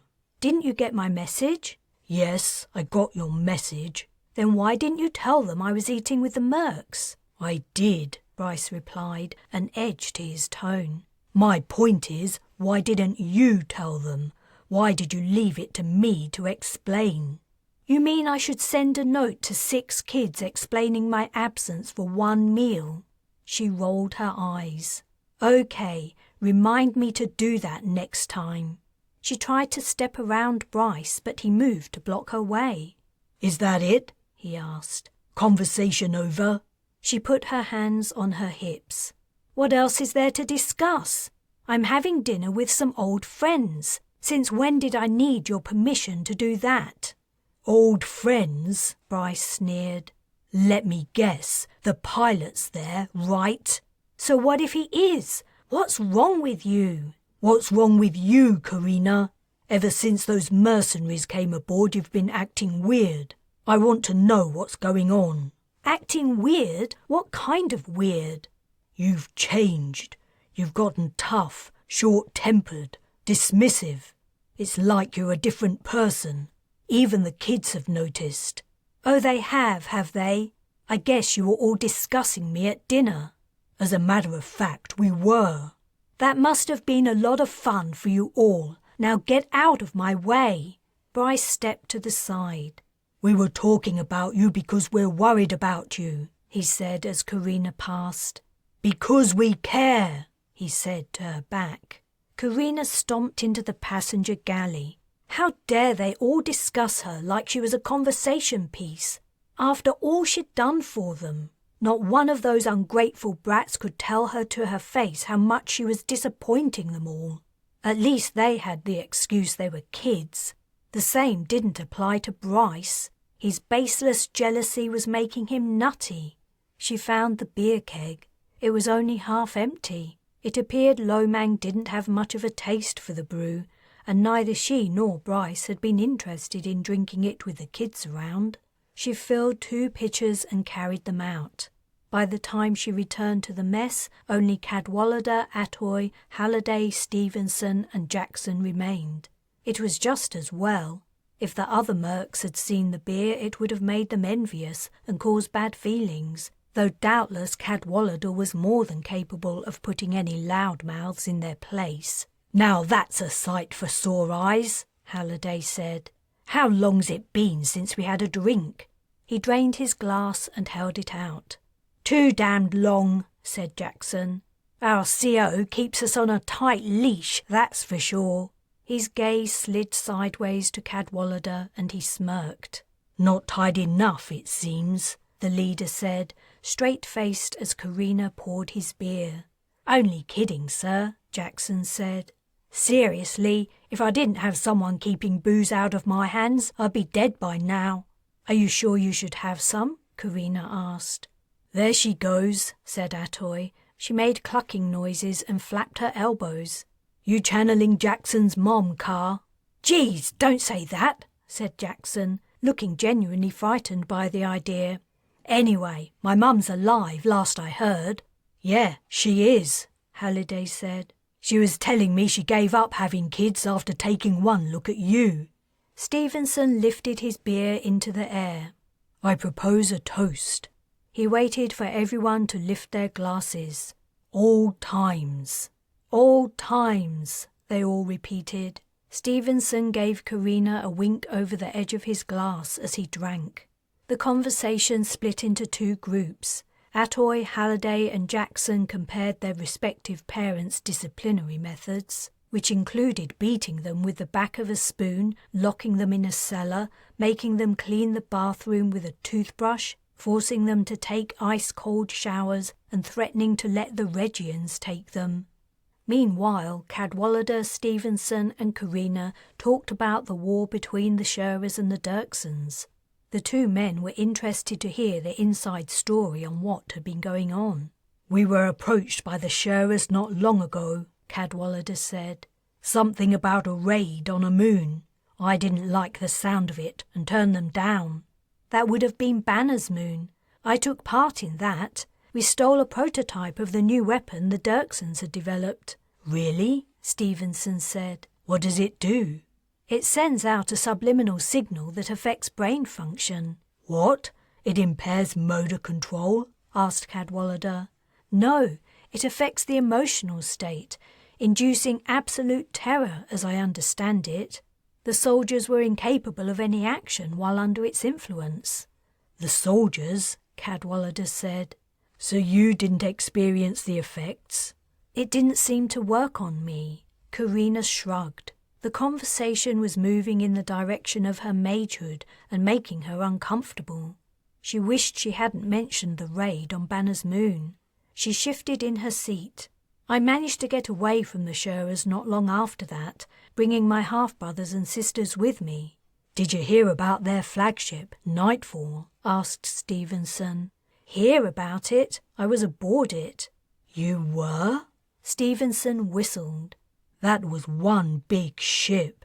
He paused as his gaze focused on something behind Carina's back. He gave a small cough. She turned. Bryce was standing in the doorway, glaring. She was tempted to just ignore him, but Atoy, Halliday and Jackson had noticed his arrival too. Now all her merc friends were looking at her, expecting her to do something. She got up and strode toward him, then past him and out into the corridor. Do you want something? Darius is asking for you. He wants you to tell him a story before he goes to sleep. Can't you do it? He wants you. He's 7. He doesn't know what he wants. Would it hurt you to say I'll tell him a story tomorrow? And why did you come all the way up here? It's embarrassing for you to come to the door to collect me like you're my dad. I tried to calm. Your button's off. No, it... Oh, she didn't remember turning it off, but she must have at some point. She turned it back on. I'm going to be here for a while. Tell Darius I promise I'll tell him a story tomorrow. A long one, to make up for missing one tonight. Bryce didn't acknowledge her reply, only looked at her stonily. I see your pilot friend is here. Fantastic observation skills you have. Is that it? Are you going to spend the night with him? What? You look like you were pretty close with him just now, and that other guy, Cadwallader. Maybe it's him you're after, not the pilot. Carina stepped close to Bryce and poked him in the chest. Firstly, Cadwallader isn't into women. Secondly, what the hell are you on? Have you been trying out the potions in Lomang's pharmacy in the hold? What makes you think I won't be coming back to our cabin tonight? I'm with you, aren't I? I don't know. Are you? Stars. If you have to ask, maybe we shouldn't be together. Maybe we aren't right for each other after all. I'm seeing a side of you I never saw before. Ditto. Bryce gave her a sullen look and then walked away. She returned to the mess where the conversation had resumed in her absence. She tried to regain the spirit of the evening, but she felt drained. Maybe reconnecting with the black dogs had changed her a little, bringing out aspects of her personality that hadn't shown while she was with Bryce and the kids. But so what? It was no excuse for Bryce to turn into a caricature of a jealous boyfriend. She wasn't going to apologise for having a romantic past that didn't include him, and she'd done nothing to justify his suspicions. She sipped her beer and brooded as the others talked. Chapter 24. So you really want to attack probably the most heavily defended place on all Ostalon? Cadwallader asked, rubbing his jaw. He and Carina were looking at a hollow of the world. The globe turned as they watched it. We don't have to attack, but I do want to get inside. And once you're inside? I want to search it. I think there may be information there that's useful to me. From what I understand, the place is very large. Searching it thoroughly will take a long time, and it doesn't sound like you know exactly what you're looking for. Carina didn't have a good answer for the Lieutenant Colonel. She reached out and stopped the globe. According to what my brother remembers, the Dirksen headquarters must be somewhere in this mountain range. She pointed at the place in the landscape. He says he'll recognize the route if he goes there again. So we have to approach during daylight, said Cadwallader. His expression was doubtful. She hoped he wasn't going to back out. The protocol for accepting work had changed since she'd left the Black Dogs. No more suicide missions, no matter what the payment. Her history with the band wouldn't have any influence. If Cadwallader thought the assignment was too dangerous, he would refuse it, and the men and women would follow his decision regardless of any friendship with her. We won't be relying entirely on your support. Don't forget we have unusual capabilities ourselves. Yes. Your special powers. His tone was sceptical. They were alone in the mission room. She looked around for something she could use for a demonstration. She didn't like the idea of casting just to prove a point, but she needed Cadwallader to believe her if they were to factor the mage's abilities into their planning. As her gaze roved the room, a lump suddenly came to her throat and her vision blurred. Something wrong, Carina? He'd never called her by her first name before. It made her feel worse. She rubbed her eyes with the heels of her hands. The last person I had this conversation with was Captain Speedle. You told John about these powers too? Cadwallader's usually deadpan expression broke. He looked taken aback. I made him swear never to tell anyone. I said my life depended on it. She'd guessed that Cadwallader and Speedle might have been more than fellow officers. She swallowed and continued. It was how I knew exactly where Darius was when we went to rescue him. I had the tracker the Dirksens had cut out of him. I used it to cast Locate, but I had to tell Speedle how I knew the location of the child, or he would never have authorized the mission. I remember. He was hazy about the intel, which wasn't like him. I trusted that he knew what he was doing. Carina hung her head. I'm so sorry he died. A silence followed, an informal moment of remembrance. John was no fool. Cadwallader sighed and then appeared to draw himself together. I'm prepared to be impressed. When you're ready, Lin. He spoke briskly. The wall was up again. She had seen an interface screen she could transport, but then she had an idea for something more impressive. It would make Cadwallader realize how useful the mage children could be during the infiltration of the mountain castle. She calmed Darius. Hi, Carina. Could you come to the mission room? Sure. I want to show you something special, Carina said to Cadwallader. You might be surprised to hear it, but Darius is the most powerful mage among us, probably the most powerful mage in this sector. Darius is the little boy who was kidnapped? That's right. That is surprising. So this ability has nothing to do with age or training? It does require training, but basically you're born a mage or not. My youngest sister, Nala, has no ability at all. Most of the rest of them are like me. We needed to learn and practice our skills. Darius is naturally gifted. He can even invent his own casts, something I'd never even heard of. I guess this is a good time to tell you about Castiel too. For a long time everyone thought he was like Nala, entirely without any mage powers. But when he hit puberty, his ability suddenly developed. It was a bad sign. I don't know a lot about it, but from what I understand, that usually happens if the person is a dark mage. That doesn't sound good. It's not. For a long time, Castiel has lived up to the image. He's done some terrible things. Now he says he's come over to our side and wants to be a part of the family again, but I don't believe him. It's pure expediency to get what he wants. And what's that? I honestly don't know. All I know is we mustn't ever trust him. He could turn on us at any minute. Of all the kids, he's the most like his father, and his father was a monster. Okay, noted. Cadwallader turned his attention to the mountain range on the hollow of Ostalon. A few moments later, Darius arrived. "Hey, Carina," he said, as the mission room door drew back. He ran up to her and gave her a hug, though it had been only a couple of hours since they'd seen each other at breakfast. "Hey, sweetie, could you show Lieutenant Colonel one of your casts?" "Okay. Which one do you want me to do?" "I was wondering if you could cast Guys again."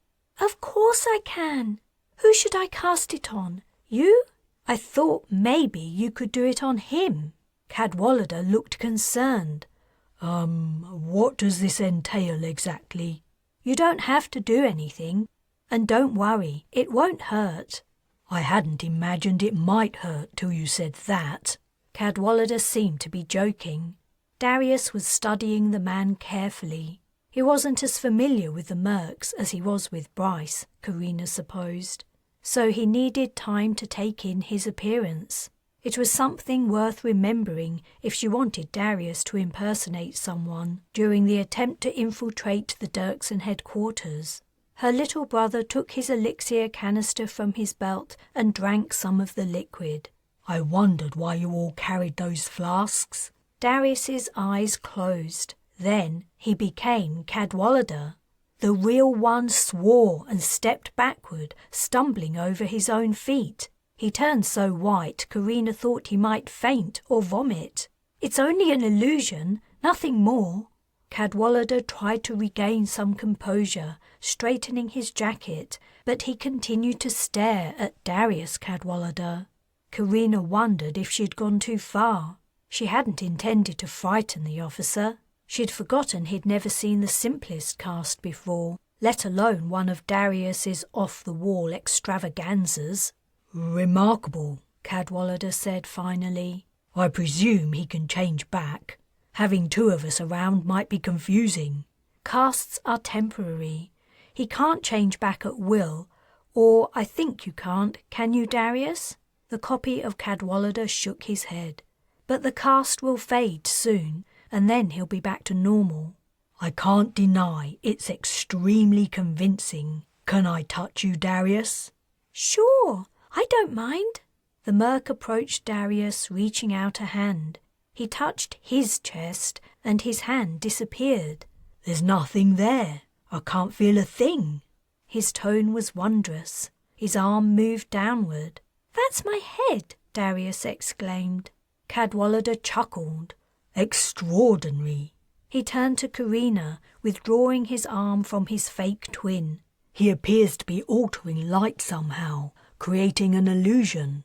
"It seems to be a fundamental law of casting that we can't create something from nothing. We can only alter or move what's already there." "Is this what helped you to be a good soldier?" "No, I hardly ever cast while I was on duty. It was too dangerous for me. I didn't want to get found out. Once people know what you can do, it just brings a whole world of trouble, believe me. That's why I'd appreciate it if you and the rest of the Black Dogs never tell anyone else about us." Cadwallader nodded. She was relieved she didn't have to go to the effort of trying to convince him of the truth of her words. "You understand I can't guarantee that, however. Soldiers get injured and retire, or they simply leave. I can't police what they do when they're no longer under my authority." "I know. If I find what I need on Ostalon, me and my family will hopefully be far away before word gets out. Suddenly Cadwallader's mouth dropped open. The defense of the embassy. The enemy soldiers disappearing. That was real. It was you. I didn't have a choice. We would have all died if I hadn't done something. Huh.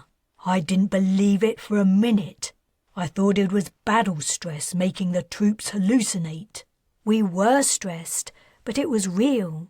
The second Cadwallader disappeared, and Darius stood in his place, looking pleased with himself. The original squatted to get down to his eye level and ruffled the boy's dark brown mop of hair. You're a smart boy, aren't you? Your sister's proud of you. She doesn't say it, but I can tell. And so she should be. You're going to be a big help when we pay the Dirksons a visit. Cadwallader stood up. It's time your siblings received some basic training if you intend for them to take part in this mission.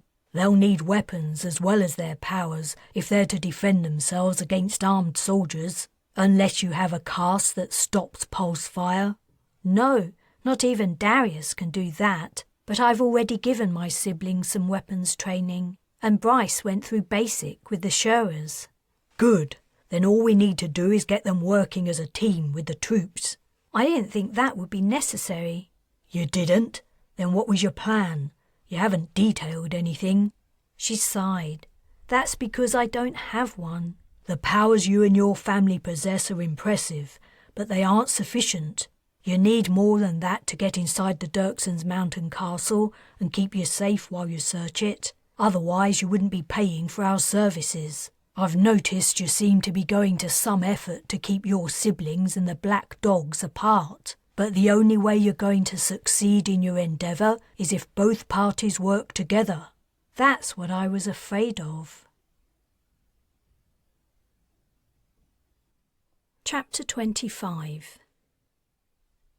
Telling the Black Dogs about the Mage's abilities had been unavoidable. Carina had realised that before she made contact with them. Working in proximity, it was inevitable that the Mercs would see the Mage's casting. She had gotten the information out in the open right from the start, but the act had weighed heavily on her. Nine-Eye had conditioned her to deeply fear exposure, and for good reason. The old woman had lost her son and daughter-in-law to a trap laid by Stefan Scherer. Carina had decided the risk was worth it if it meant they could discover the information they needed to find Earth. If they had that, they could leave the sector forever, hopefully before the Mercs could turn on them. It was the period between the telling and the leaving that worried her. Bryce had shown her that not all non-mages were out to exploit and enslave her, and she trusted certain members of the Black Dogs, like Stevenson, Cadwallader and Atoy.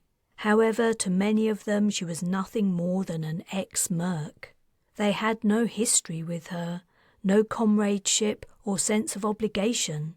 She couldn't predict what they might do once they had thought through the possibilities. Others, like Chandu, she didn't trust at all. It wasn't only Bryce's concern about Parthenia's vulnerability that had motivated Carina to keep her siblings away from the Mercs.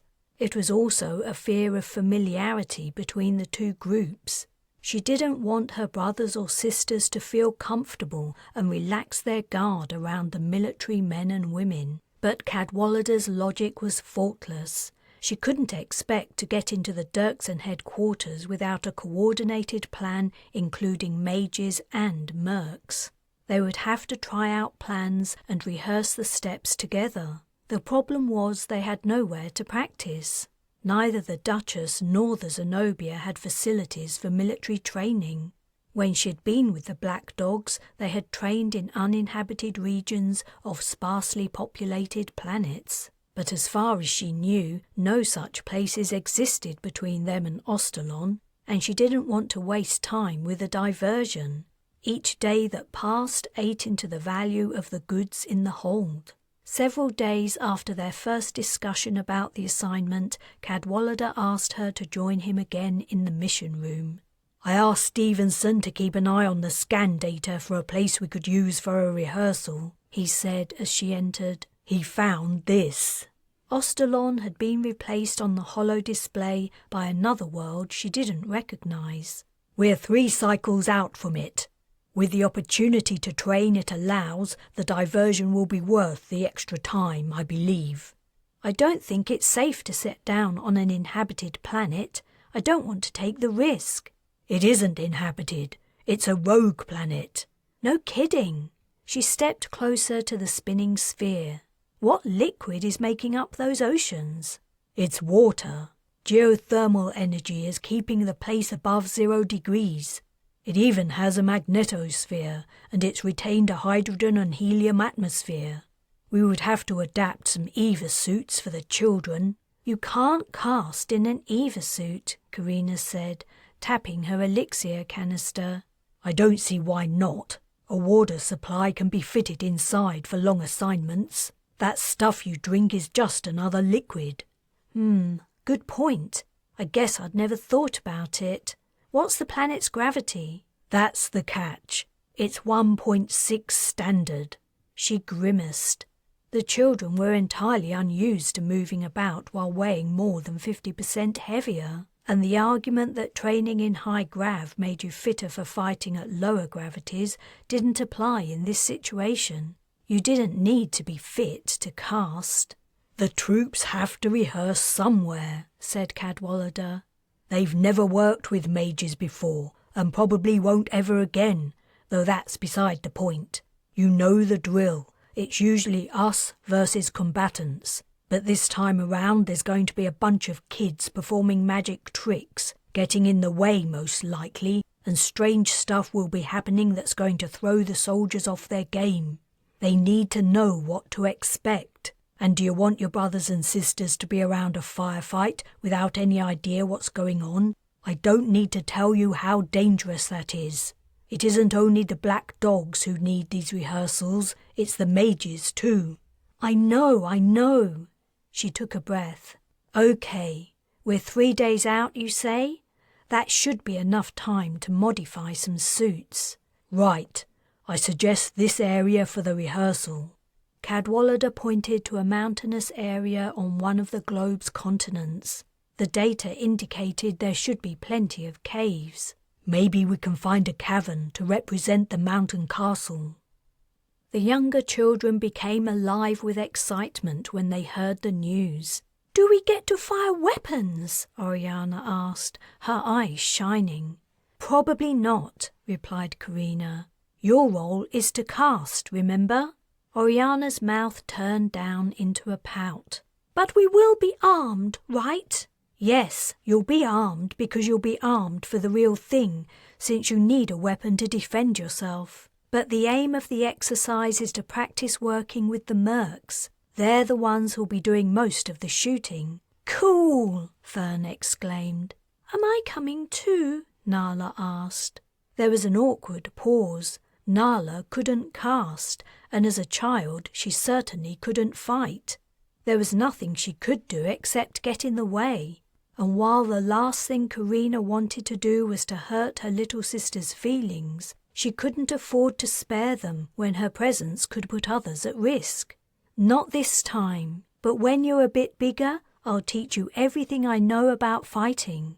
Sweet-natured Nala seemed satisfied with this response. Then Castiel said, You can't join in because you aren't good enough. You'll just get in the way. Nala's eyes grew shiny and her chin trembled. Castiel, said Carina through clenched teeth. I swear, one more comment like that and you'll be back in the brig, sharing a cell with that mutant in Lomang's crew. I bet he hasn't forgotten how you betrayed them. You wouldn't dare. You need me. No, we don't, said Parthenia. We can manage perfectly well without you. Try me, Carina added. Have you ever known me not to follow through on a threat? Castiel glared at her, but he said nothing. So what's the plan? Bryce asked. Things between them had been at a stalemate since their most recent spat.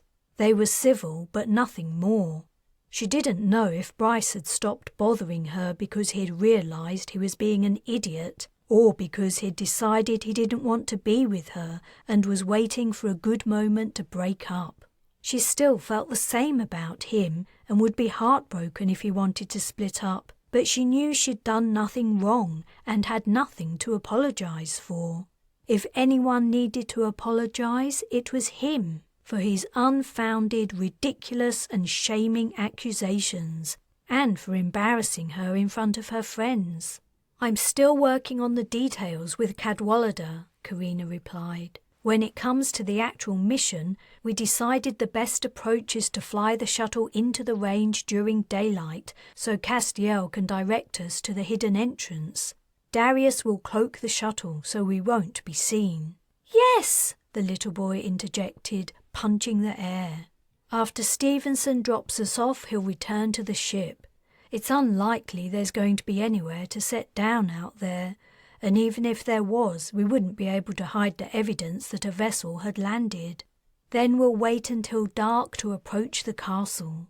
But for the rehearsals, we don't have to worry about most of that, only the approach over mountain terrain.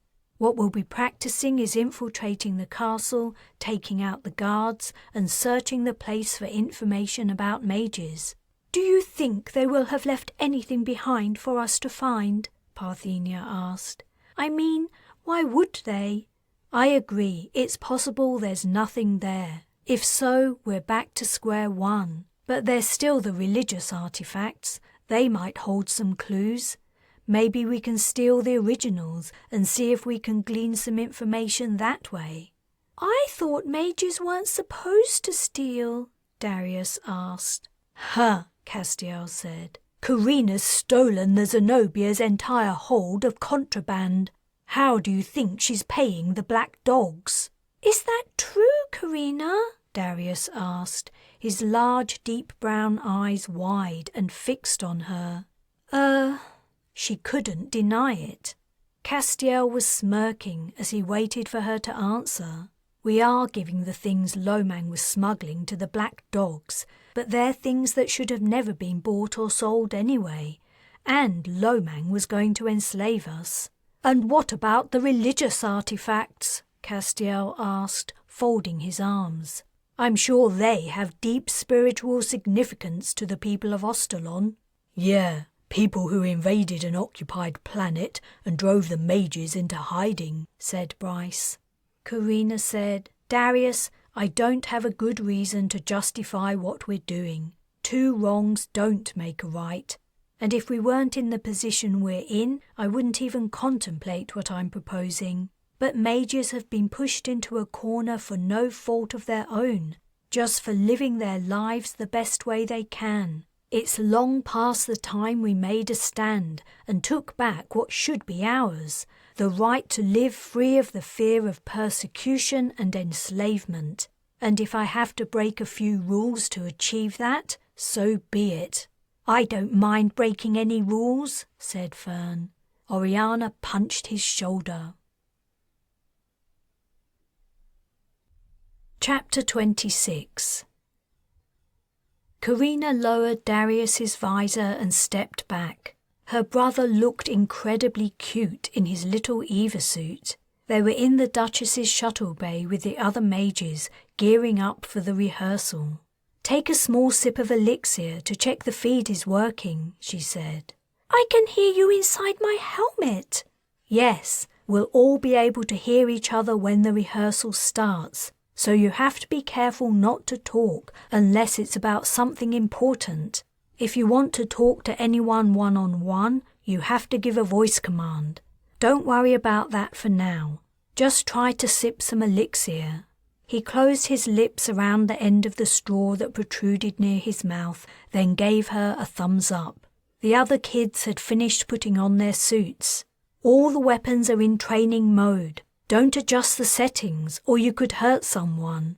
If you get hit, an alarm will sound, once for a non-lethal injury and twice for a fatal wound. Though in reality any hit would probably be lethal because it would breach your suit and you'd suffocate." "Now then, Carina," Bryce said dryly, "don't candy coat it just because they're kids. Tell it like it really is. If you receive a non-lethal hit, she said, ignoring him, you can move for, let's say, 3 minutes, slowly. If you hear the alarm sound twice, lie down. You're dead. I'm gonna shoot you all, Castiel said, moving to draw his pulse gun from its holster under his arm. She was on him in a flash. She snatched the weapon from his hand. No gun for you this time around. Hey, I was only kidding. She leaned into the boy so their visors were touching. You never play around with weapons. Not ever. I don't care if you're still a kid. These are not toys. And if you can't understand that basic fact, you stay behind when we go to Ostalon. Maybe you stay behind forever. I won't let you leave me there. I won't allow it. I'll take Nala again. That's it. Take off your suit. You're going back to the Zenobia. No, I didn't mean it. Honestly, I didn't. You're done. You had your chance and you messed up. This rehearsal is too important to waste any more time on your nonsense. Go back to the ship. Please, I'm sorry. I promise I won't do anything else. I don't even want the gun back. I know I was stupid, and I'm sorry. No. She turned to the other siblings. The rest of you get in the shuttle. The Mercs will be along in a minute. Castiel's shoulders sagged. He looked regretful and forlorn, but she didn't believe he was sincere. Even if the boy really had decided to reform, he clearly remained full of bitterness and spite. She wasn't confident he could ever overcome it, and she wasn't going to sacrifice the other kid's safety to make him feel better about himself. Maybe you should let him come, Parthenia said. He did apologize. Yeah, said Fern. He was only messing around. I'd hate to be left behind. Nala's coming along even though she won't be taking part. Nala was going to remain on the shuttle with Stevenson while the rest of them carried out the rehearsal. Fern's input surprised Carina. Of all the siblings, he seemed to dislike Castiel the most. What do you think, Bryce? She asked. He shrugged. Up to you. Thanks for the support, she thought.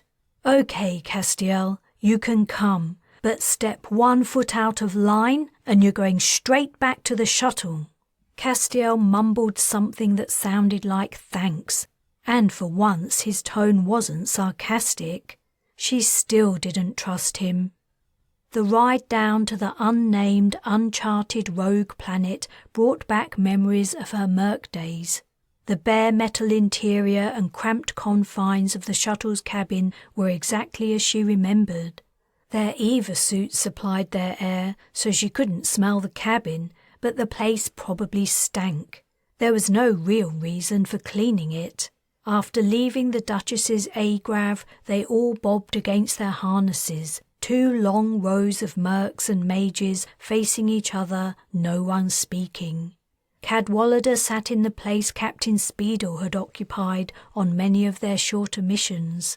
She recalled Smits chewing that foul herb he loved so much, and her trying to avoid the gobs of spit he would send out, and that time he'd tried to take her elixir, thinking it was water. She also recalled the merc bodies they had stowed in the well between the facing rows, as they took them back to the Duchess for formal burial.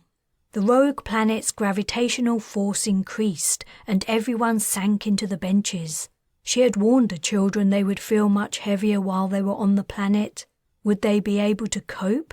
Perhaps not, after the initial novelty wore off. The shuttle dropped, causing some of the kids to scream, though they sounded more excited than scared. She mentally sighed. The rehearsal wasn't supposed to be a fun exercise. She didn't know how to make her siblings appreciate the real danger they would be facing when they attempted to penetrate the Dirksen defences on Ostalon. The shuttle dropped again, then juddered. Just a little turbulence, Stevenson said over the comm. Nothing to worry about. He'd suggested that Nala ride up front with him in the co-pilot's seat. Carina doubted anyone had ever shown the little girl so much attention. She was probably having the time of her life. As they drew closer to the gravity well of their destination, everyone settled down on their benches. It wouldn't be long until they landed, then the enemy would take their positions. Half the mercs taking part in the rehearsal wore bands that designated them as Dirksen troops, and they would be identified as such on the visor HUDs. Carina and the other mages were playing themselves, and Bryce would be fighting alongside the friendly mercs. The aim was to attempt to enter a cavern the enemy mercs would defend, using dummy arms fire and casting. After discussion with Cadwallader, she had suggested casts the mages might use, primarily transport, fire as a diversionary tactic, and enthrall. She had contemplated using Darius's new guise cast, but he was the only one who could do it, and he didn't know exactly when it would fade. She wanted to avoid exposing the little boy to excessive risk. She was uncomfortable enough with taking him along, but she also knew his powers would be invaluable in a crisis. Cadwallader had asked the inevitable question, could mages kill? A gun is faster, she had replied. It was her standard non-committal response. She wasn't about to ask her siblings to kill anyone. If they had to, under threat of losing their own life, they knew how. After seeing their father die, they didn't need reminding of the appropriate cast. Cadwallader hadn't pushed the issue. "Touchdown in 3 minutes," said Stevenson. The gravitational pull had been steadily increasing as they descended. The mercs didn't remark on it, as they were used to non-standard gravities. "I'm getting squashed," Darius exclaimed. He lifted an arm. "My arm is heavy." "It's going to be harder for you all to move around," she reminded the kids. "If it gets to be too much, let me know, then go back to the shuttle and rest. I don't want you to fall down or have some other kind of accident while we're here. The EVA suits are tough, but they aren't impregnable." A short while later, the shuttle gave a brief shudder as it landed. The exit portal swung up. "I didn't think it would be dark," Oriana said. The landscape outside was nearly indiscernible. Black humps stood out against the brilliant stars of the background. "What did you expect?" Fern asked. "There's no sun." "Your helmet lights will come on when you step outside," Carina said. "It's better this way. Our attempt to enter the Dirksen Mountain Castle will take place at night too." "Let's go!" Darius unfastened his safety harness. "Wait, our enemies have to take their positions." Cadwallader had already ordered the mercs who were playing the adversaries to exit the vessel. The friendly team left next. Finally, it was the mage's turn to walk down the ramp. She followed the kids, her HUD displaying a rapidly dropping temperature and adjusting atmospheric gas levels. The temperature stabilized at 1 degree C. The atmosphere was composed almost entirely of hydrogen.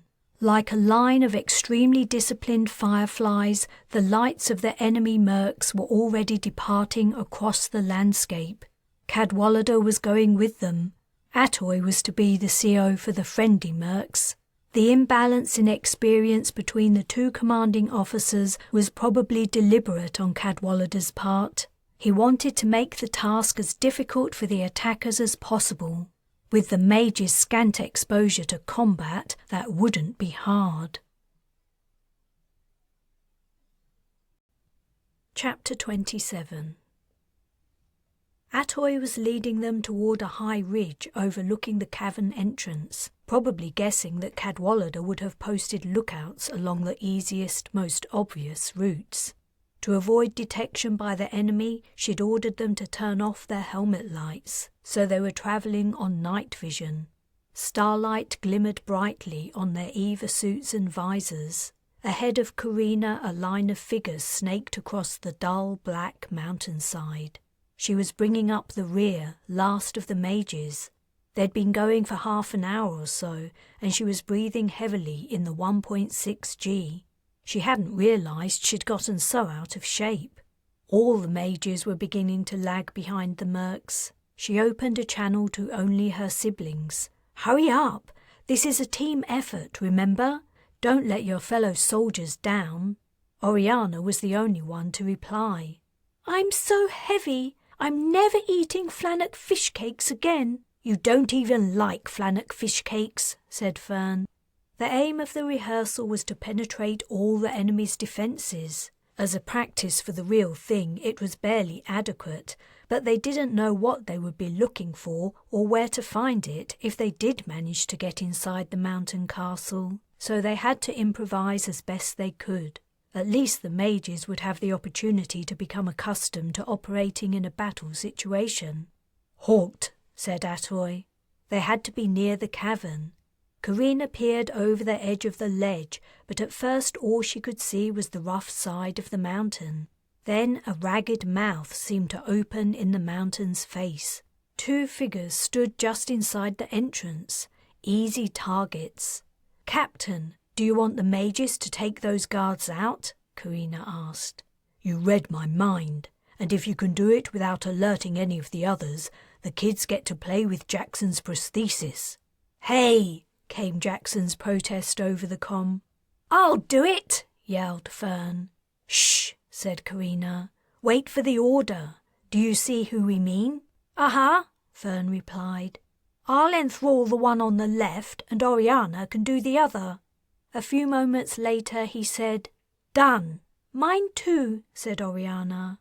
Is that it? Atoy asked. They don't look any different. That's what you wanted, isn't it? Carina asked. When they see us appear, they won't react, and they'll do whatever you tell them for the next 10 minutes to an hour. I guess we have to trust you. Okay, troops, rappel down to the entrance and storm the place. Kill those 2 at the entrance first. Kill them? Said Parthenia in a horrified tone. But they aren't dangerous now they're enthralled. They aren't dangerous yet, Atoy corrected. You don't need to rappel down, Carina said. I can cast to move you all faster. Just tell me where. Oh, okay. She related the positions she wanted the troops, which were basically just out of sight of the entrance. Carina had moved more soldiers and further at the disastrous defence of the embassy. This time they were all in sight, which made the task easier. Right, get ready, she told them. And don't panic. I don't want you falling over when you hit the ground in this high G and breaking a leg. She sucked elixir through her helmet tube and sent out the cast. Exclamations of surprise and colourful cursing came over the comm as the mercs found themselves floating through the atmosphere and down the cliff face. The children giggled. Carina set them down gently. Now it's our turn, she said to the kids. As the merc set off at a run toward the cavern entrance, she and the children lowered themselves to the spot the mercs had just left. Come on, she said, as soon as they'd landed. Let's go. I can't run, Oriana complained. I can barely walk. Despite her complaints, the young girl picked up her pace. Up ahead, the battle's pulse fire flashed. It would make more sense for us to lead the attack, Parthenia puffed. If we enthralled or transported everyone we saw, no one would get hurt. Don't be stupid, said Castiel. They're soldiers. They're paid to die. All of you be quiet, Carina barked. We go in second this time. That's the plan. They would try it the other way around next time, with additional strategies from Cadwallader to rehearse. Atoy commed the cavern entrance was clear. Darius behind me, Carina directed. The rest of you flank me, as I told you earlier. Every mage except Darius carried a weapon. She didn't trust any 7-year-old not to shoot someone or themselves by accident. And though all the weapons were set to practice mode, she didn't want Darius to become accustomed to having one. She would protect him with her life if necessary. Parthenia and Castiel took up the 2 positions farthest from her, and Oriana and Fern walked nearest. The ability to sip elixir and keep their hands free was an advantage that Carina had never appreciated before. But then mages usually had no cause to be toting a gun and casting simultaneously. The 2 guards Oriana and Fern had enthralled were sitting outside the entrance, killed by Atoy's troops. As they walked inside, Carina saw 2 more pairs of boots behind rocks, which her HUD also marked as dead. Cadwallader's battle strategy didn't seem to be working too well, but there was more to what he was doing than met the eye. Flashes from the opening at the back of the cavern spoke of a second encounter. Atoy's advance had met resistance. "Slow down," Carina said, as the mages approached the rear of the cave. She calmed Atoy for an update. It was several moments before her old friend replied, "Shit, Car, it's not good. They've got us pinned down. Cadwallader laid an ambush, the son of a bitch." The fizz and hiss of pulse fire sounded over the comm. "Roger," Carina said. "Coming in." "No, wait there. We don't need rescuing by a bunch of kids." "We can help." "Negative. I repeat, negative. Do not advance. The area is not secure." "Yeah," said Carina. "I'm not a black dog anymore." She closed the comm and opened another to the mages. "We need to go in and rescue our troops." "Yes!" Oriana exclaimed. "Let's do it!" The 6 mages walked through the aperture at the back of the cave, where the floor sloped sharply downward. Carina went first into the gap. She crouched down and signaled to the others to do the same. They advanced more slowly. The Eva suits gave out next to no heat, and here, where the natural light levels were very low, they would reflect little light for the night vision to pick up. The enemy troops, and they themselves, would be hard to see. Though there was little natural light, occasional bursts of pulse fire had radiated up the... She'd seen something! For an instant the flash of a pulse in the distance had bounced off a small domed surface just beyond a rocky protrusion. The dome was too smooth and regular to be natural. It had to be the helmet of a merc Cadwallader had stationed there. She lifted her weapon to her shoulder. She could cast enthrall in the vicinity she'd seen the helmet, but without a clear line of sight she wouldn't be completely confident it would work. And the only way to find out would be to expose one of them to an attack. She aimed in roughly the right direction and waited. Another flash came. She fired. Had she hit the merc? "Why are you shooting?" asked Castiel. "We're the mages. We should be casting." Ignoring him, she said, "I'm going forward. Stay back until I tell you it's okay to join me. If I get killed, retreat." Maintaining her crouch, she went deeper into the tunnel. Behind the protrusion, she found the merc she'd shot. He gave a wave. She calmed the mages. "Okay, advance." Cadwallader's response to the signal from the Eva suit of the downed merc was immediate. Troops came running up the tunnel to meet them. She shot one but missed the other, who carried on firing. "I'm wounded," yelled Fern. Suddenly the remaining merc stopped dead and dropped her weapon. "I enthralled her," Parthenia said. "So did I," said Oriana. "And me," Castiel added. The poor soldier had been hit with 3 enthrall casts at once. Carina gently moved her to the side of the tunnel and made a mental note to make sure she would be guided back to the shuttle and not left behind. She would probably be out for a while. 5 of their enemy lay dead behind them, 1 in front, and 1 more had been incapacitated. Cadwallader was getting low on troops. He probably had barely enough to keep Atoy's group locked down. He wouldn't have received a signal from the enthralled merc's suit. Physically, she was absolutely fine, and no pulse rounds had hit her as far as Carina knew. Cadwallader might think the tunnel remained defended. The mages continued to slowly walk down the pitch-dark tunnel. Even with night vision, it was hard to distinguish the way ahead. The craggy walls were drawing in, and soon they were down to single file, with her in front. A stony dead end confronted them, but the flashes from the battle ahead revealed a crack in the wall to the right. She told the others to halt. She approached the crack and peeked in.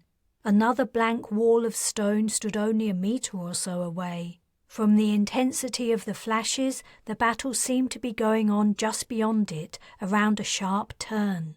As soon as the mages emerged from the second turn, they would be revealed. Yet if they were to be of any use to Atoy's team, they had to see the opposing troops.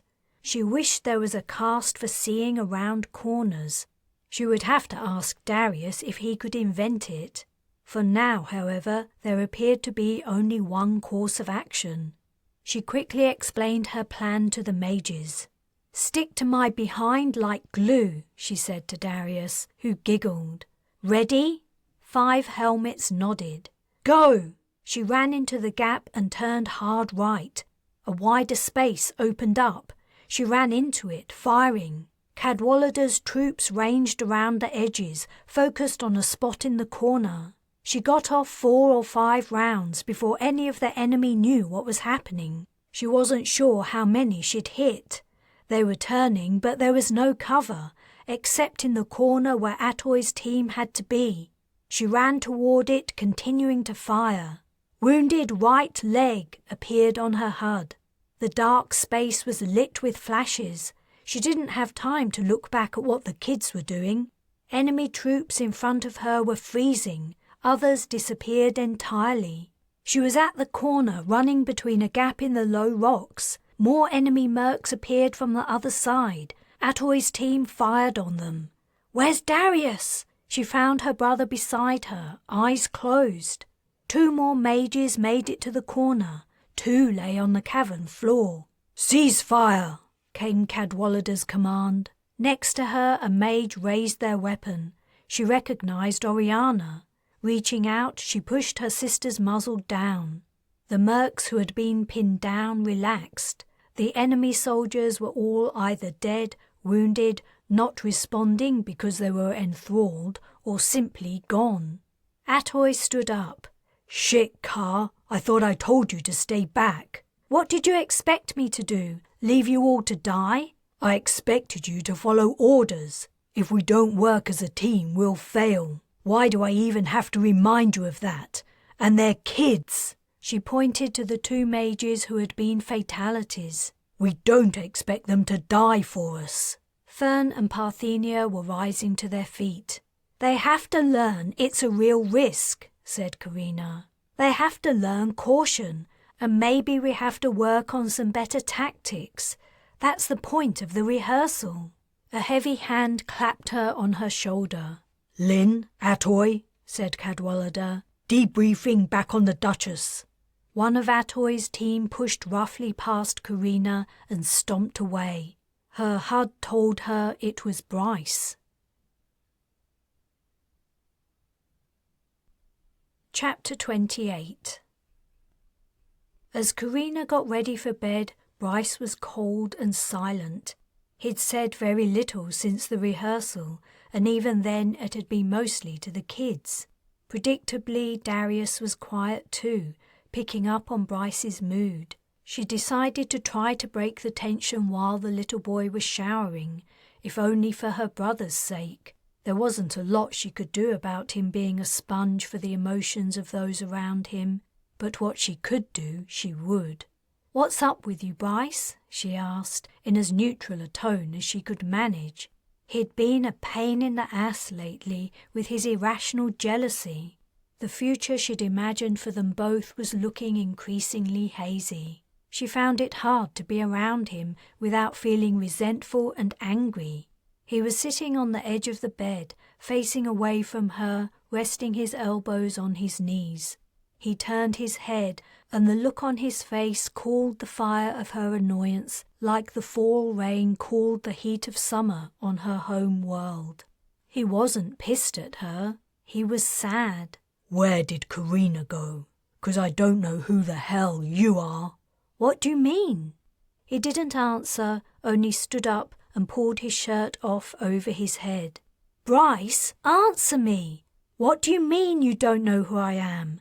I'm the same person I've always been. If anyone's changed, it's you." He walked into the closet. "Damn it, don't walk away from me when I'm trying to talk to you." Stars, I'm getting a clean shirt. He walked out into the bedroom. This is exactly what I mean. What's wrong with you? Ever since those mercs came aboard, you've been cranky and distant. It's like you're drawing away from me and the kids. Not this again. I can't help it that I knew some of the black dogs before I met you. And yes, some of them are men. And yes, I do have a history, as you like to put it, that doesn't include you. Just like you have a history that doesn't include me. If you want us to stay together, you're going to have to get over it. I'm not going to act like a stranger to people I know and like, just to spare your overly sensitive feelings. I'm not talking about that. I'm talking about the way you act, the way you treat the kids. You don't spend time with them like you used to and... In case you haven't noticed, I'm trying to plan a raid on the headquarters of one of the most dangerous clans in the sector. And when you do talk to them, it's like you don't care about them. What? Of course I care about them. You know what I've been through, the risks I've taken to save them and protect them? His remark had hit her core. Angry tears threatened, but she swallowed them down, refusing to show any weakness. That was in the past. Things are different now. Sure, Darius still has your attention, but the others don't. Look at what happened today. You acted like your brothers and sisters were mercs. They aren't. They're just kids, and spoilt, rich kids at that. I realise that. That's why I've been trying to keep them and the mercs apart. But if we're to stand a chance of getting into the mountain castle... Parthenia and Fern died. It was a rehearsal for the real thing. Is the information you want worth sacrificing those kids' lives for? Do you have any kind of idea what their lives will be like if we don't get out of this sector? If I don't find them somewhere safe to live, they'll end up like Ma, or like me, in the gutter, and then killing for a living. Oh, please don't try to tell me how hard you had it. You're forgetting what my life was like when we met, when I didn't know if the next day would be my last. Remember who you're talking to, Carina. But I don't go bellyaching about it. You're not a mage. No one is hunting you down for what you can do. Your life is your own. If you want to go back to your family, you can. Mine is gone. Even the mage clan is gone, scattered to the stars. I have to find us a new beginning. If you don't want to help me, that's fine. I'm sure your family would love to have you back. Maybe I should go back to them then. Maybe you should. Darius walked out of the bathroom in his pyjamas, done with his shower. He halted and swayed backward a fraction, as if an invisible wave had washed over him. His eyes widened and he looked from Carina to Bryce. Not a word needed to be said. He had felt their mutual anger as if it were palpable. She covered her eyes with one hand. Hurting her little brother was the last thing she wanted to do. Darius, maybe you should stay in Parthenia and Nala's room tonight. But Darius's protest petered out. Even he seemed to think it was a good idea in the circumstances. Yeah, I'll take you. No, Carina said firmly. I'll do it. She took Darius's hand and walked him to the cabin next door, where Parthenia and Nala were already in bed and reading, tired after their day's excitement. Parthenia made room for Darius and Carina kissed him good night before leaving. When she got back to her cabin, Bryce was in bed, lying on his side. She turned off the light and joined him. They lay facing away from each other and didn't say another word. It was some time before she slept. Chapter 29. The second rehearsal took place the next day. This time it was the mage's turn to lead the attack, if attack was the right word to describe what was proposed. The children didn't stand a chance of succeeding in a full frontal assault. So they were going to try to get past all of Cadwallader's troops without raising an alarm. If this proved unsuccessful, Atoy's mercs would try to get them out. As far as Carina could work it out from what Castiel had said about the mountain castle, the backup scenario was also a possibility. The alternative possibility that Castiel was feeding them bullshit was also never far from her mind. In the initial discussions with Cadwallader about the practice sessions, he'd proposed that the defending troops should behave as if they were unaware of mages and casting. But Carina had pointed out that Castiel had spent time with the Dirksons, and that their leader, Sable Dirkson, was in all likelihood fully briefed on what mages could do. Carina insisted that Cadwallader prepare his troops accordingly. She'd also told her siblings they should not expect to surprise anyone with their powers.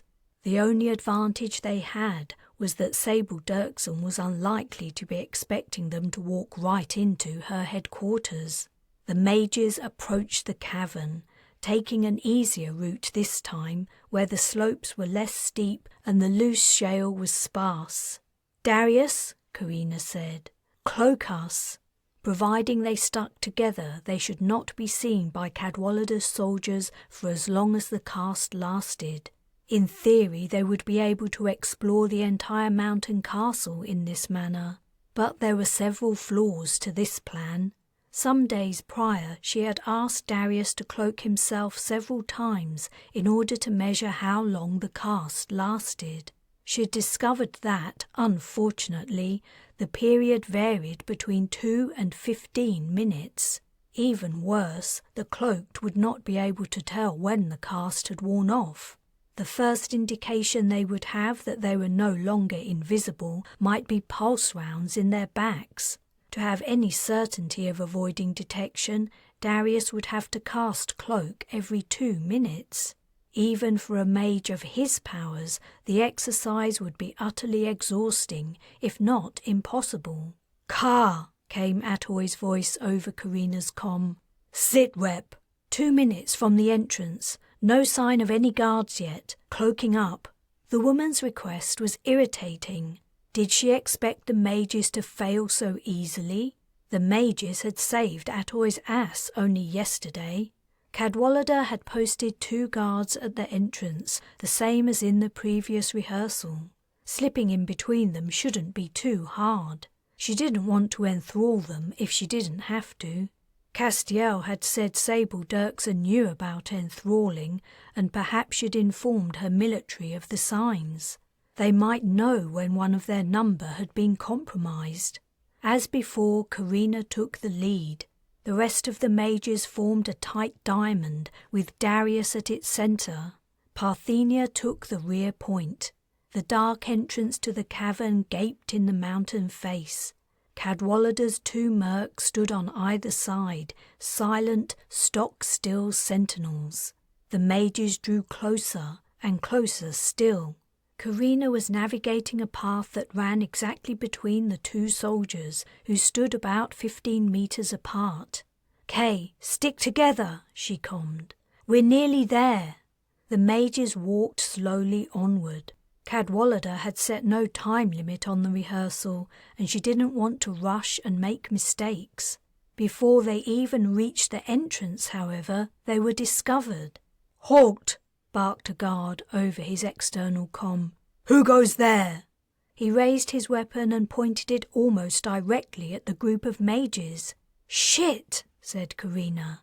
"Stop! Get down low! Fern, Oriana, enthrall them both." "How does he know we're here?" Darius asked. The other guard had caught on and was also aiming at them. "He heard us," Carina replied. Though they were wearing Eva suits, the rogue planet had an atmosphere. The guard must have heard the sound of their footfalls in the silence of the barren world. He had also clearly been briefed about the cloak cast. The first guard fired. The pulse narrowly missed her helmet. "Fern, Oriana?" "I did him," said Fern. The guard didn't fire again. and after Oriana's cast, the other looked uncertain about why she was holding a weapon. "Right," said Carina. "Let's go, quiet as you can." The mages passed between the two enthralled guards. They were inside the cavern, but already things weren't going to plan. The first guard had had time to inform Cadwallader about the suspicious sounds. The lieutenant colonel would probably already be checking to see if the entrance guards had been enthralled. A couple of questions would be all it took. "We have to hurry," Carina said. "Watch out!" shouted Castiel. 4 mercs had popped up from behind rocks to take random shots. "I'm going to fire back," Castiel said. "No, then they'll know exactly where we are. All of you, pick the one closest to you and cast Enthrall." A pulse round came perilously close. "I've been hit!" Oriana exclaimed. Carina closed her eyes to cast. Maintaining concentration in the circumstances was hard. She split the Enthrall character and sent it out to 2 of the mercs for good measure. A beat later, the shooting stopped. "Oriana, how badly are you hurt?" "My visor says I'm incapacitated." "Damn, we'll have to leave you here." "But outside of Darius's cloak they'll see her," Parthenia protested. "What happens when the enthrall casts start to wear off?" "It's either that or she tries to leave. But leaving the hideout without the protection of a cloak would be more dangerous. We'll have to assume we would find her somewhere to hide." "I'll go behind that rock," said Oriana. "The guards won't notice me while they're enthralled." "We have to hurry," said Fern. "We have to get down the tunnel before reinforcements arrive." Oriana left. "Okay," said Carina. "Let's move forward, fast." The group advanced. She asked Darius to cast Cloak again to keep them covered for the next encounter. They cautiously passed through the aperture at the back of the cave. Mercs burst from the crack at the end of the tunnel. "Get back!" Carina yelled. If they were cloaked and they pressed against the tunnel wall, the soldiers might pass them by. She was surprised that Cadwallader had discovered their entry so quickly, or maybe he was guessing based on timing. "Evacuate!" Cadwallader shouted over Carina's comm. "Evacuate immediately! Everyone back to the shuttle! Run!" "Huh?" said Fern. "What's going on?" Parthenia asked. The mercs had reached them and run directly past. "I don't know," Carina replied. "But something's up. We'd better do what he says." They ran out of the tunnel and into the entrance cavern. The enthralled soldiers were following Cadwallader's command and leaving. Carina ran back across the mountainside toward the shuttle, checking her siblings kept up. It was hard going in the 1.6G. The way back was uphill, and she was soon sweating and panting as she made her way up the slope. She stopped and looked back. The children were having an even harder time of it. Castiel and Parthenia were several meters behind her, and the 2 shorter figures of Fern and Oriana were farther back still. Darius! Where was Darius? The others had moved out of the vicinity of his cloak, but he was still affected by it. She couldn't see him anywhere. "Darius," she said over comm. "Where are you?" "I'm here," came the little boy's reply. In any other circumstances, his typical 7-year-old's response would have been funny. But at the moment, icy panic clutched her heart. "You're cloaked, remember? I can't see you. Can you see me?"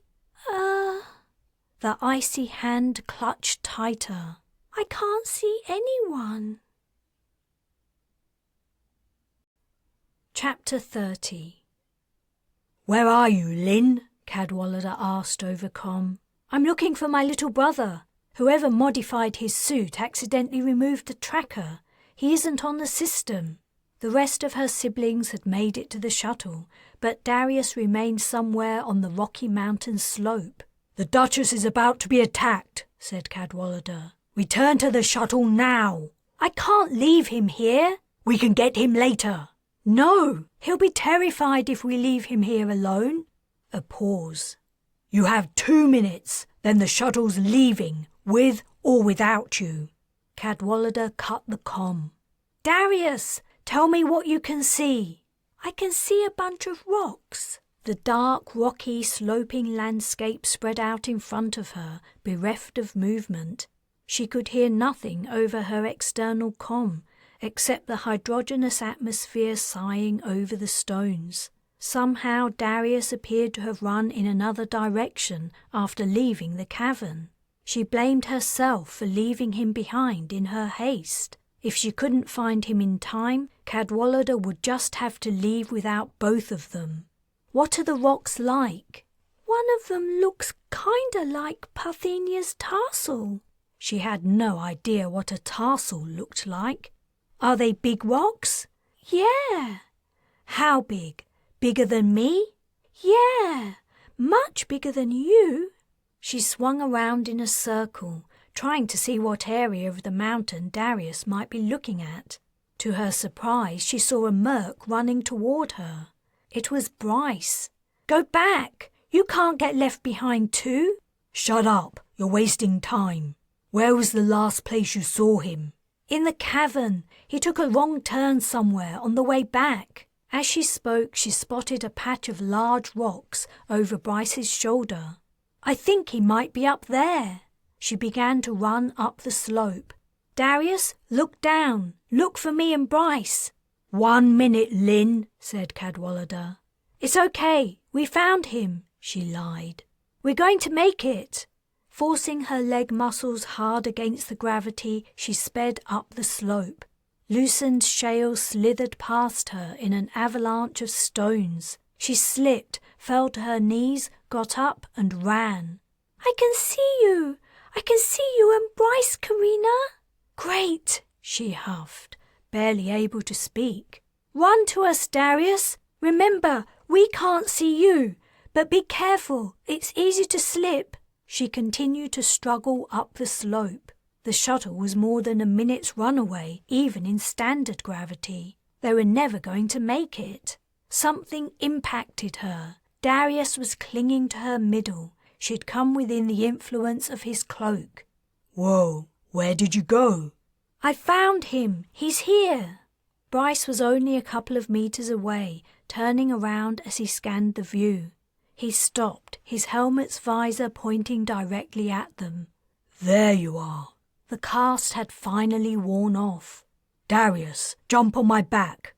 The three set off for the shuttle. The 2 minutes Cadwallader had given her were up, she had no doubt. Relying on his kind-heartedness to wait for them was probably useless. He would not risk the safety of all his mercs for the sake of 3 people, even if one of them was only a kid. They rounded a ridge. The Duchess's shuttle stood on roughly level ground in the distance, squat on its 8 feet like a black bug. As she ran toward the vessel, her muscles screaming with the effort, the ramp rose and the hatch shut. "Shit!" She opened a comm. "Cadwallader, wait! We're nearly there!" The hatch remained closed. She fully expected to see the shuttle's engine fire. Bryce was no longer beside her. He'd dropped behind. She ran to him. "Darius, get on me!" Bryce didn't protest. Darius, usually easy to carry, felt heavy as he wrapped his legs around her waist and his arms around her neck. The shuttle still hadn't taken off. It was less than 100 meters away. If the engine fired when they got closer, they would be seared by the heat, their EVA suits offering little protection. Then, while her gaze was glued to the vessel, the ramp lowered. She thanked the stars mentally. She had no breath for words. Cadwallader was kinder than she'd thought. Seconds later, they ran up the ramp. It closed as they were on it, sending them tumbling into the ship and through the airlock until they sprawled on the deck between the feet of the mercs and mages. She felt the harsh shudder of the shuttle's engines starting up. Next, she was pressed into the deck by the acceleration force as the vessel tore itself out of the planet's heavy gravity. She couldn't speak. She couldn't move. All she could see was EVA suit boots and Darius's small form lying on his back with his arms and legs spread out. Even in the extreme circumstances, he was starfishing. "I'm so glad you made it," said Parthenia. "What's going on?" asked Bryce. "Has anyone said why we had to evacuate?" "There's a warship bearing down on the Duchess and Zenobia," Fern said. "It isn't answering any hails. Cadwallader thinks it's going to attack." "We really thought he was going to leave you all behind," said Parthenia. "He was going to leave them behind," Castiel said. "Didn't you hear him arguing with the pilot?" Carina's lungs continued to work overtime, her chest rising and falling heavily as she recovered from her desperate run. "What?" she gasped. "Cadwallader was arguing with Stevenson?" "Yes," said Castiel. "The pilot was refusing to leave without you. Cadwallader told him the next planet we get to, he's out of a job." "Thank the stars for old flames, huh, Carina?" said Bryce dryly. Chapter 31. Aboard the Duchess, everything was in chaos. Before the shuttle's ramp had lowered, the mercs had crowded at the exit hatch, and as soon as it was down, they sprinted out of the ship, not wasting time to take off their Eva-suits. After the mercs had exited, Carina, Bryce, and the children walked out into the shuttle bay. Nala joined them. Carina lifted her visor. Mercs were everywhere. Even Stevenson didn't stop to say a word before dashing out of the bay. She quickly lost sight of Cadwallader as he merged with the soldiers preparing for the attack. "What should we do?" Fern asked. "Stay the hell out of the way for now." She knew that what appeared to be pandemonium was only the mercs getting to their stations, whether that was to man the weapons, prepare to repel boarders, or some other defensive task. She had played that role herself more than once, but now she had no role except to keep the children safe. "Maybe we should return to the Zenobia," said Bryce. "No, if we do come under attack, we're safer here than aboard a passenger vessel." The deck lifted and turned, throwing everyone down. "Get back to the shuttle," she said. It was all she could think to do. They couldn't help the mercs in a space battle. Starships moved too fast for casts to work. But the shuttle was firmly clamped into the bay, and the children could wear the safety harnesses. The Duchess bumped and lifted again. Stevenson was probably making evasive maneuvers to avoid a long-range attack. But the merc ship was attached to the Zenobia, which would make everything more difficult. A few of Cadwallader's troops remained aboard the smuggler's vessel, guarding the prisoners. While the children were strapping themselves in, Carina ran along the side of the well between the rows of seating and into the empty pilot's cabin. Sitting down in Stevenson's seat, she activated the controls. Bryce sat next to her in the co-pilot's position. "What are you doing? Are you planning to fly us out of here?" "That would be insane. I want to find out what's going on." The shuttle's console displayed the feed from the main ship. It took her a moment to figure out what she was seeing. Then she spotted it. A destroyer was approaching. The scan data indicated 4 pulse cannons, a single particle lance, and a smattering of smaller weapons, probably kinetic for close-range combat. "Why the hell is that coming at us?" "I have no idea." "Whoa!" The Duchess had swung violently around. She grabbed the console, her stomach feeling like it was taking its time to catch up with the rest of her body. The Duchess's pulse cannons fired. "Isn't that premature?" "I don't think so. From the ship's maneuvers, I think we've already been fired upon." A sudden acceleration flung her back in her seat. The force pinned her in place, and she looked down her nose at the display. "I guess we're trying to get away." "No, we're heading straight at them. Cadwallader's trying to scare them off." The enemy ship fired all 4 pulse cannons at once. "Shit!" She activated the shuttle's comm. "Brace yourselves, kids!" The Duchess returned fire, blasting 3 of the enemy's pulses to pieces, scattering their subatomic particles across space. But the 4th one made it through. The Duchess shuddered at its impact. "Carina," said Darius over the passenger comm, I think I'm going to be sick. She heard Parthenia say something to him before the comm cut out. I don't know what Cadwallader's thinking. That particle lance could cut the Duchess in two if we get too close. The Lieutenant Colonel's tactic of going on the offence didn't seem to be working. The enemy ship wasn't backing off or even slowing down. The two ships were flying at each other at top speed. What were Lomang and his men thinking, trapped in the brig and their cabins? They would have no idea what was happening. I still can't understand why that ship's attacking. How did it even happen to be passing in this region of space? We aren't on a trade route. We're in the middle of nowhere. Your guess is as good as... She paused.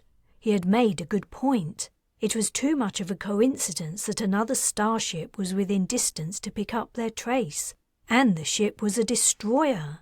The chances were so remote as to be nearly impossible. Does someone have a vendetta with Cadwallader or the Black Dogs? It's possible. Merc bands tend to make plenty of enemies along the way. But something tells me that isn't it. Fire flashed from the destroyer, and 4 pulses of pure energy flew toward the Duchess. She cursed under her breath. The Merc ship could only take so much battering. Cadwallader's strategy of aggression seemed desperate, as if he knew they couldn't outrun their attacker. Yet neither could the ship withstand a close encounter with the particle lance. This time 2 of the pulses made it through. The judder the Duchess gave seemed to tear her apart. This is it. We aren't going to make it. She had to agree. The Duchess wouldn't survive another hit like that. The enemy didn't even seem to want to preserve the Merc ship for boarding. It was intent on blowing it to pieces. They were going to die, and no one knew why. She gasped. The scanners were picking up energy building in the particle beam. The enemy was preparing to strike its final blow. She turned to Bryce. He read the look on her face, and his own paled. She reached out for his hand. Bryce, I'm sorry. No, I am. I've been No, it was my fault. There were no more words to be said. She gripped his hand tightly. The scan readings were going off the scale. White-hot brilliance shone out from the destroyer. A blade bright as starlight leapt across space, bridging the gap between the Duchess and its vanquisher. She tensed, wanting to scream, but no sound came out. Then it was over. Chapter 32. The blade had vanished. They were still alive, but something was very, very wrong. The emergency lights were flashing, and the reverberating, repetitive alarm wailed. From outside the shuttle came a terrible roar and a cacophony of objects clashing and banging. The destroyer continued to bear down on them, but its pulse cannons remained inactive, and the particle lance was drained of energy. Perhaps the enemy did intend to board after all. She couldn't figure out what the noise was. It was familiar, yet she couldn't place it. Then it hit her. She had heard the same sound years before, when the Duchess's hull had been breached. What she could hear was the rush of escaping air, but highly magnified. This wasn't a small hull breach, it was a massive hole. Maybe the Merc's vessel had been sliced in two as she'd feared. She calmed the children. "Close your visors. You'll be breathing your suit's atmosphere from now on. And whatever you do, do not unfasten your safety harnesses." The bay was empty. The shuttle was clamped to the deck, and in their EVA suits they couldn't feel any of the effects of the breach, only hear the awful toll it was taking. She watched her HUD as it displayed the falling atmospheric gases. Many Mercs had probably been sucked into space, though luckily most of them were also wearing EVA suits and should survive if they were picked up. Anything not bolted down would be gone, and anyone in the way of an exiting object would be injured or killed. If the particle beam had sliced into the Duchess's engines, the ship would be dead in space, vulnerable to whatever the enemy had in mind. She hoped none of the Mercs would spill the beans about her family's mage powers, But she had to face the fact that one or two of them almost certainly would, hopeful of buying some clemency. The one called Chandu, for instance, he wouldn't hesitate to betray them. Cadwallader and Atoy would be killed. As officers, they presented the greatest threat to the captors as the most likely leaders of escape attempts. On the other hand, the enemy could just kill everyone. "What's happening, Carina?" Parthenia asked shakily. "We've been hit. Just sit tight, everyone, until we have more information." She couldn't think what else to say. The thought of the danger her family was in was killing her. "Is everything going to be okay?" asked Oriana. "Just sit tight." An age seemed to pass. Each second she imagined enemy soldiers coming in to search the bay and finding her, Bryce, and her family. They still had the weapons they'd been carrying for the rehearsal. They could fight back, firing and casting, but what would be the point? They had nowhere to go, no safe haven to retreat to. The Duchess was so damaged that even if they managed to take her back and expel the boarders, they couldn't escape in her. The shuttle's console was not connected to the Duchess's diagnostics, and she didn't want to distract Cadwallader or Atoy from whatever they were doing to save the ship, not even for a second, so she couldn't find out what had happened. They all waited, not speaking, for whatever would happen next. First, the dreadful clanging stopped. Anything loose aboard the ship had been sucked into space. Then the roaring faded away. The atmospheric readings on her HUD began to rise. The Mercs had sealed the breach. Or had it been the enemy after boarding the ship? No one had entered the bay. She couldn't wait any longer. She unfastened her harness. "What are you doing?" "I'm going to find out what's going on." She opened the pilot's hatch and climbed down onto the deck of the bay. She could hear voices, but they were distant. She lifted her visor. No fighting seemed to be in progress, so either the Duchess hadn't been boarded or the fight was over. She stepped over a clamp holding one of the shuttle's feet and crossed to the exit. The portal had been open the entire time, but since all the Mercs had left, she hadn't seen anyone pass by. She walked out into the passageway. Running footsteps echoed from the metal deck and bulkheads. It sounded like just one heavy person, running in booted feet, getting nearer. She turned, intending to scoot back into the bay, but she was too late. A figure appeared in an Eva suit. It was a Merc, her visor down. Carina's was up, so she had no HUD to tell her who it was. The person didn't slow down or break step as they drew nearer. She was about to back into the bulkhead to make room when the Merc grabbed her into a hug, lifting her off her feet. Atoy opened her visor. "You're alive! Stars! I thought you and the kids had been sucked into space." "We waited in the shuttle. When I saw the attack, I told everyone to strap in." "Good thing you did. We lost half the platoon. It's gonna take us forever to retrieve them." "So we weren't boarded?" "No, they don't seem interested in us, whoever the hell they are." "Huh? They didn't even try? Or did we damage their ship after all?" "Not enough to stop them from trying to board. Come on, I'll show you what happened." "Wait, is it safe for the kids and Bryce to leave the shuttle?" "Should be fine. We sealed the hole pretty tight." She calmed Bryce with the good news and then set off with Atoy. They didn't have far to go. Atoy took her to the Duchess's docking port. Mechanics brushing past the two women, running to and fro from the structure. A breach sheet covered the circular hatchway. Hollows dipped across the entire sheet's surface, outlining thick bars that ran across to the farther side. "We had to weld the bars in place," said Atoy. "But it's pretty tough now. Should hold until we reach a planet or shipyard." "The enemy cut away the docking port?"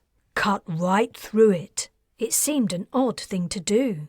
Boarding a ship was hard when atmosphere and miscellaneous objects were flying out of it. Then she remembered. "But that's what was—" "Connecting us to the Zenobia," Atoy finished, nodding. It was the Zenobia they wanted, not us. As soon as they'd severed the Duchess from her, they stopped firing. They grappled her. In one way, the enemy's focus on the passenger vessel made sense. The Zenobia was carrying plenty of valuable contraband, but that meant the attackers knew about it, and she couldn't figure out how. After she'd gotten the information about the ship's tracker from Lomang and sent a message packet to the Black Dogs, she'd been careful to shut the device down. In any case, the point of the tracker was to enable Lomang to locate his ship, not someone else, and they'd travelled weeks since then. Had the enemy ship trailed them the entire way, following the Duchess and Zenobia's traces? Atoy laughed at her expression. Yeah, we can't figure it out either, Car. You'd better go and see Cadwallader. You two have to decide what happens next. She realised her new situation with shock and dismay. Now the Zenobia was gone, so was her only way of paying the Black Dogs.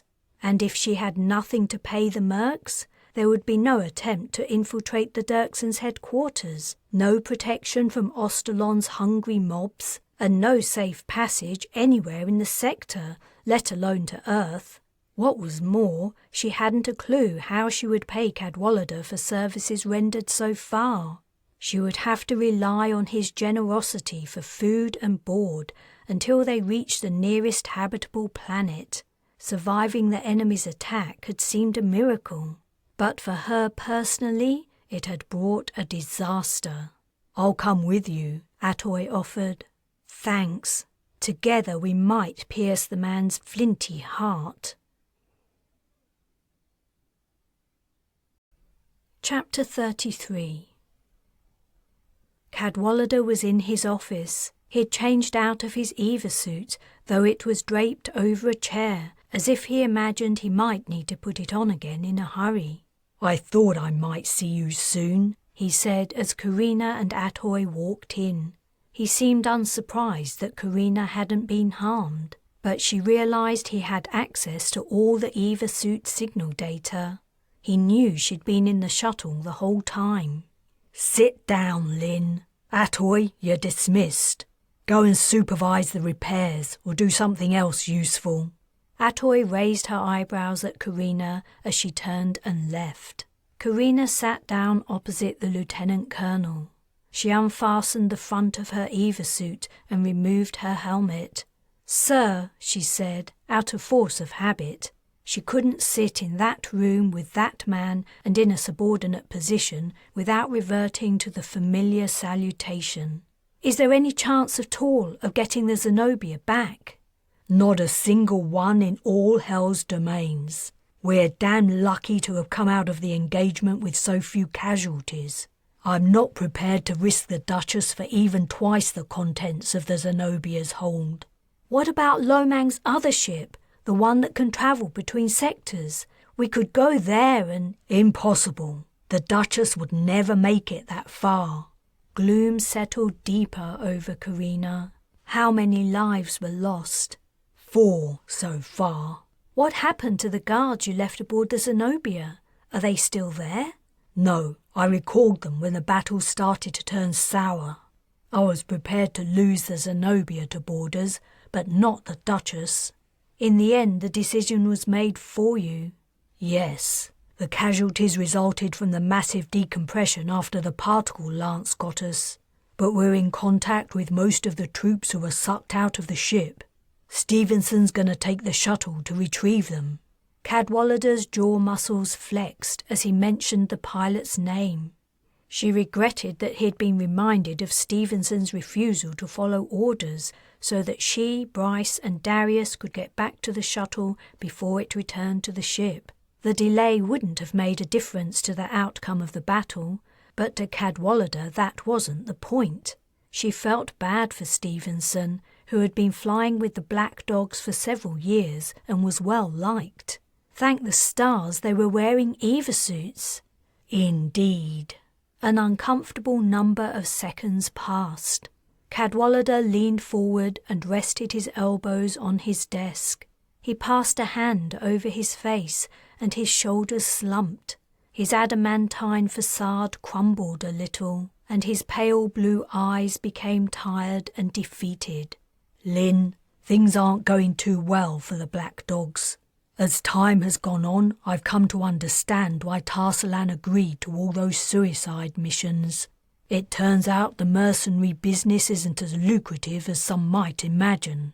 This job you offered us was set to restore the company's financial reserves, which have nearly run dry. The Duchess needs extensive repairs, restocking and refuelling. This all costs money we don't have. I'm afraid it's the end of the line for us, and with the best will in the galaxy, we won't be able to help you in your undertaking. That's okay. I guessed as much. But, well, now we have nowhere to go, so... For goodness sake, I'm not planning on marooning you all. You can stay with us until we reach a world where I can sell the Duchess and all her equipment. Then I'll split the proceeds and the mercs can disembark. She exhaled. Thanks. It'll be a squeeze, but we'll find berths for you all. Perhaps you can pay for your passage by providing entertainment with your tricks. Her eyes widened. Just kidding. Cadwallader cracked a smile. Ah. He stretched his arms and back. It's been an interesting few years, but perhaps it's time to move on to something new. Will you sign up for the military again? I don't know. The only options available these days are to work for the Shurras or the Dirksons, and I don't like either of them. Maybe a whole change of pace is what's called for, a new beginning. That's what I would like too, for me and my family. I wish you luck, you and your bunch of gutsy youngsters. A light flashed on his desk's console and he pressed it. A shuttle has left the Zenobia, sir. Is it heading our way? No, it appears to be heading into deep space. The Lieutenant Colonel frowned. Deep space? Where the hell's it going? Nowhere, as far as anyone can tell, sir. Its current trajectory doesn't lead anywhere. Is a destroyer firing on it? Not yet, sir. Well, is it sending out a distress signal? No. Oh, wait a minute. Yes, it's just started, sir. The Zenobia shuttles are tiny, Carina informed him. They're 2-seaters, emergency evac only. I checked them out when we took over the ship. They don't carry much fuel or provisions. Whoever's inside it won't get very far. Cadwallader seemed to turn over the news in his mind for a moment. Then he said, You know what? I'm interested to find out what this whole thing has been about, even if it means 1 or 2 more mouths to feed. He spoke into his comm button.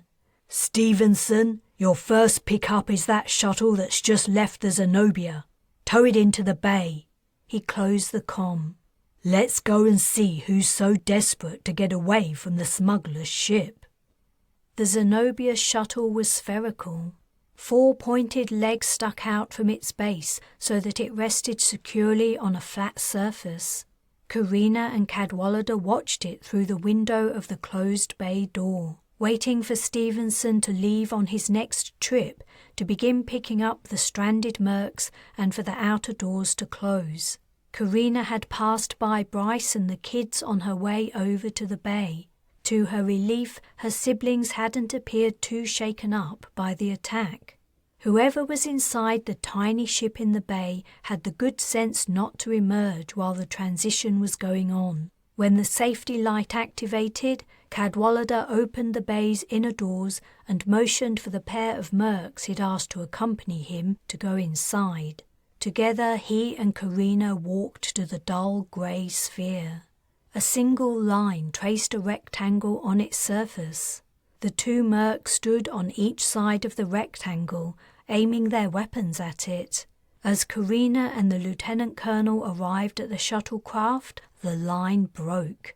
A rectangular chunk of the shuttle's hull pushed out and lifted up on slim hydraulic cylinders. When the occupant emerged, for some reason Carina couldn't quite understand, she was not at all surprised to discover it was Lomang. The smuggler had slimmed down some more since the last time she'd seen him. His weight loss was fortunate. He might not have been able to fit through the hatch otherwise. His iridescent blue conical hat had returned to its usual position on his head, and he smiled ingratiatingly. A ladder of woven metal had dropped from the shuttle. Lomang climbed down rather clumsily before speaking. He bowed and said, "My humble thanks for rescuing us. Your kindness and mercy will be long remembered in my family." "Us," said Cadwallader. "Tell whoever remains in your vessel to come out immediately." "Naturally." Lomang spoke in another tongue, issuing a command toward the hidden passenger. This time Carina was surprised at who emerged from the shuttle's interior. It was the giant. The ladder swayed and creaked as the huge man descended it. In truth, he could have probably stepped down from the open hatch directly to the deck without much difficulty. The giant displayed none of his former threatening demeanor. Like Lomang, he appeared grateful and submissive, bending as low as his large frame would allow. "Please allow me to introduce my twin brother," said Lomang, "though I believe you have already met." He looked sheepish. "Your twin brother?" Carina blurted. Annoyance paid a brief visit to the smuggler's features. Then he was all smiles again. "Fraternal, of course." Cadwallader commanded his soldiers to search the brothers and the shuttle. When no weapons or explosives were found, he ordered them to take the men to the mission room. After the smuggler and his brother had left, Cadwallader took a look at the interior of the shuttle himself. Appearing to be satisfied with his inspection, he climbed down the ladder. "What do you think this is about, Lin?" "I can only think Lomang must have made himself more than one enemy in his time in this sector. He was dealing in illegal goods, so it seems inevitable he would rub up against some dangerous people. Maybe he tricked someone and they've hunted him down. That would explain why their beef was with him, not us." And how the attacker knew the Zenobia was carrying highly valuable cargo. "The Duchess isn't exactly worthless, but it's pretty obviously a harder prize to win. You know this Lomang better than anyone. Would you help me question him?" "I'd love to." Her curiosity was deeply piqued. There was clearly a story behind the recent events, and the slimmest of chances she might learn something that would lift her out of her current mess. Chapter 34. As Carina settled in for another interview with Lomang, she considered immediately enthralling him in order to be confident that what he told her and Cadwallader was the truth. But she dismissed the idea. The problem with interrogating an enthralled person was that they would only answer the exact question you asked them, and in an emotionless manner. They would give no indication of the sensitivity of the information they were telling you, and hence no clue about when it was appropriate to probe more deeply. Unless you knew the right questions to ask, you might skirt past a vital fact without even knowing it. Questioning a subject when they were in full control of themselves and reading their tells would be more effective. She would also be able to tell the difference between what Lomang said while he was not enthralled and then while he was under, which might reveal something he wanted to hide. The smuggler and his brother sat side by side in the mission room, flanked by two mercs aiming weapons at them. Even so, she didn't feel entirely safe in close proximity to the giant. He looked capable of inflicting considerable damage before pulse rounds would fell him. "I'd like to introduce my brother," Lomang said, noting her gaze on the large man. "His name is Papu. As I said, we are twins, but I am older by 3 minutes. He held up 3 pudgy fingers and grinned. "Such small accidents of fate make all the difference, do they not, brother?" "They do, brother," said Papu, folding his arms and gazing at Carina.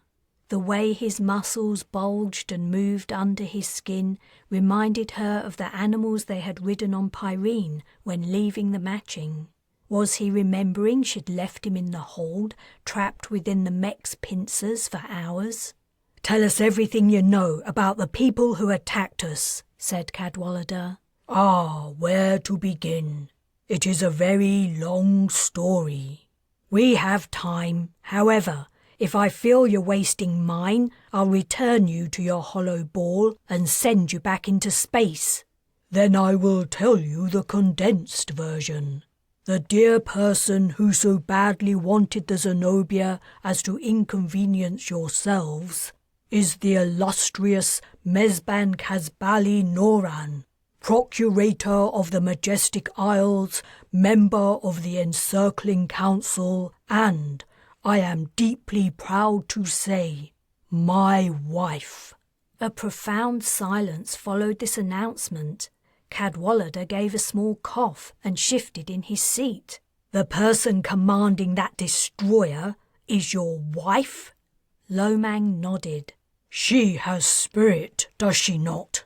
He smiled proudly. Your wife put you and your brother into that tiny shuttle and expelled you into deep space? Carina asked.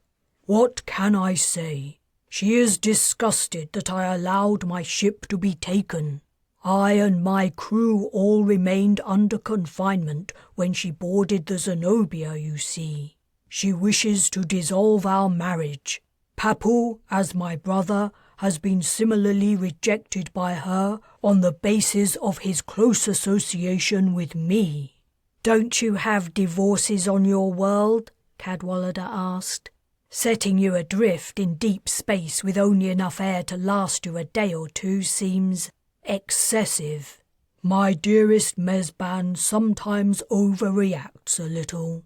She may have changed her mind and retrieved our shuttle eventually, or she may not, Papu said phlegmatically, his voice rumbling in a bass tone. Or she may not, Lomang agreed. Hence our gratitude regarding your kindness. I assume now that we pose no threat to you, we may have the freedom of your ship. A great bark of laughter erupted from Cadwallader.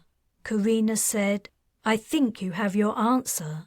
There's something I don't understand. How did your wife find you? I had sent her a message before you took over the ship with the help of your traitorous brother. My wonderful wife has been searching the sector for me ever since she discovered me absent from our home. After I sent her the message to set up our reconciliation, and what a reconciliation it would have been, she must have gone to the coordinates I sent her, and then, finding my ship gone, followed the trace. When she saw the Zenobia had been taken by a military vessel, my beloved one came to my rescue. She came to your rescue, yet she's disgusted you allowed your ship to be taken, and she wants to dissolve your marriage. Lomang smiled sardonically. He and his brother exchanged a glance. I confess there is more to my story that I would rather not tell you, but I know you have the power to extract the information from me whether I like it or not. Unfortunately, certain items Mezban seeks, which I borrowed from her some time ago, were not aboard the ship, and she grew rather angry. Her passions run high in all regards, but especially when it comes to her property. I was going to return the items naturally, but events took an unexpected turn when you took over my ship. Since then, my wife's goods have been purloined, and my brother and I have been forced to suffer the consequences. Your wife's stuff has gone from the ship? If it has, none of us has taken it. At least nothing's been removed from the hold of the Zenobia as far as I know. All I and my family took from the ship is the clothes we're wearing. We left everything else behind when we went on the rehearsal. The last remark was addressed to Cadwallader. She'd wondered if it was possible a merc had snuck into the hold, but it seemed unlikely. She'd fixed the security so that only she or Bryce could enter it, and she couldn't imagine Bryce taking anything without telling her. I accept your words, and yet those items are missing. They were never located in the hold. She was flummoxed. What are we talking about? Maybe someone took some things without understanding their value. The items, my dear, are heirlooms my wife inherited from her mother, who inherited them from her mother, and so on back 7 or 8 generations. They are precious stones set into jewellery, but the settings are unimportant. Cadwallader said, You stole your wife's jewellery and ran away with it, so she came after you with a destroyer to get it back? The stones are extremely rare. They have never been discovered anywhere else in the galaxy except upon my home world, and no new stones have been discovered there for hundreds of years. There is no word for them in your tongue. Expressing my deep apology for my actions and my even deeper, most profound love, I promised I would return her jewellery to her and show her all the goods I had obtained with them. I had used the stones as promised payment for the cargo you discovered in my ship's hold. When the time for exchange came, I substituted fakes. When I went to the real gem's secret hiding place, the jewellery was gone. Then she has to believe we have it. At the moment, the thought doesn't appear to have crossed her mind. She is in one of her wonderful fits of passion. She is a sight to behold. He paused, and his eyes became shiny with tears. I hope this is not the final time I am privileged to witness her in full flight, so to speak. Cadwallader stood up and walked a few steps before murmuring into his comm. For some reason, she thinks I am lying to her about the stones, and that I bargained them away for the cargo in the hold. Why she should believe this, I do not know. Papu said, Perhaps it is because you have lied to her many times in the past. Yes, Lomang conceded. That may be the reason. Carina felt the Duchess's engines kick in and the ship begin to move. Sir, she said to Cadwallader, I'm going to find my little brother. He can cloak the ship. That way, when Lomang's wife calms down and starts thinking straight, she'll find it hard to follow us. That sounds like a very good idea. Chapter 35. Cadwallader assigned Carina, her family and Bryce a 4-bunk cabin. It was cramped to say the least. Bryce and Darius were to share 1 bunk, Carina and Nala another, Oriana and Fern the 3rd, and Parthenia had the final bunk to herself. Castiel elected to sleep on the floor. Carina had suggested that Oriana and Parthenia share 1 bunk and Fern and Castiel share another, but Castiel had refused, saying he wasn't going to sleep with anyone's stinky feet in his face. The comparison between the Merc's quarters aboard the Duchess and the luxurious passenger cabins of the Zenobia was marked. But as the children took in their new living and sleeping area, Carina was surprised and pleased to hear not one complaint, nor even a comment. Her siblings seemed to be getting used to roughing it. In some ways it was a shame they had to undergo the transformation. She wanted nothing more than for them to lead normal lives, free from the threat of persecution and personal danger. On the other hand, if they were to make it to Lomang's interceptor vessel and then to Earth, adaptability would be a distinct advantage. After deciding who would sleep where, she sent the children to the mess. It had been hours since any of them had eaten. She was hungry too, but she wanted some time alone to think about what they would do next. Cadwallader's plan was to fly to a place called Martha's Rest, a well-known trading hub. It was far away, but they had just enough fuel to reach it. There he hoped to sell the Duchess. Bryce closed the door after the children left and sat on the lower bunk where she was lying. She'd borrowed an interface to look up information. When Bryce sat down, she laid the device on her chest. "Not hungry?" she asked. "I thought it would be good to have some time alone together." "I guess it would." He took her hand. "When that destroyer was attacking us, I thought we'd had it." "Me too." She covered his hand with her free one. She'd explained about everything that Lomang had told her and Cadwallader in the mission room.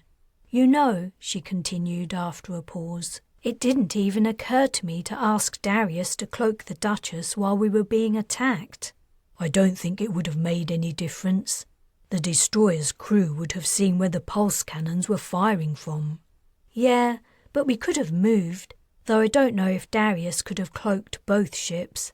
Still, it's something to remember if we ever find ourselves in a similar position." They lapsed into silence again. "When I thought we were all gonna die, I tried to say sorry for being an asshole." "I know. It's okay. I think I kind of understand. And you're right. I have been difficult to be around. I didn't realize how much I'd slipped back into being a merc once I was with them again." "It was strange seeing you change. You weren't different all the time, not around Darius, for instance, and it wasn't like the changes were that bad. In fact, in some ways..." The corner of his lip lifted into a half smile. "It was pretty hot." She raised an eyebrow. "Is that so?" She lifted herself up onto her elbows. The interface slid onto her stomach and she moved it onto the bed. "How about you show me how hot I was?" He leaned down to kiss her. After a moment, he pulled away and said, "Do these room doors lock?" "Huh, what do you think?" That's a pity." He kissed her again. "Not that it usually stops people," she said after a while. "I mean, if someone were to come in and catch us, it wouldn't be the first time it's happened. Not by a long shot." "But if it were one of the kids, that would be traumatic for everyone concerned." Good point." She lay down and picked up the interface. "We'll just have to wait a little bit longer." He sighed. "I'm trying to figure out what to do when we get to Martha's Rest. I can't decide if we should continue on to Ostalon and try to find out how to get to Earth, or if we should try to reach the interceptor vessel Lomang gave me the coordinates for. We need a ship like that so badly, and we could try to figure out how to get to Earth later. That's where Lomang's going the first chance he gets. No doubt about it. Though I don't know how he'll get there with no creds and no ship. Unless his wife decides to forgive him and finds him again." "She'll have a hard time doing that now Darius is cloaking the Duchess." "So maybe we're safe going to Ostalon for a short time before setting out for the interceptor ship." "I don't know if safe is the right word, but yeah, maybe. Unless Lomang left a skeleton crew behind with instructions to leave or do something else if he isn't back within a certain time." "It would be risky to leave a ship like that entirely unmanned, even if it was in the middle of nowhere." "We have a lot of time to think about what to do next. Let's go and eat." The mess was emptying when they arrived. The kids were sitting together at a table, 3 on each side. Carina and Bryce filled plates from the buffet food that remained and joined them. "This food is disgusting," Castiel said as they sat down. "Welcome to the military," she said. "And don't say that around Lieutenant Colonel Cadwallader, or he might decide to halve your rations as a punishment." "I'll eat yours if you don't want it," said Fern. He had recently started eating everything he could get his hands on and was shooting up before her eyes. Castiel pulled his plate closer and folded a protective arm around it. "Get your own." She began to eat. The food wasn't really that bad, and even if it were, she was in no position to complain. She would be relying entirely on Cadwallader's generosity all the way to Martha's Rest. She would have to think of a way to show her gratitude somehow. Perhaps she could perform some casts that would increase the final payout to all the black dogs before they disbanded. She looked up and noticed Bryce was staring at something behind her. She turned and saw Stevenson walking over. She tensed. Was Bryce going to get all jealous again? He wasn't taking his eyes from the pilot. Then he seemed to come to some sort of a decision. As Stevenson arrived, he stood up and held out his hand across the table. I don't think we've met. The pilot shook his hand a little warily as the two men introduced themselves. Is it okay if I sit down? Sure, Carina replied. We're nearly done anyway. I bet this brings back some memories, said Stevenson. Before she could reply, he went on. I was talking to Cadwallader just now about what's in store when we reach our next destination. Yeah, he and I had a similar conversation. I wanted to thank you for forcing him to wait for us on the rogue planet and apologize for the fact you're losing your job. Only it turns out everyone's losing their job. Don't speak too soon, he replied enigmatically. Parthenia stood up. We are going back to the cabin. Thanks for looking after the children, Parthenia. Try to get them to keep the noise down, all right? The mercs aren't used to having kids around. It's more likely the mercs will disturb the kids, Stevenson joked. Hey, Nala, could you stick around? Carina shared a glance with Bryce. What could the pilot want with a little girl? It wasn't likely she'd be naughty while he'd been looking after her during the rehearsal. She was the best behaved of the whole set, Stevenson said. Cadwallader happened to mention something Lomang had been talking about after he brought him aboard. Something about some jewels. At the word jewels, Nala gasped and turned scarlet. It's okay, said Stevenson gently. You aren't in any trouble. Well, maybe just a little bit. But it's all going to be fine. The little girl's hands rose to her face and she began to cry. The pilot touched her shoulder. Don't worry. Just show Carina and Bryce what you showed me. I just wanted to look like Mother, Nala sobbed. They're pretty. Stars alive, said Carina. Nala, show me what you have. The little girl reached under the neck of her dress and pulled up a string. Hanging from it was a pouch of soft, fine material, typical of the stuff Lomang carried on the Zenobia. I really don't think she thought she was doing anything wrong, Stevenson said. Or she wouldn't have shown them to me. Carina wasn't so sure. Nala's behaviour indicated she knew she'd done something that wasn't quite right. But none of that mattered if the contents of the pouch were what she thought they were. Nala handed it to Stevenson, who pulled open the top. He looked around the mess, which had emptied. Only the four of them were there to witness the reveal. He upended the pouch, and a mess of silvery chains and precious stones spilled out. Carina lifted a chain out of the pile, disentangling it from the rest. It was a necklace, probably made from platinum, but it was the stones that drew her attention. From Lomang's description, she'd expected them to be bigger, but most were only about the size of her thumbnail. She rested the mounted stones in the palm of her hand and held them up to the mess's poor lighting. She'd never seen anything like them. Light seemed to emanate from within, firelight that flickered and shifted. "They're so lovely," Nala said. Her tears had dried and the stones held her gaze as if she were mesmerized. "Where did you find these?" "I saw a funny sign on the map of the ship." Carina recalled the hours her sister had spent poring over the Zenobia's blueprints, apparently fascinated by the ship's design and engineering. "I wondered what it was, so I went to take a look. I found a secret cupboard in the back of another cupboard in the passenger galley. When I saw the pretty stones someone had hidden there, I thought I'd done something wrong, so I didn't tell anyone.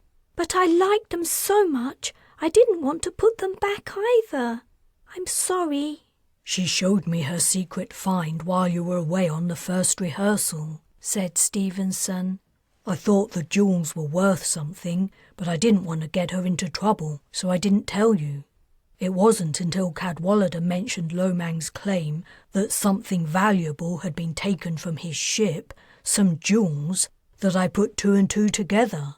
Nala, sweetheart, said Carina. She held out her arms. Come here. As she hugged her sister, she said, I think you might have saved us all. Chapter 36. The jewels had changed everything. Carina felt kind of bad for not giving them back to Lomang, but not bad enough to actually hand them over. Besides, technically, they weren't even his. Though she had never heard of the precious stones, they were apparently famous and highly prized throughout the sector. Called ember gems, their rarity had lent them an almost mythical status. At Martha's Rest, Cadwallader paid for repairs and a refit of the Duchess with just one of them. Another gem had bought fuel, supplies, and the latest weapons and armour for the entire Merc band. Carina had given Cadwallader one more in payment for the Black Dog's upcoming service on Ostalon, and then kept the rest. She wore them around her neck as Nala had done, sometimes shuddering at the thought that for a time they had been a little girl's playthings. She was sitting with Stevenson in the Duchess's cockpit after another lesson in flying starships when her hand strayed to the pouch. At the same time, her mind strayed to the question of how all their lives might have turned out differently if Nala hadn't been curious about that symbol on the Zenobia's blueprints. "Do you believe in fate?" she asked. "You've mentioned it a couple of times, but I didn't know if you were being serious." Stevenson made an adjustment on his flight control panel before replying, "I believe there's more to existence than we currently understand. Look at you, for instance. What explanation is there for what you and your Sibs do?" "Nai, my grandmother, and Ma told me the explanation accepted among mages. It makes sense in a way, but it doesn't explain it properly." "What does mage lore have to say about what you do?" "That most mages' energy to cast comes from the stars, and the mages who derive their energy that way are called star mages. Parthenia, Oriana, Fern, and I are all star mages. Darius is a spirit mage. His energy comes from living things. As for Castiel, I'm pretty sure he's a dark mage. Dark mage's energy is hidden in the universe." "That does make a little sense, and there's no doubt that what you do is real. So there has to be an explanation for it." "I might find the answer on Earth. That's where mages originated, so it stands to reason that's where most research was done." "But assuming you're right about mages originating there, and that you managed to find the planet, is it likely any of the information still exists after all this time?" "Who knows? But at least I will have tried." More important to her than information about mages was the dream that Earth would be somewhere people had learned from their history of persecuting mages and grown more tolerant and accepting. All she wanted was for her and her family to be left alone and to live without fear. It didn't seem too much to ask. "Your boyfriend, Bryce, is he going with you?" "He says he wants to. I hope he does." "That's quite a commitment." "He's quite a guy." She spoke somewhat flippantly, but she meant it. "He is? I mean, if you say so, but he seemed the jealous type for a while there." "He was, but he got over it." "I'm glad, for your sake." "So am I. I think I figured out where he was coming from. You see, he got really sick one time, and his entire family abandoned him. They just went off and left him to die, alone and homeless. He says he's forgiven them and gotten over it, but I don't think he ever has. I think deep down he's worried I'm going to abandon him too." "That must be hard." Stevenson's attention returned to the Duchess's flight controls. She snuck a glance at the man's profile as he worked. Bryce hadn't been wrong when he'd sensed something between them.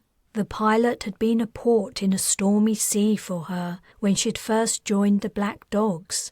After years of homelessness, she'd been well fitted to the name of the band. She'd been feral, scared, determined to prove herself, desperate for and terrified of companionship. She'd been a mess. She'd bounced around the other mercs, not knowing who was friend or foe, who was genuine and who wanted to take advantage of her. And the mercs themselves were almost as much of a mess as she was. The lifestyle attracted the worst and most damaged of humanity. At times, Stevenson had seemed the only sane, normal one among them, with the exception of Cadwallader and Speedle, whose higher ranks prevented them from having much to do with her. The pilot had helped calm her down and reassure her that she was doing okay, that she wasn't about to be kicked out of the band. He'd warned her of the mercs to stay away from and who she could trust, to an extent. They had never been exclusive. That wasn't how it worked when you didn't know if you would still be alive at the end of the next mission. But they had been more than friends, and Bryce's gut had told him so. "You'd better go ask your little brother to begin cloaking the ship," Stevenson said. "Are we nearly there?" "Uh-huh. It would be better if the Dirksons didn't know we were coming." She got up to leave, but she paused and turned. Bending down, she gave the pilot a hug. "Not unwelcome," he said affectionately. "But why?" "The last time we parted ways, I didn't get to say a proper goodbye. After this mission's over, we probably won't see each other again. I just wanted to say thanks." "For what?" He had drawn back and was looking her in the eyes. "I don't know, just for being who you are, and for being there for me when it counted." "I could say the same." He gave a soft smile. "Good luck, Carina. I hope that if fate does exist, it leads you where you want to go." Chapter 37. The Duchess sat on the dark side of a gas giant in Ostalon's system, gathering data on the state of affairs on the Dirksons' former hideaway planet. The ship's scanners had been set to pick up signal leakage. Media reports, private conversations, and comms on domestic matters would paint a picture of what was happening. It had been months since Carina had left, or rather, had been kidnapped and forced to leave. Were things still as dire?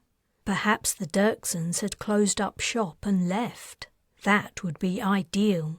But she had a feeling things would not be so simple or easy. They never were. But she was in a better position than she'd been for a long time, ever, in fact.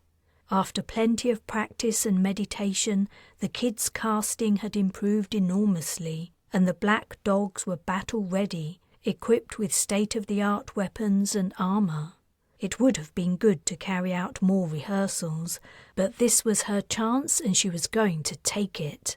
She was on the bridge with Cadwallader when the latest computer analysis of the scan data arrived. He was first to check it. "It's the same."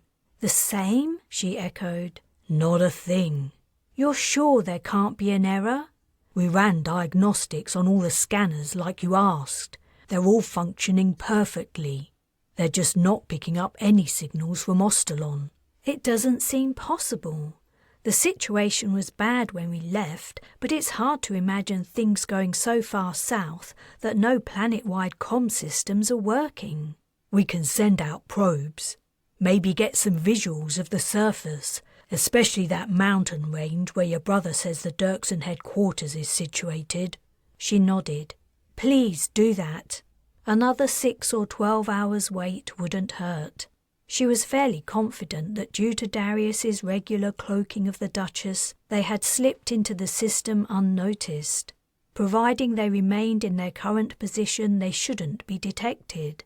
A departing Dirkson vessel might happen to pick up on the Duchess's presence, but the chances of that were slim. Cadwallader said. "This gives me an idea about what to do with Lomang and his little brother." They had been debating how to get rid of the smugglers for some time, without coming up with a solution.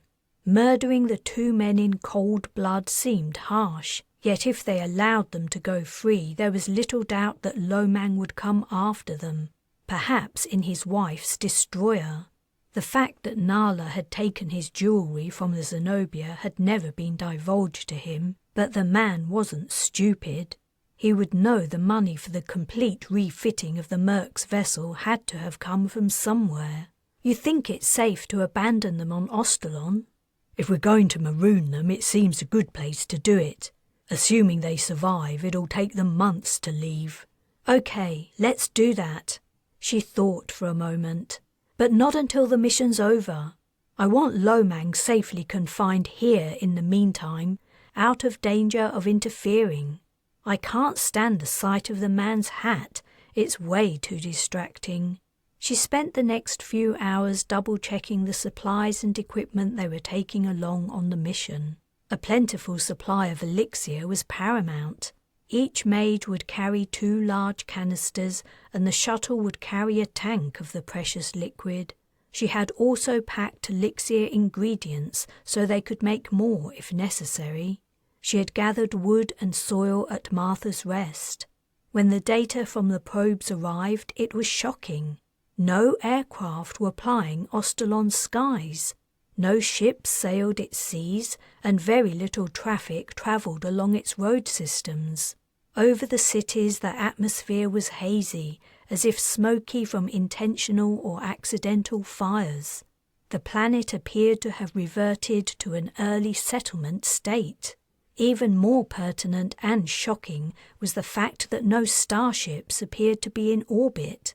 It was conceivable that one or more could have been orbiting Sunside and thus not visible, but the probes hadn't even picked up traces from starship engines. It seemed no space vessels had been on site for several weeks at a minimum. Could the Dirksons really have abandoned the planet?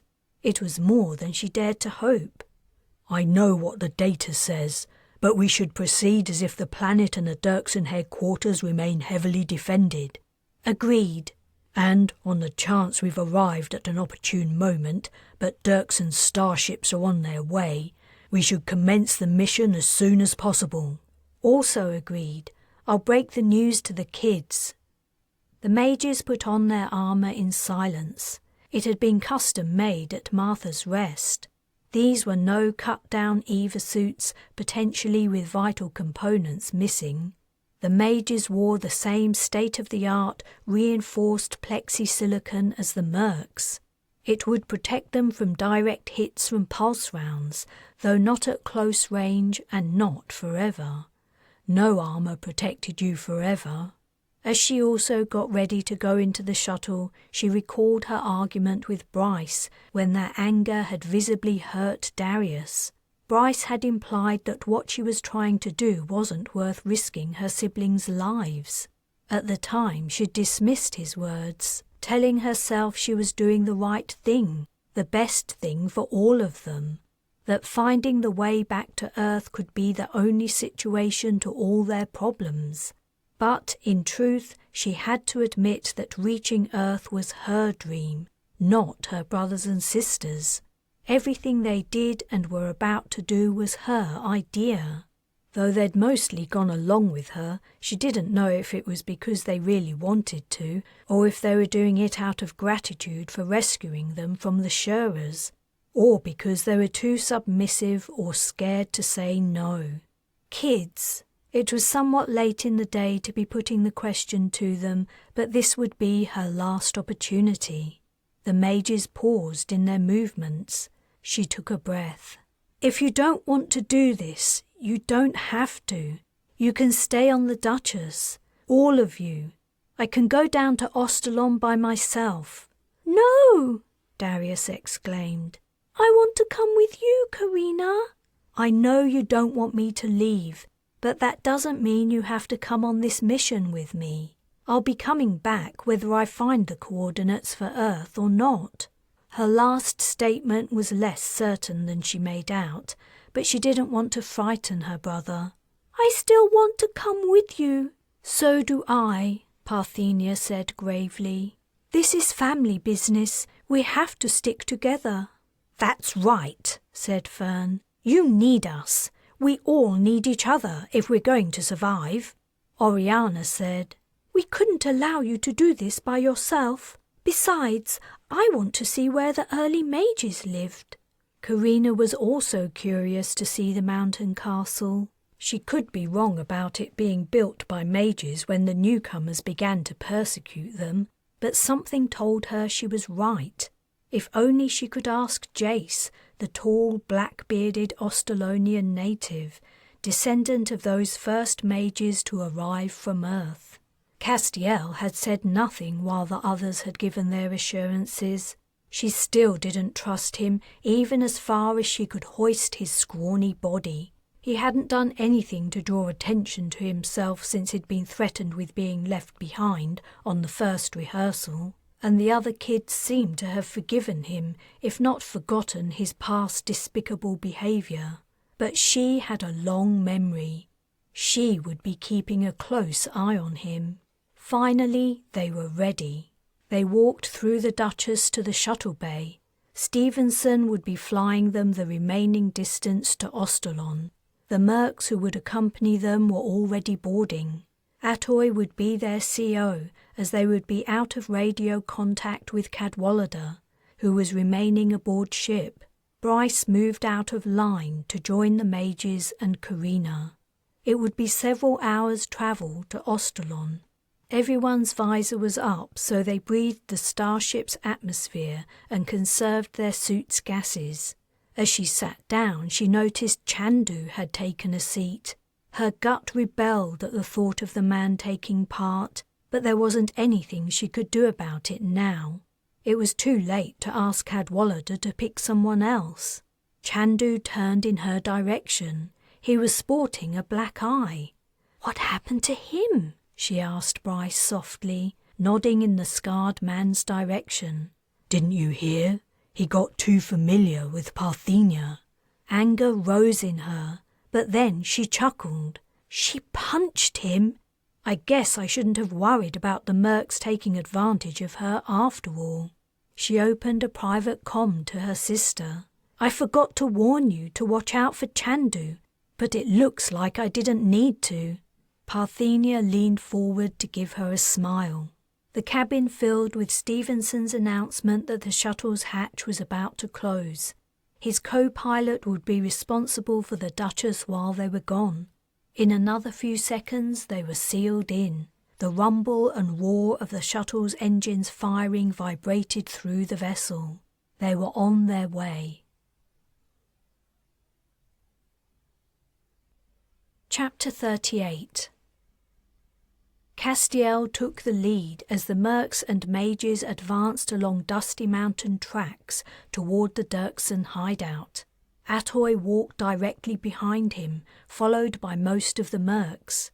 The mages walked to the rear of the group, with a few mercs walking behind them.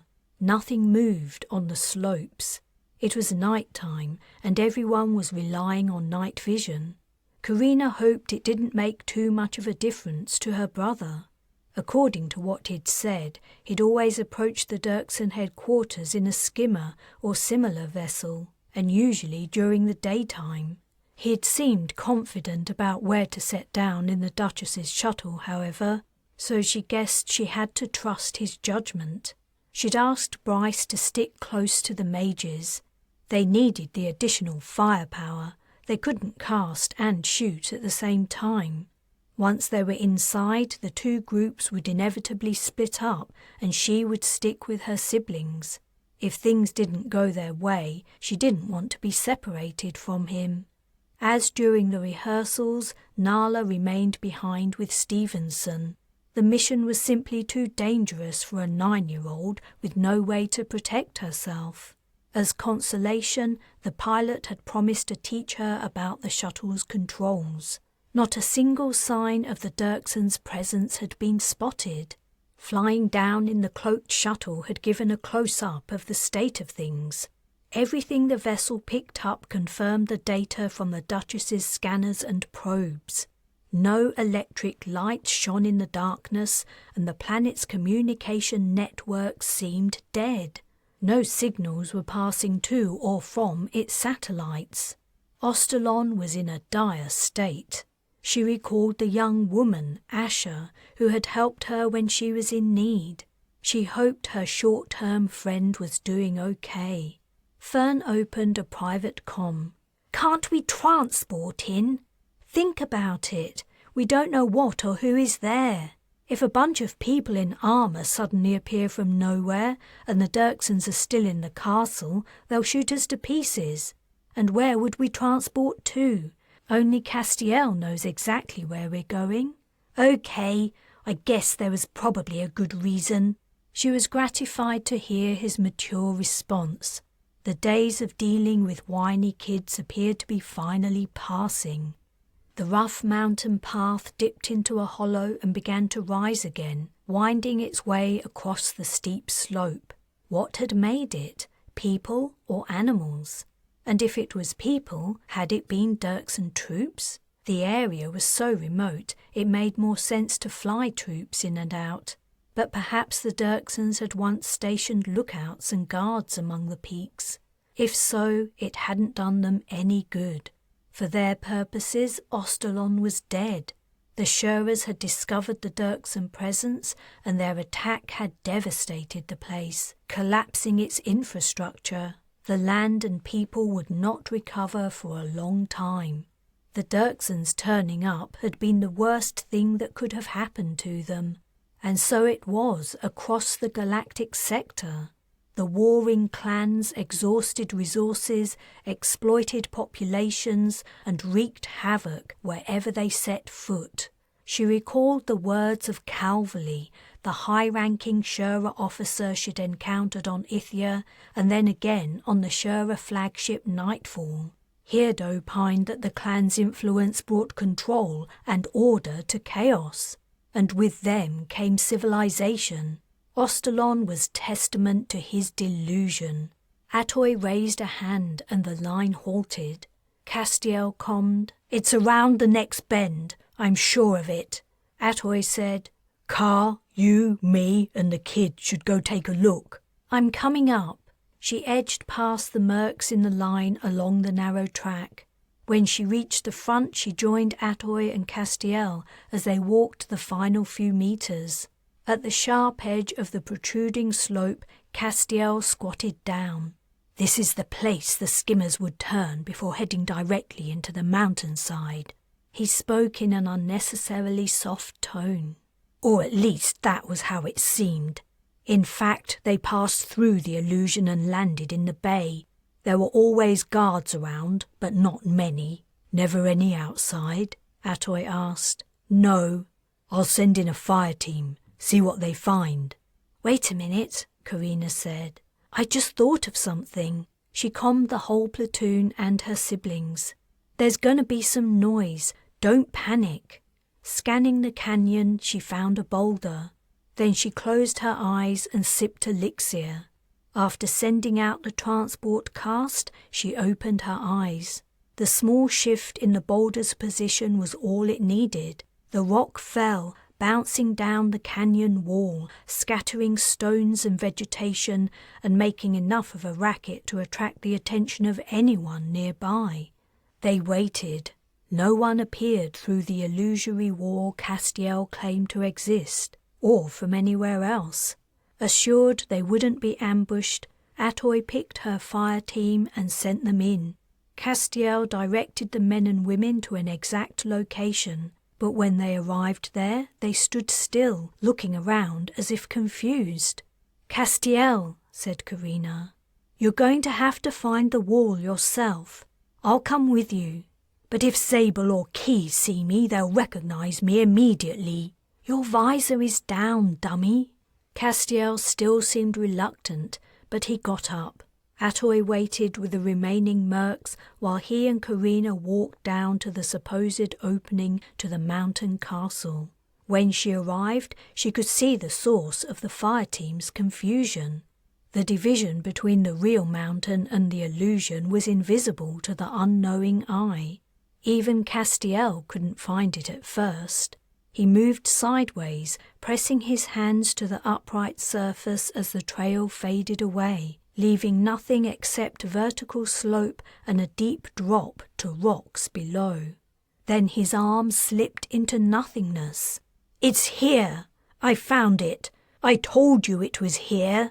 The invisible entrance was almost impossible to walk through. It was easy to understand why the Dirksons had used skimmers to enter and leave the headquarters. Only a tiny fragment of path remained at the edge of the illusion. They were already down to single file.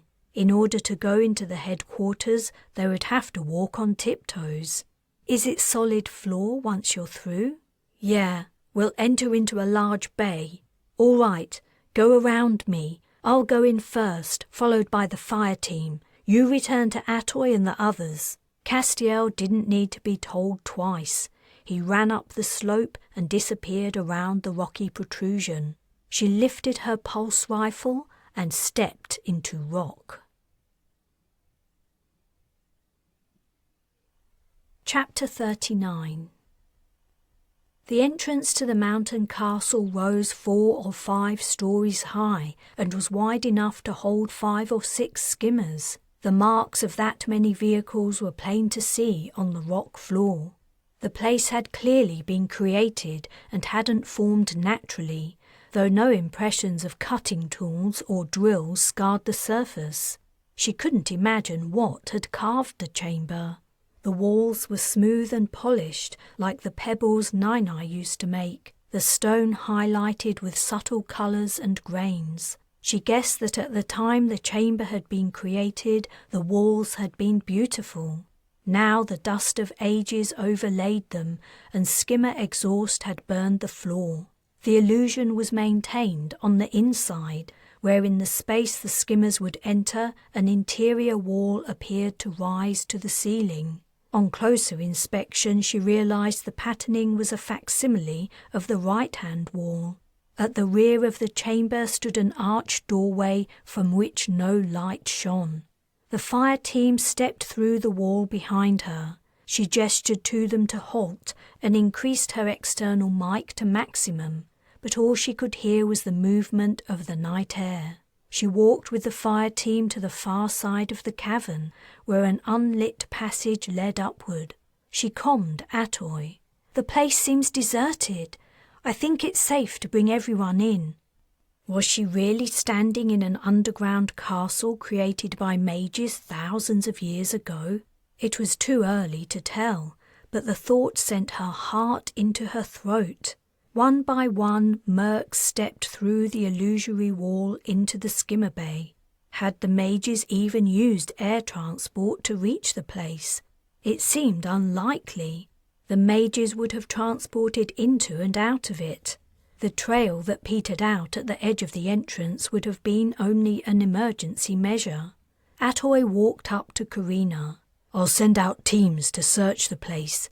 You said they should look for paper documents containing star maps, strange writing, that kind of thing, right? Or anything else that seems odd, I guess."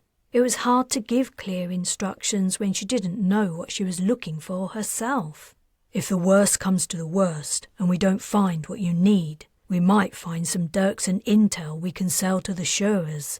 I can't imagine they would have been too careful about clearing such a well-hidden site." As Atoy began to divide up and instruct her soldiers, the mages and Bryce appeared through the cavern wall, followed by the remainder of the mercs.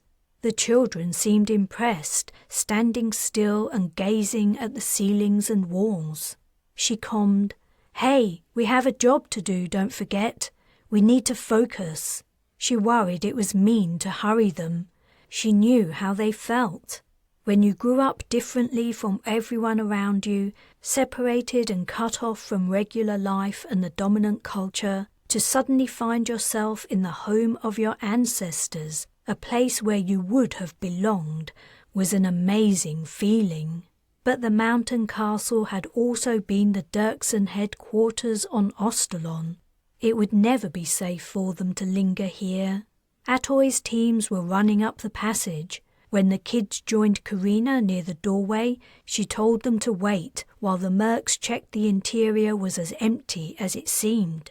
After several minutes, Atoy said, "Car, from the reports I'm getting, this place is huge. Do you want to wait while we check it top to bottom, or start searching it yourselves now?" "I don't want to hang around. We'll begin our search." As she led the children up the passage, she said, "Castiel, are you absolutely sure you don't have any idea where something secret might be hidden?" "I already told you I don't remember anything like that. All I know is that older parts of the castle are different from the areas the Dirksens built." They emerged into a second large chamber, about 4 times the size of the one at the entrance. "This is the Great Hall." The temperature on Carina's HUD suddenly dropped. "Whoa," said Oriana. "It's really cold in here." "Yes, it always was," Castiel said. A blackened fireplace stood in one corner, and next to it a comfortably padded armchair and a small 3-legged table. The rest of the hall was empty. "How many floors did you say are here?" asked Carina. "I didn't. Lots, though." "Are there any below this one?" "Yes, but the Dirksens built it. That's where they put their prisoners." "We aren't going to find anything the mages may have left down there. This seems to be the hub. The mages may have created a secret safe somewhere in here. Let's start by examining these walls." It occurred to her that mages wouldn't have needed to install a lock or any external device to open a secret repository. All they would have required was the knowledge of where something was located. They would have been able to transport the item in and out. "Look for a pattern or carving on the walls that might indicate something is behind it." She jogged to the farthest wall and inspected the surface. Like in the entrance chamber, it was smooth. She couldn't imagine what had created the effect. Perhaps the mages of olden times had known more casts. The patterning seemed natural, arising from the rock of the mountain itself, and she couldn't see any irregularity in the smoothness that would indicate carving. She moved quickly along the wall, scanning it and running her hand over it to feel for something she might not see. The children and Bryce were doing the same, but the hall was huge. It would take them a while to check all the parts they could get to, but most of the height of the towering walls was unreachable. And the hall was only one part of the castle. A sense of fear and defeat began to grow in her. The task she had set seemed hopeless. Even if her guess that the mages had left something behind was correct, it might take them years to find it. Atoy ran back into the hall and crossed to Carina. "What's happening?" "I think the Dirksens may have left some prisoners behind." "You're kidding." "Come and see for yourself." Carina told the others to keep looking, and if they didn't find anything, to try the next level up if it had been declared safe. Then she went after Atoy, who had disappeared through one of the hall's openings. The woman waited next to an elevator. They went down together. When the elevator doors opened, 3 mercs stood in a narrow hallway. The air was hazy, and her HUD told her it contained products of combustion. Opened steel doors ran across the passage, but the doors in the walls were sealed. Faint thumping and cries came from within. "Can't get the door open, Captain," said one of the mercs to Atoy. "Tried everything. Can't even blast them. The material's too tough." "Where are the sounds coming from?" The man indicated a door. She sipped elixir and cast unlock. A metallic click followed, and the door swung ajar. "Food," said a frail voice. "I need food." The merc opened the door. Inside the cell, an old man lay on the floor. His body was skeletal, the skin stretched over bones that barely held scraps of flesh. His eyes stared from round, hollow sockets. Despite his terrible state, he looked faintly familiar. "Are you sure?" the man asked. "Did we win?" A bolt struck her as she finally recognized him. "Calverley?" she blurted. "I am Admiral Calverley. Who are you?" In answer, she lifted her visor. His features remained confused. "How long have you been here?" asked Atoy. "I don't know. Weeks. There is water here, but no food. That bitch Sable Dirksen left us to starve." "Us?" Carina asked. "There are more of you?" "At least one more, but I think he's dead." She stepped out of the cell and cast unlock on the remaining doors. In the cell next to Calverley's lay another man. He must have once been large. He was very tall, but the weeks of starvation had left him cruelly emaciated. It was the man's thick black beard and hair, now streaked with white, that clued her in. Jace! Chapter 40. Carina walked heavily into the hall of the mountain castle. The children were standing in a group with Bryce, their visors up. On seeing her, Parthenia said, "We can't find anything here. We're going up to the next level." "Not just yet. I have some news. When the Dirksens left the castle, they didn't take all their prisoners with them. They left them to die in the cells on the lower level." "How terrible!" Oriana exclaimed.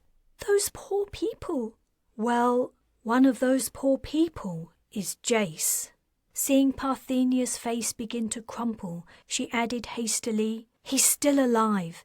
The medic is with him now, and another prisoner survived, a Shearer called Calverley. You might remember him from the Nightfall. Both of them are very, very ill." "I want to see Jace," Parthenia said. There was no point in trying to stop her. Parthenia had formed a special connection with the ranger after he'd helped her and Darius when they first arrived on Ostalon. "Go ahead," Carina said, "but I warn you, he's almost unrecognizable." Parthenia quickly stepped over to the opening and through it. "Shit," said Atoy overcome. She thought the Merc captain was going to report that Jace had died, but instead Atoy went on to say, "Stevenson's just reported he saw 5 skimmers heading this way." "5? Stars! It's the Dirksens! It has to be! Nothing else on Ostalon is moving." "I know. What do you say? Do you want us to evacuate or defend?" "The trail away from here is open to the sky, so they'll see us if we leave. We won't have time to get under cover. There's no time to transport everyone out either." She had another reason for staying. Someone among the Dirksen party might know something about ancient documents that had been found here. "So we stay and engage them. I was hoping you'd say that. I want a chance to face the people who did this. I'll bring everyone down to the hall and we'll give the Dirksen troops a nice surprise. You get the kids away from the battle." "No, we can help." "Up to you," said Atoy stiffly. She closed the comm. "The Dirksens are coming," Carina told the children. 5 skimmers are on their way." "They're coming here?" Oriana exclaimed. "What are we going to do?" "Carina will protect us," said Darius. "Even she can't protect you from 5 skimmers full of Dirksen troops," Bryce said. "What do we do, Carina?" "We should station ourselves in that corner," she replied, pointing. "It isn't visible from the door." Mercs began to pour into the hall. Atoy emerged from the basement and her soldiers lined up along the walls each side of the entrance. "Darius," Carina said, "do you remember when you helped me at the mech battle? Can you do the same again? Can you transport the Dirksen soldiers hundreds of kilometers away?" "I'd love to do that." "Excellent. The rest of us can do the same. Even if we can't transport them as far, we should be able to prevent them from returning to the battle in time to be of any help. But wait until I give the signal." They all nodded. "Okay, lower your visors." "The skimmers are arriving in the bay car," said Atoy. Copy, Carina said to the children. Remember to stay well back and let the black dogs do their work. Don't transport any of them by mistake, okay? She gasped. What's wrong? Bryce asked. Parthenia's still in the cells on the lower level. She looked over to the doorway that led to the elevator. It was opposite the hall's entrance. If Parthenia tried to join them, she would be seen by the Dirksons and give the game away. She'll have to stay there until the battle's over, she said resignedly. A man in soldier's uniform but helmetless walked casually into the hall, his arms relaxed as he held his rifle with the muzzle down. Behind him strode a woman dressed in a simple black silver-edged pantsuit. Her dark brown hair was pulled tightly back in a bun. On each side of her and trailing her slightly were two more helmetless soldiers. A fourth soldier brought up the rear. None of the group noticed the mercs or mages spread out in their peripheral vision. Atoy was apparently waiting until the Dirksons realized they'd walked into a trap before springing it. Carina, Atoy, said Stevenson over comm. Cadwallader's just told me a corvette has arrived from out system and is heading toward Ostalon. Must be a taxi for the bitch, Atoy said. More soldiers walked into the hallway. Carina couldn't believe none of them saw the lines of people in armor stretched out on both sides. How couldn't they feel the tension stretching the air so tight she could almost strum it? The dark-haired woman was heading for the exit that led to the lower level. Carina couldn't let her go down there, where maybe only one merc and the medic could defend Parthenia. But before she could say anything, there was movement at her side. Castiel was striding forward, his visor and arms raised. "Sable, watch out! It's an ambush!" Sable Dirkson whirled to see where the voice had come from. Her mouth stretched wide in shock as her eyes took in the sight of a platoon of enemy soldiers. The mercs began firing. Castiel turned and raised his weapon, aiming it at Darius. Bryce shot the dark mage in the stomach, and he doubled over, dropping to his knees and then toppling to the floor. He lay still. Bryce ran up to the boy and kicked his body out of the way. Dirkson's soldiers flooded into the hall. "Darius! Everyone!" Carina shouted. "Start casting!" Sable Dirkson was backing away from the fighting, her guard protecting her. "Don't transport the woman in black," Carina instructed her siblings. Though removing their leader might encourage the Dirkson soldiers to surrender, if anyone knew where mage documents were, it was Sable. Mercs were falling, hit by close-range fire. It was typical that the Dirksons would have the latest weaponry, effective against the latest armor. But Dirkson troops were falling too, and simply disappearing as the mages transported them away. They were the lucky ones. Sable was nearing the exit to the lower level. Leaving Bryce to protect the children, Carina ran around the edge of the room. A pulse round hit her, but only obliquely, skittering over her shoulders. She felt a flash of heat, then it was gone. The hiss of pulse fire, thuds of boots on stone, clack of weapons on armor, and cries of wounded Dirkson soldiers echoed from the high-vaulted ceiling. The mercs seemed to be winning, but it was hard to tell. She didn't know how many soldiers had yet to enter the hall. One of Sable's guard had seen Carina coming. The woman turned her focus from the mercs to the approaching threat. Carina fired on her before she could shoot, hitting her in the face. The soldier fell, her head a mess of smouldering flesh and bone. Sable's wide-eyed gaze fixed on Carina. She pushed the back of another of her guards, drawing his attention. He swept around, but as he was about to fire, he disappeared, transported by one of the kids. 2 down, 2 to go. The sounds of battle seemed to be lessening. Another of Sable's guard disappeared. The woman ran for the exit. Carina switched her weapon to stun and shot the Dirkson leader in the back. The remaining guard fired, hitting Carina's thigh. Searing heat erupted from the muscle. She fired back. Her shot went wide, but a pulse from another direction hit the man's chest. He collapsed, falling backward onto prone, unconscious Sable Dirksen. Chapter 41. Carina slid to the floor, the pain from her thigh felling her. Her suit's medkit kicked into action and she felt the pressure of an air injector against her skin. An icy sensation spread from the injection site, first dulling and then entirely numbing the pain. She exhaled. The shooting had stopped. What Dirksen soldiers remained were motionless on the floor, either dead or incapacitated. The mercs were moving among them, removing their weapons and checking their statuses. She got to her feet. Her injured leg felt weak, but she walked over to Sable Dirksen, who lay face downward beneath her dead guard. "You okay, Car?" asked Atoy as she approached. "I'll heal myself in a minute." "Did you kill her?" Atoy gestured at the prone Dirksen leader. "She's only stunned. I want to find out what she knows about this place." Atoy paused a moment as if listening to a comm. "One of the skimmers either didn't arrive or left after the battle started. Only 4 are in the bay.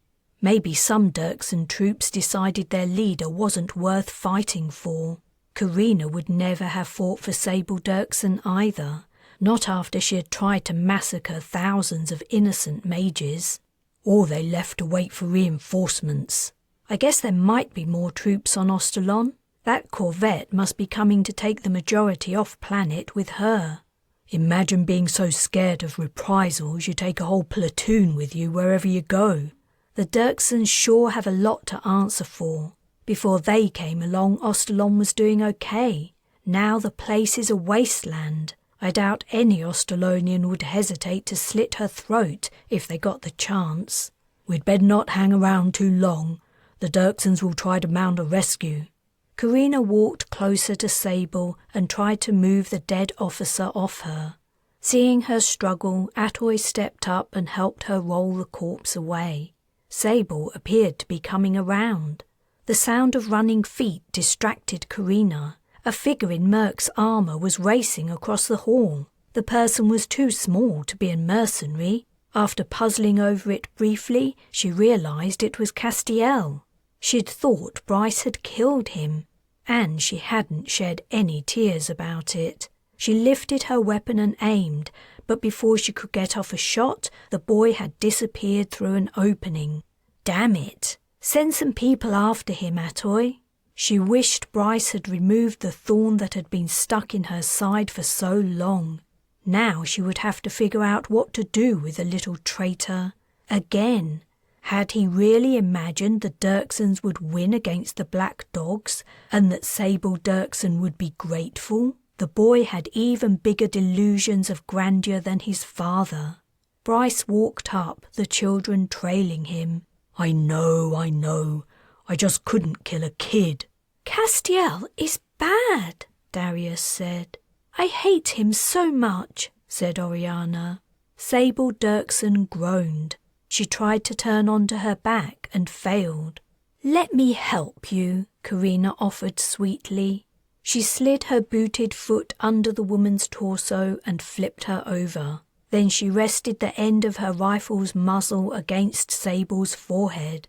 The Dirksen leader's eyes narrowed and focused. Then she groaned again, turned her face to one side and vomited. "Pleased to meet you too," Carina said. "Gross," said Fern. Sable wiped her mouth on her sleeve. "Can I at least sit up?" Carina eased the pressure of her weapon and gave a nod.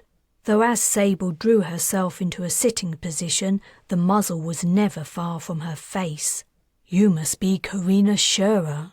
My name isn't your business." She didn't bother to correct the woman's error.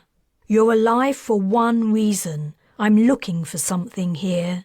If you can tell me where it is, maybe I'll only lock you in one of your cells with the corpse of a prisoner you left to starve. One of your officers might think to look for you there. You make it sound so inviting." Perhaps I would rather die than endure that, or help you. No, you wouldn't. Cowards always cling to life, no matter how many people have to die for them or what dishonourable things they must do. You'll do anything to live. Sable swallowed, and her gaze slid from Carina's to take in the state of things in the hall. Perhaps she was hoping to see some of her soldiers still standing, giving her a chance of reversing the situation in her favour. Or perhaps she was counting them, wondering if some had gotten away and might come to her rescue. Carina thrust her muzzle into Sable's skull, causing her head to jerk backward. I'm looking for documents, ancient papers, or anything else that was here when you arrived. Ancient papers? Sable hesitated. What is it? Tell me. There is a room. Sable looked as though she had tasted bile. We call it the Star Tower. There might be something in there. Show me.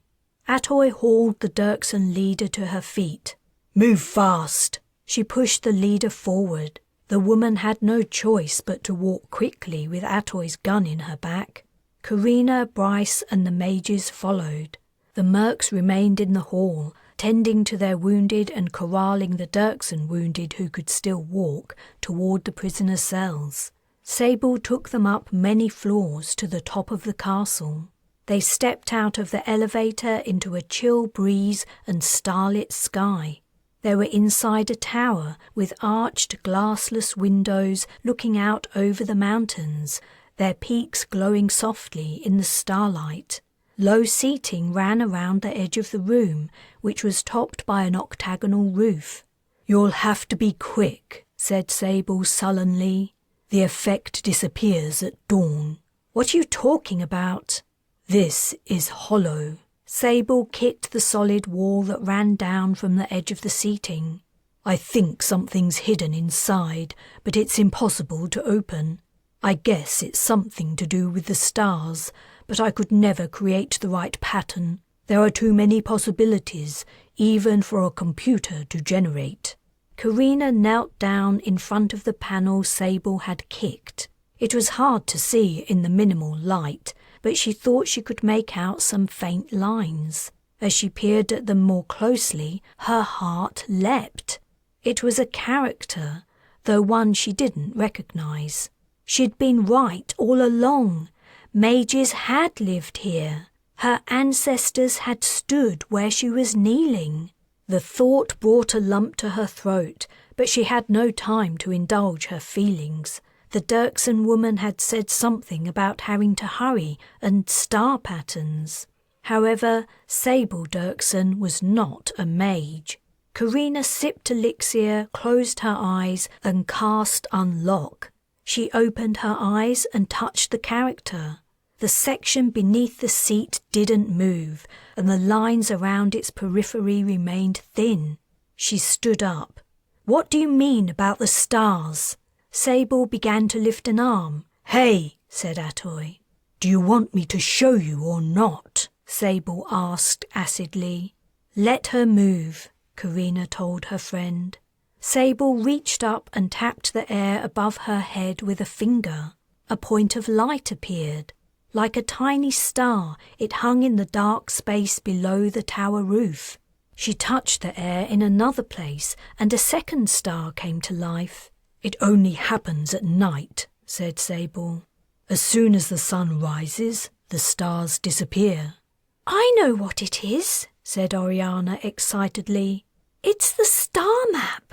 Carina had realized it immediately too, but the realization filled her with dread. The star map was the hardest part of the mage's meditation ritual. Nine-Eye had taught it rigorously, forcing her to draw it on Hollow Scribe over and over again. If she made one mistake, she had to start again from the beginning.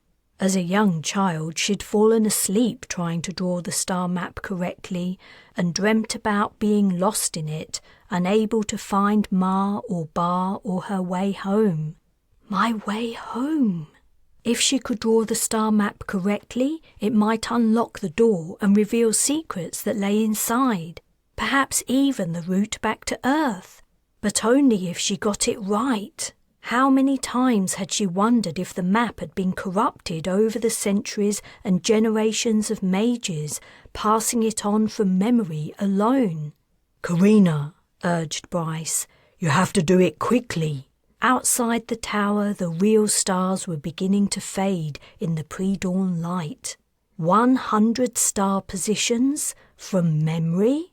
Swallowing her fear that she would get it wrong, or that the map she'd learned with so much effort and anguish was incorrect to start with, she began.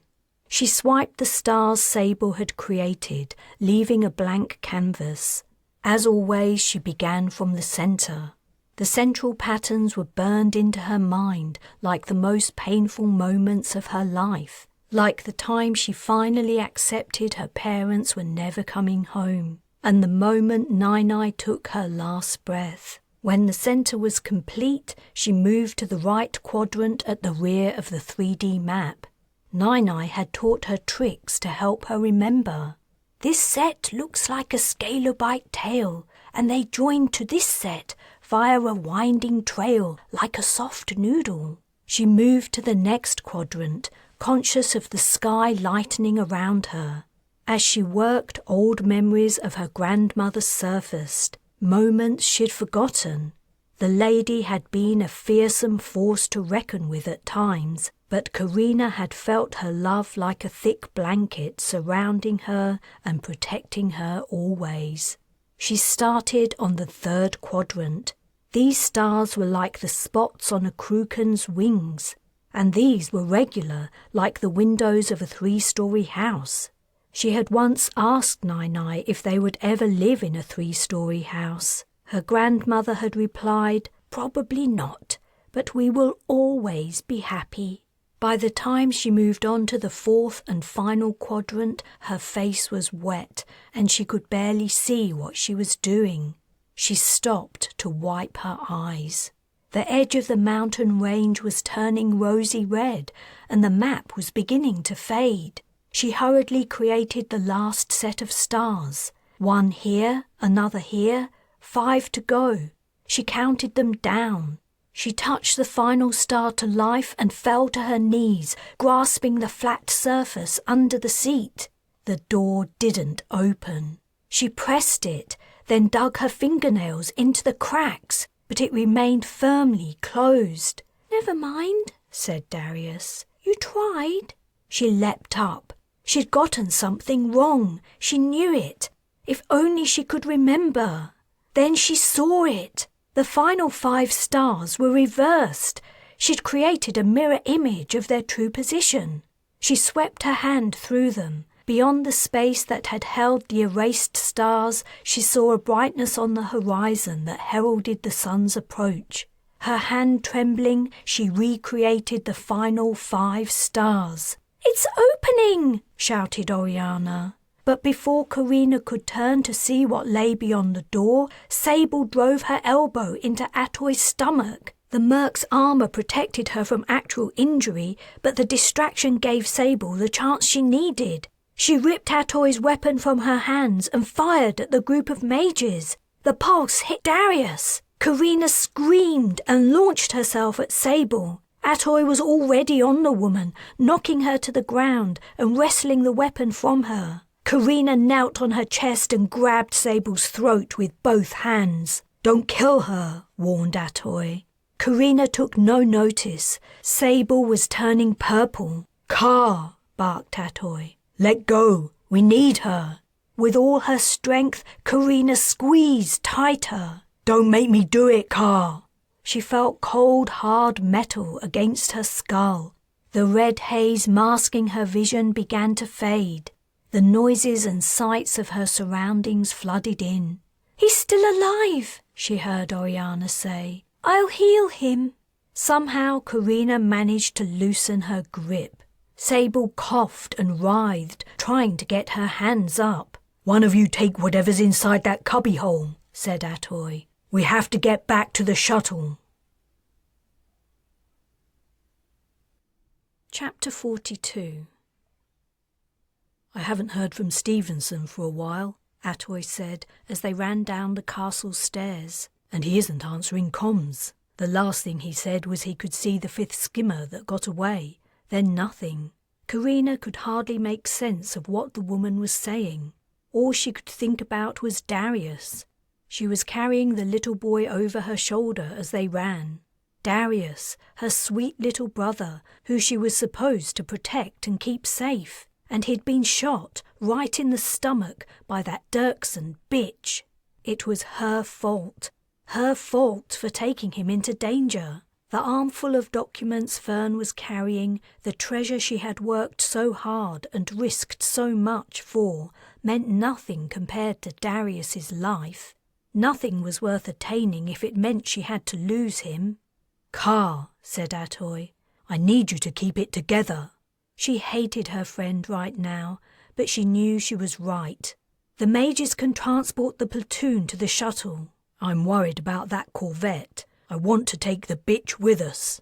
She was gripping Sable Dirksen tightly by her upper arm and partly forcing, partly dragging her down the stairs. "No, the cells." Carina could imagine worse and more suitable fates for the Dirksen leader than starving to death, but she didn't have time to enact them. "We can use her as hostage for safe passage out of the system." Through her fog of rage, misery, and guilt, Carina could see the sense of what Atoy was saying. The shuttle had little in the way of defensive weaponry. It relied on the Duchess for its defense, but the Merc starship was currently on the far side of a gas giant. "All right, but I want to be the one who kills her when this is done. Just wait until we're aboard the Duchess. Then I certainly won't stand in your way." The Mercs were waiting in the great hall. Parthenia was there too. She gasped at the sight of Darius over Carina's shoulder. "He's just hurt," Oriana assured her sister. "I cast heal on him, and so did Fern. We can all carry on casting until we get him to the Duchess's sick bay." The girl's tone sounded hopeful, but heal wouldn't prevent death, only forestall it in decreasing increments until the cast had no effect whatsoever. Only spirit mages could prevent someone from dying, and then only at great cost to themselves, usually their own life. The little boy hadn't moved at all since Sable had shot him. Carina would never forgive herself for allowing him to be hurt, and if he died, she wouldn't want to go on living. Jason Calverley lay on the floor of the hall. Jace remained unconscious, though Calverley seemed coherent, but only barely. Loath though she was to take Calverley with them, her conscience weighed heavily enough without also leaving an old, starved man to die alone. "Do you know where Castiel is?" she asked Parthenia. "No one can find him. I can't believe that after we'd forgiven him for so much, he still betrayed us. I hate it, but we'll have to leave him here. You take Darius to the shuttle. Fern, Oriana, and I can transport everyone else. Then we'll come ourselves." "I'll stay with them," offered Bryce. Carina was in no state to argue. On top of everything, she was also concerned about Stevenson's silence. "Okay, I'll transport myself and Darius. Send Atoy and as many mercs as you can manage with me." The black dogs were carrying their own weapons as well as those they'd taken from the dead and wounded Dirksen troops. Carina cradled hers under her right arm as she balanced her brother on her left shoulder. Atoy stood beside her, her grip tight on Sable Dirksen. Carina cast. A moment later, she was standing outside the shuttle. The sun was coming up over the peak of a mountain, and someone was screaming. Atoy and Sable Dirksen appeared. "What the hell is that?" Atoy asked. 6 mercs materialized in a group. Carina recognized the person who was screaming. "Nala? No!" The shuttle's ramp was up. She raced around to the pilot's hatch. Scorch marks ran down from the roof of the pilot's section. The shuttle had been attacked. The departing Dirksen soldiers in the skimmer must have spotted it and fired. Nala's screaming was an endless horror reverberating around Carina's head. She had to get into the shuttle, but the hatch was closed. Only Stevenson could open it from the inside. "The manual's here," said a voice. A merc had arrived. The man felt the undercarriage and popped a latch. The next second, the hatch opened. The rising sun's red beams slanted in from holes burned in the roof. Stevenson sprawled in his seat, utterly still. It had been quick from the look of him. Nala was hysterical. "I'll get her," said the merc. But as he approached, the girl screamed even louder and fought to get away. She tore at her harness, trying to unfasten it but not succeeding. The soldier retreated, shaking his head. "I'll hold the boy if you want to try." Carina passed her brother over to the man and then climbed in. "Nala," she said, her voice thick. "It's me, Carina. It's okay. No one's going to hurt you." Nala's wildly staring eyes focused on her, and some semblance of recognition appeared in them. When Carina got nearer to her, she stopped struggling. She allowed her big sister to undo her harness and lift her from her seat. Her screams grew quieter. As Carina carried her down, they stopped altogether, and she began to sob. "It's okay." She held Nala tightly. "It's going to be okay." But they were just words. She had no idea how they were going to make it back to the Duchess alive. More mercs had appeared. The news that the pilot was dead was spreading, and concern and grief were rising among the soldiers. "Shit," said Atoy when she saw Stevenson. "Why'd the bastards have to do that?" The answer was obvious. The Dirksen skimmer hadn't possessed the firepower to destroy the shuttle. The attackers had hoped that by killing the pilot, they would prevent the mercs from leaving. But Atoy wasn't speaking from a place of logic. Carina could barely think either. She had to get Darius back to the Duchess, whatever it took. "I'll fly it." "You? Do you know how?" Parthenia, Bryce, Fern, and Oriana arrived. Everyone had returned from the ancient mage's castle. "Yes," she replied with determination. "I can fly it well enough to get us out of here." "But the cabin won't hold atmosphere." "I'll breathe my suits." Parthenia had walked up. "Nala, come with me. Carina needs space so she can help us." The little girl allowed Parthenia to take her away. Bryce took Darius from the merc's arms. "Just," Carina said to Atoy. She swallowed and her chin trembled. "Just help me get him down." Her eyes wet, Atoy nodded. Together they undid Stevenson's harness and lifted the man's body out of his seat. They laid him down on the mountainside. Then Carina climbed into the cab again and opened the shuttle's ramp. Pairs of mercs carried Jace and Calverley inside first. Another pair entered with Sable Dirksen. Wounded mercs followed, Bryce and the children went in, and then the remaining soldiers. Her heart breaking, Carina took Stevenson's shoulders while Atoy took his legs. They carried him into the shuttle and placed him in the well between the benches. She had seen dead soldiers there before, as the mercs carried them back to the Duchess for a proper ceremony before they were committed to the void. But she had never once imagined that Stevenson would be one of them. Chapter 43. When Carina had confidently asserted she could fly the shuttle, she hadn't known if the Dirksen attack had damaged its controls. She climbed into the pilot's cabin and Stevenson's seat, immediately closing her visor against the smell of death. Then she closed the pilot's hatch. The sun's rays shining through the holes in the cabin roof were growing brighter. The realization that Stevenson would never see another sunrise popped into her mind. She choked and forced the thought away. She had to focus on getting Darius and everyone else back to the Duchess. She gave a warning to her passengers and then lifted the ramp and closed the airlock before running through flight checks. Nothing seemed damaged. The thick casing over the control center seemed to have protected it from the skimmer's fire. She started the engine. Her chest heaved.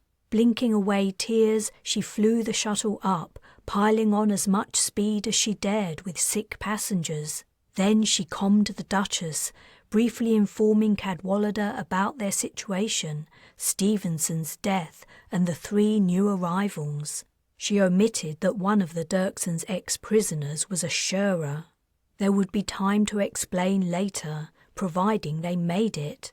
At the end of the comm, she reiterated the need to have the sickbay ready to treat Darius upon his arrival.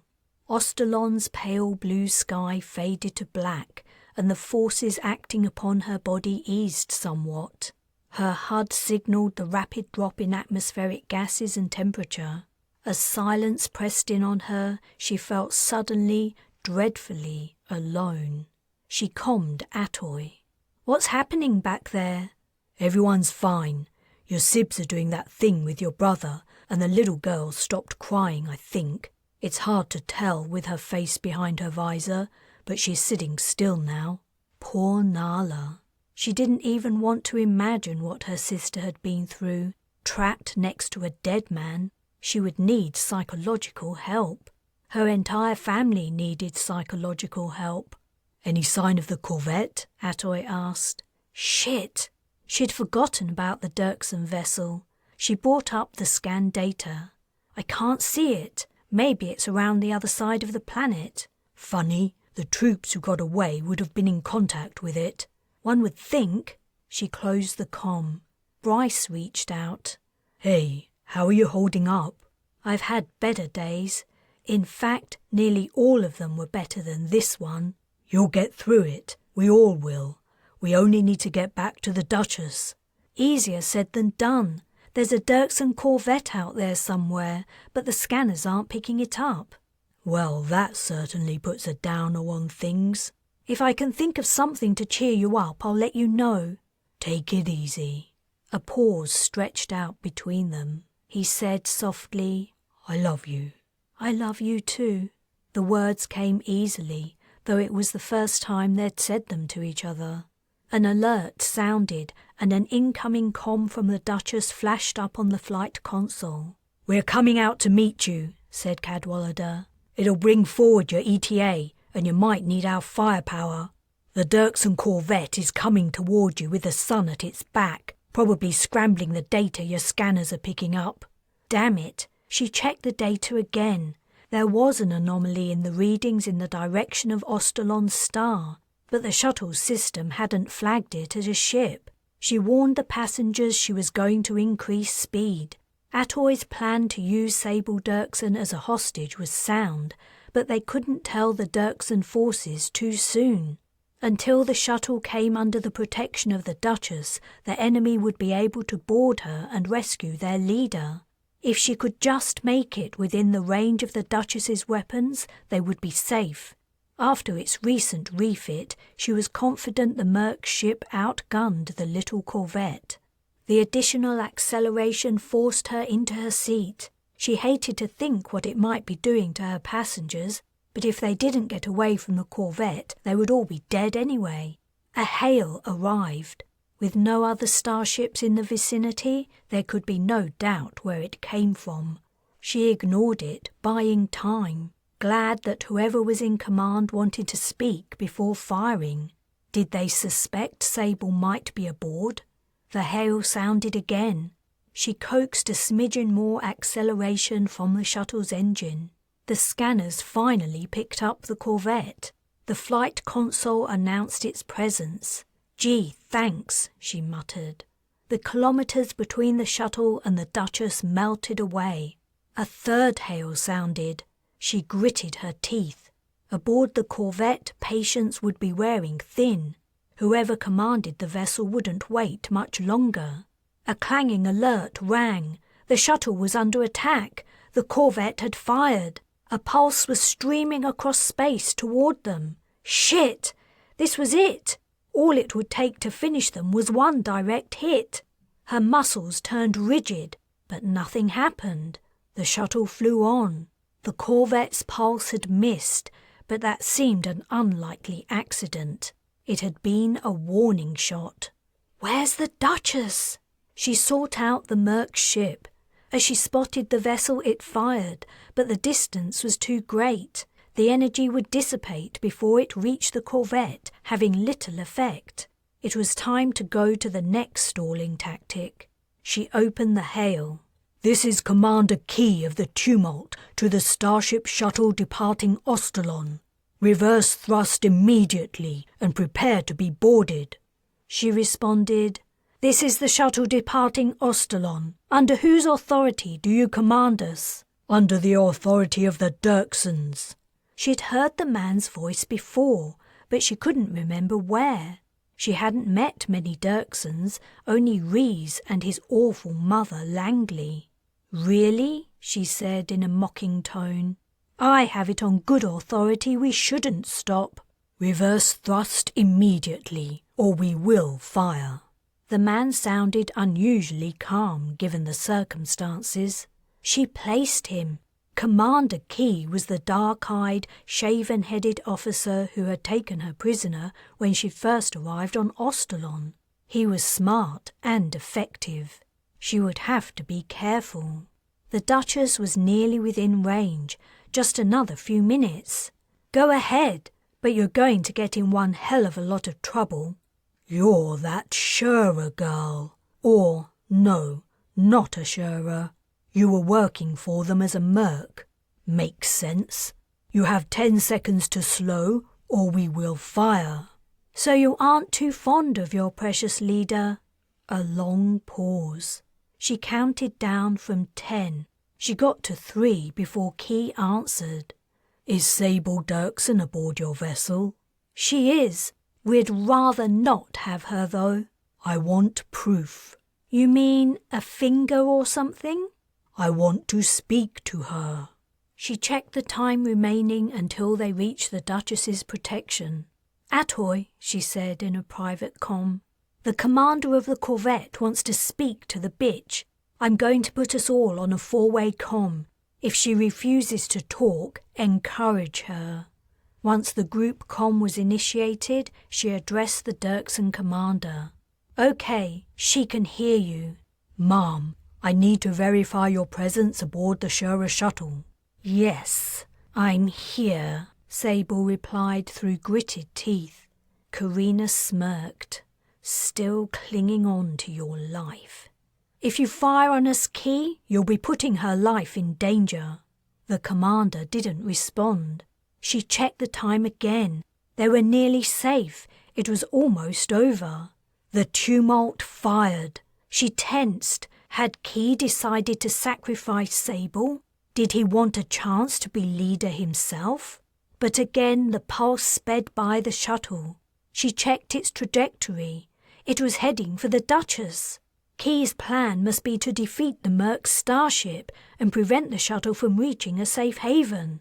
The 2 starships were in range, so she altered course. A stray pulse could destroy the shuttle. The Duchess's 4 cannons returned fire. "What's happening, Car?" Atoy asked. "The boys are fighting it out."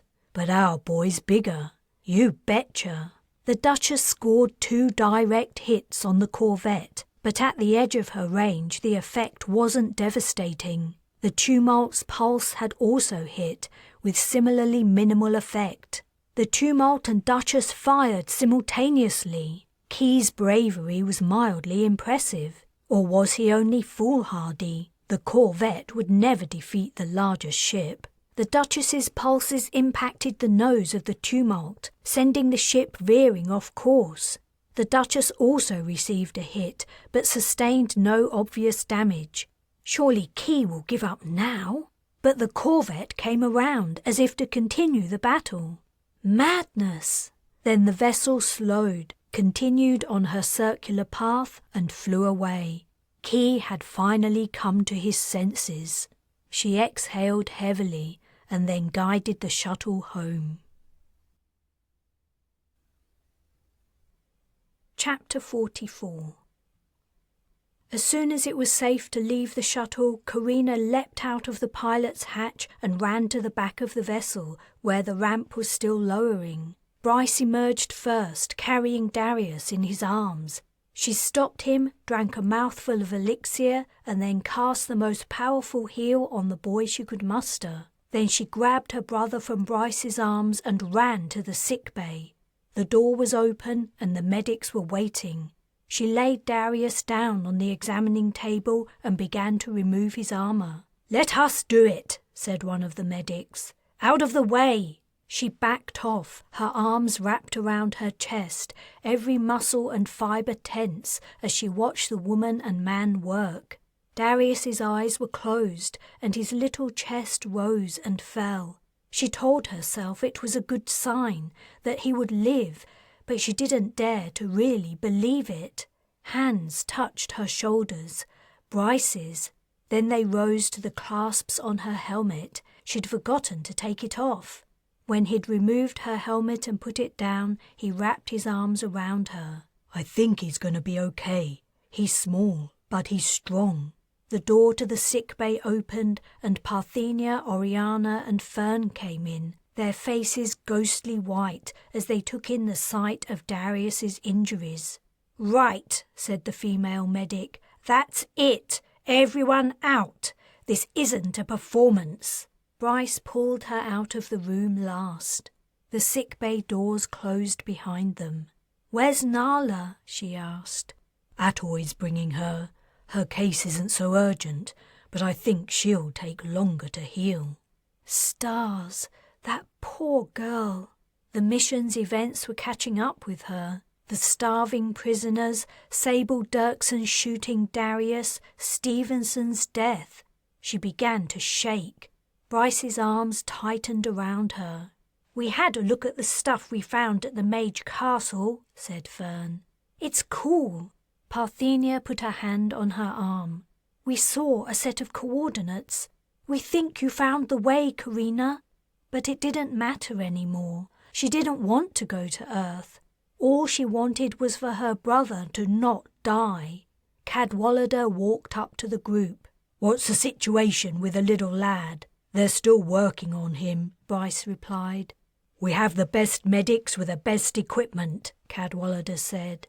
"If he can be saved, they'll save him." Parthenia started to sniff. "We shouldn't have been so nice to Castiel. He was pretending all the time, planning on betraying us the first chance he got." "I told you we shouldn't trust him," said Fern. "I certainly won't trust him again," Parthenia said. "You probably won't get the chance," said Bryce. "He won't be getting off Ostalon for a while." "Yes, he will," Oriana said. "That corvette will go back for him." "Not any day soon," said Cadwallader. "The corvette's sitting on our tail, just out of range of our cannons." "Waiting for a chance to get their leader back?" Bryce asked. "So it appears." "That doesn't matter," said Fern. "Darius can cast cloak and—" "Oh." He looked down. There was a brief, uncomfortable silence. "When Darius is better," Oriana said carefully, "he can cast cloak on the Duchess, and we can lose that nasty corvette." "What have you done with Sable Dirksen?" Carina asked. "She's on her way to the brig, of course," replied Cadwallader. "Where did you think I would put her? She can swap stories with Lomang and his twin." She marched away from the sick bay. "Where are you going, Lin?" Cadwallader called out after her. A pair of mercs guiding an Agrav medibed came round the corner. Jace lay on it, finally awake. His hand lifted slightly at the sight of her, but she didn't acknowledge him. She could talk to him later. She had a task to carry out. "Lin!" came Cadwallader's shout. "Answer me!" She broke into a run, worried that Cadwallader would find a way to stop her. She met a second medibed carrying Calverley. He stared at the overhead, deep in thought. She skirted around him and the mercs bringing him to the sick bay. Years of living aboard the Duchess meant she knew her layout well. That was good. Cadwallader was smart. he would guess her intention. She turned down a passageway.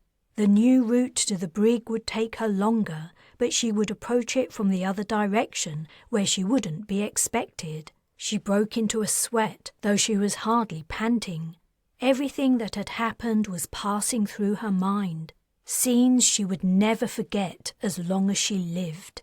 The occasional soldier she passed simply stared at her. Cadwallader hadn't put out a ship-wide comm yet. She still had time. She turned into the final passageway. Ahead lay the brig. "Hey, Lin," said the guard cautiously. "I'm not supposed to let you in. Cadwallader's orders." "That's okay. I don't want to go in. I hate to refuse a fellow merc, but orders. He sounded relieved. She peered over the man's shoulder. "I know how it is. You don't need to worry." The cell walls in the brig were transparent. In one cell, Lomang sat on a bunk in his hateful hat, talking. His enormous brother sat at his feet like a child listening to a story. In the other cell was Sable Dirksen. Sable stood facing the transparent wall, looking out. She had seen Carina. As their eyes met, the colour drained from her face. "I don't need to go in," Carina explained to the guard. She sipped elixir from the reservoir in her suit and closed her eyes. "Wait, what are you doing?" As she had done since she was a little girl, more times than she could remember, she wrote a character in her mind. With a feeling of joyful relief, she sent it out. "Stop," said the guard. "You aren't supposed to do that." She opened her eyes and smiled. "And yet, I did." She looked at Sable's cell. It was empty. Lomang had stopped talking.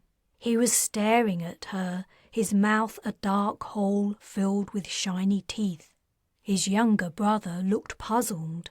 He stood up and walked to the wall of their cell, peering into Sable's. Sable Dirksen was about 3 meters outside the Duchess's hull. Just 3 meters. But it would make all the difference. Air was forcing its way out of her lungs, bursting through tissue and bone, sinew and vein, to erupt in a bloody, bubbly fountain. Her skin was freezing. The saliva in her mouth was boiling and evaporating into the void. Within minutes, she would be dead. Carina's only regret was that it would be over all too quickly. "Damn it, Lin!" Cadwallader yelled as he came running up. "What the hell do you think you're doing?" He ran to Sable's cell, looked inside, and then turned back to her. "You do not have the right to execute prisoners!" She shrugged and walked away. "The Dirksens already hated us. Now they'll hunt down everyone on this ship. You've signed a death warrant for us all." She continued to walk. Cadwallader's yelling faded. She wandered, unaware of time passing, not knowing where she was going. Then something snapped. She found she couldn't move any farther. When Bryce found her, she was sitting against the bulkhead, staring into the middle distance, unable to think, unable to feel. She had a sense that Bryce had been combing her for a while, but she wasn't sure. All she knew was that she had killed Sable Dirksen in cold blood, and that she had enjoyed it. He squatted down. "Carina, why didn't you answer me?" She could only look at him. "I wanted to tell you the good news. Darius is going to be okay." The dam broke. She collapsed into his arms. She clung to him for a long time. She didn't know how long. Eventually, she found she could speak again. "What am I, Bryce? What have I become?" The end. This has been Mercenary Mage, Star Mage Saga Book 4, written and narrated by J.J. Green. The next book in the Star Mage Saga series is Accursed Space, Star Mage Saga Book 5. For more JJ Green books, visit jjgreenauthor.com.